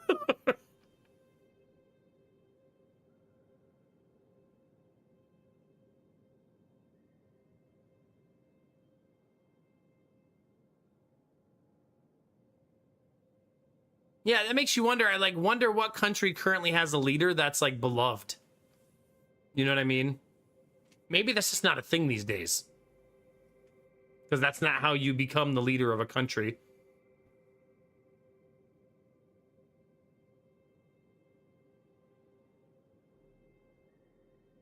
Finland? Does I don't know much about Finland. You'd have to ask somebody who lives there. Did we die? No, Crafton, I won. We did it. I don't think New Zealand is a real place, Hearth Holmes. That was just in Lord of the Rings. I think it's a fabricated reality.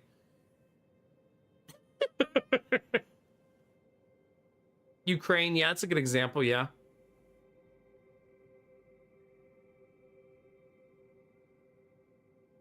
Yeah, now we still have the final boss to do, Craft, and that was only the second boss. So don't celebrate too soon, bro. I think I want to go here.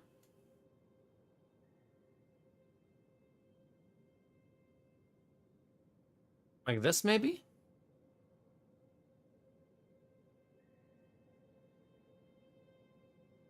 That looks good.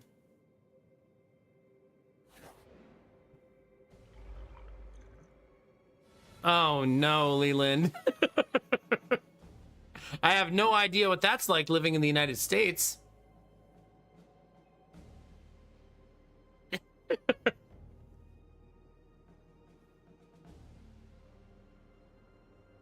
Oh, do they really, Soul Edge? Yeah. Who's currently the leader of Antarctica? How does that work? Is it just whatever the, like, 9 people who are there right now? They just pick one, like, you're the leader?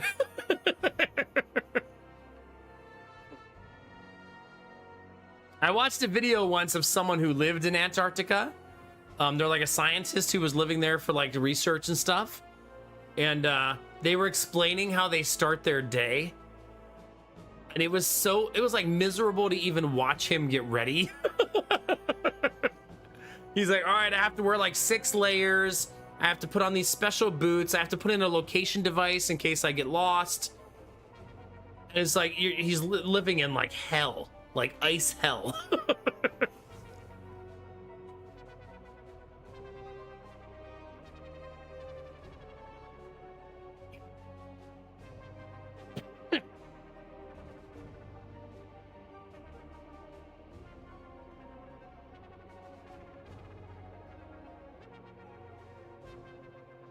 Oh, Leland, it's weird how people don't like you when you say that, right?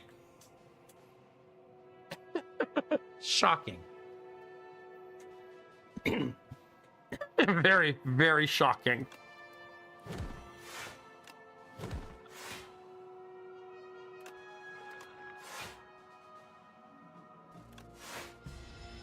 Chat, you don't like it when someone like calls you lazy and says you should work more hours for less money? You don't have that kink?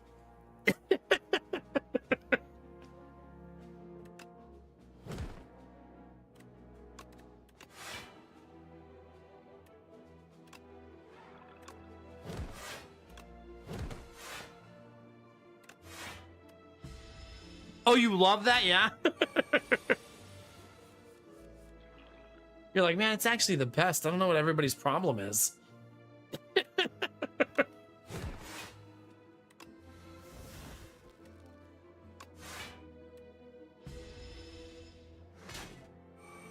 Hi, Snakebeard. How are you? Hey, you know, if there's one thing, can we get deep for a second, chat?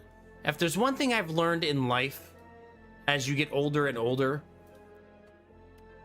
older and older and older,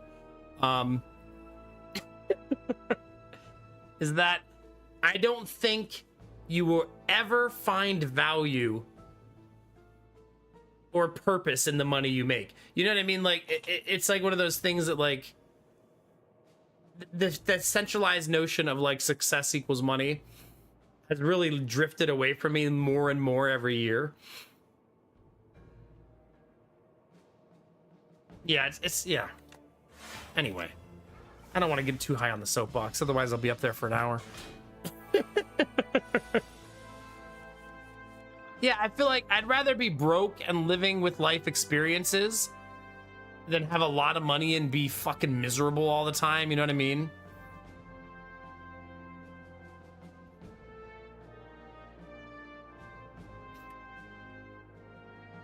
I feel like ever since, you guys remember that stream where we talked about like the countries that have like the longest lived people and like the decisions they make that lead to those long lives? That's kind of been like a resounding, not resounding, a thing that I ruminate about a lot lately. Just thinking about, not just like, not that I want to live to be 120 years old, just that like thinking about the choices they make and the way they live their life. It's not like they have some miracle cure to live a long time, right?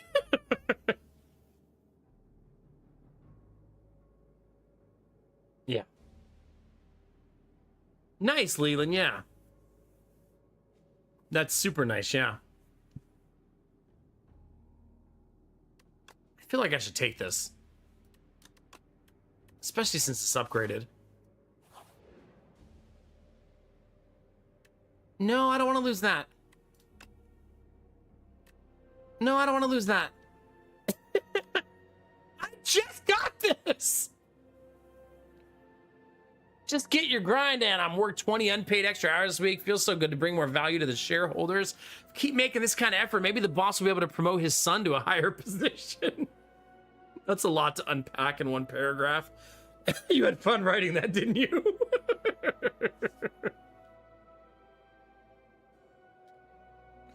Yeah. I mean, that's like when I was... So the reason I brought up the... Dang it, the word is escaping me what you call the countries where the people live the longest. The blue something, right? Like that it's... I want to talk about it, but I can't remember.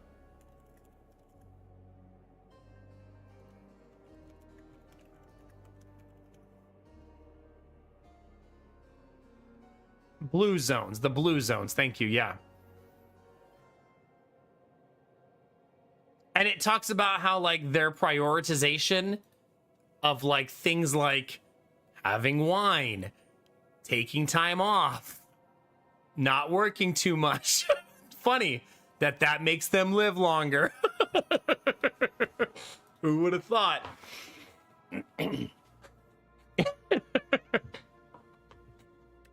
Shocking, I know. I'm gonna lose so much HP trying to not... There we go. Remove a card I want. Yeah, there was a time where I was like committed to a long-term career in corporate America, and then I was like, man, you need to have a side hustle, maybe get a rental property, be a landlord, like find other means of income. And it's just a miserable fucking existence, man, to always be scratching and clawing for monetization from every corner of your life, man.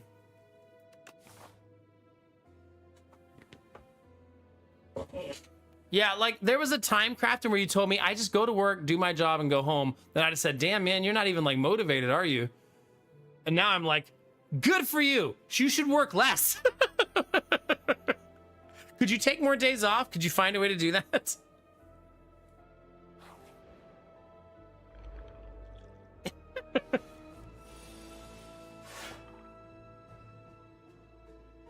Yeah. Yeah, for sure. Yeah.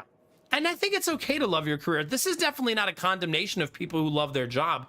I think that's like the gold standard of you found a job you love, right? Like you're winning. You did it, right? Since so many people are miserable every day going to work, you know what I mean? Shut the fuck up, Derpy. I'm trying to make streaming work, you asshole.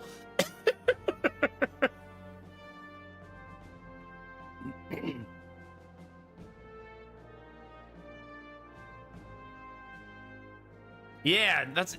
Just don't burn yourself out, Dr. Akek, right? You don't want to miss everything happening, right? You know what I mean?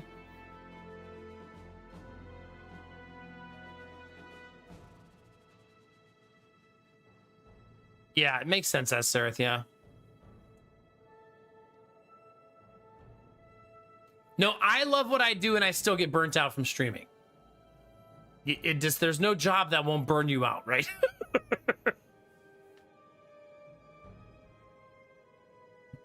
No, you're not keeping it real. You're keeping it real asshole-like.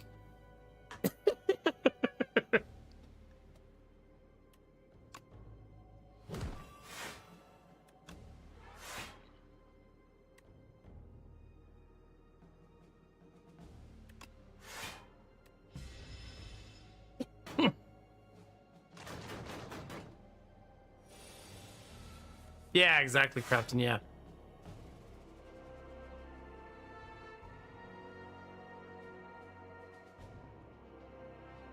Leland, where is your head right now?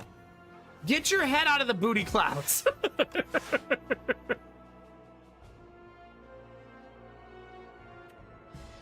Here's the thing, Stamak. I don't think that's a foreign thought for a lot of people. They feel exactly how you feel. I think that having that thought is not... I don't even think it's defeatist. I think it's important to have that thought so you have a realistic approach to your life. I hope that it changes and you do find it, but also, I hope it also acts as a constant reminder that fuck those people, you shouldn't work harder than you need to for them. right? You have a job, do that job, and go the fuck home. You know what I mean?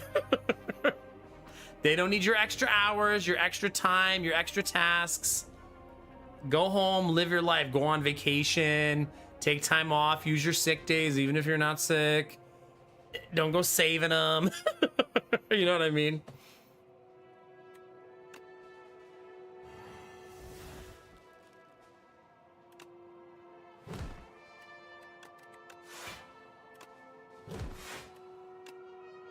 Damn, that's a lot of damage.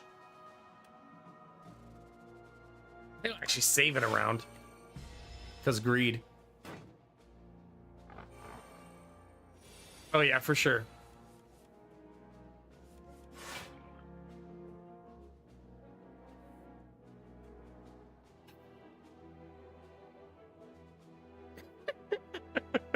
Nom nom nom nom nom.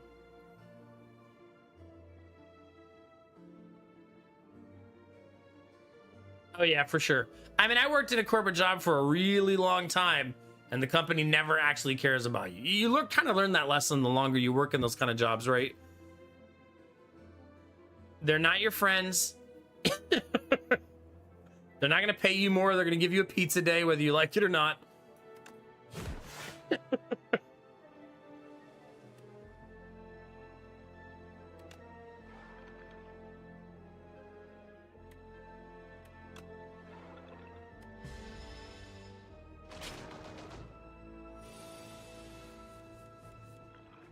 There you go, Stamak. I mean, that's a good way to be. I hate that you hate it, but I like that you have that perspective. I was talking to the dad who lives 2 houses down from me, the one who said, they pay you for that, when I told him what I do. And he works in a factory on the business side. Like he works on the corporate side for like a factory, a manufacturing plant. But he works on like the corporate, like, I didn't ask too many questions. But he said something similar. He said, I don't really like the job, but I never work more than 35 hours and I'm home every night with my family. And I was like, that's all you need, man. I mean, I'd love you to love your job, but also if your bills are paid and you're home with your family and you have time to yourself, like, I feel like that's a close second to the other way, right?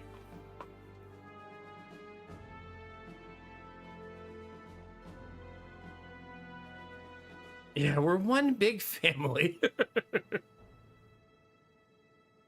I know, Snakebeard, I know.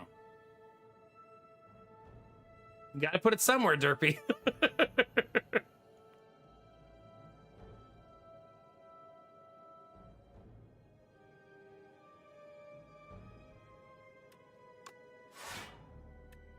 Oh. I'm not paying attention at all. When I lose this run, it will be to the shock of no one. Hey, that's nice. We actually found the AoE card. Never gonna happen, Derpy. Oh.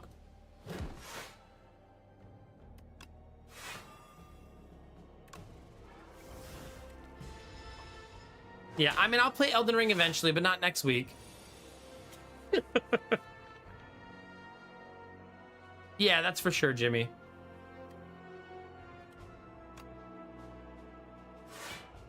I mean, you guys know I hate being a streamer. It's the worst. Did you know that people put feet emotes in your chat? Like, what kind of world are we living in? Like, what's wrong with people? Like, you're just trying to have a nice day, and they're like, hey, look at my fucking grippers. You know what I'm saying? Like, imagine living that way every day. Every day.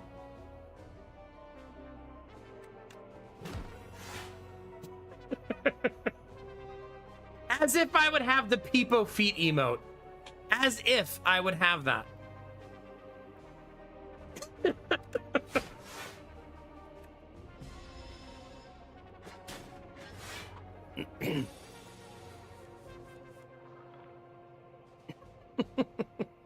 Putting feet emote in the YouTube? Come on, TJ. I trusted you, man.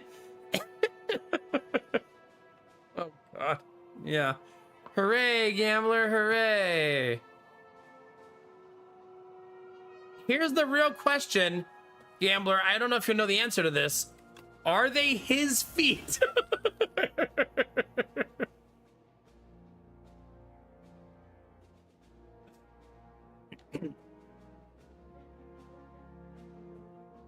It's probably better that you don't know. Honestly.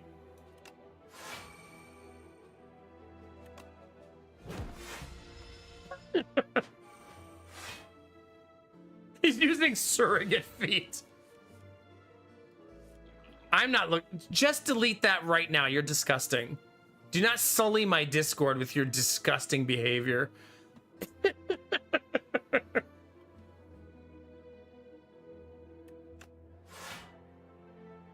Dear God.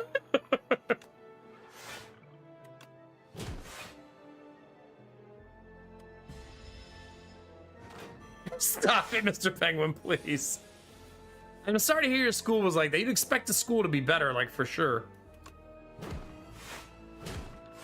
I think I've just learned that if there's money to be made, terrible people will find their way there. You know what I mean? It's just... some people can't see past that endless quest for power and money, right? Like, they just can't shake it. And I'm not even talking about the rich of the rich elite politicians and leaders.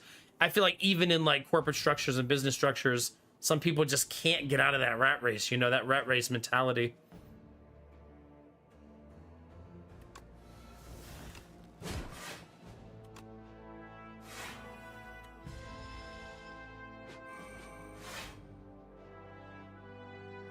Yeah, exactly, Jimmy. Like, I gotta find a way. It's me or them type of idea, right?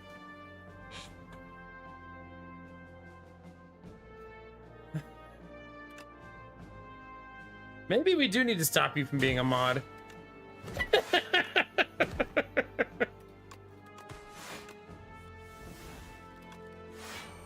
It's all falling apart, Derpy.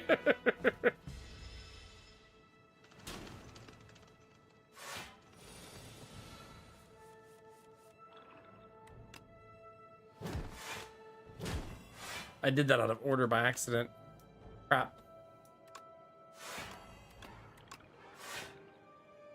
Austie has 69 health. Derpy, being a mod is like a prison sentence. You're gonna be a mod for 5 to 10. And you can get off early on good behavior, so you're never gonna get off early.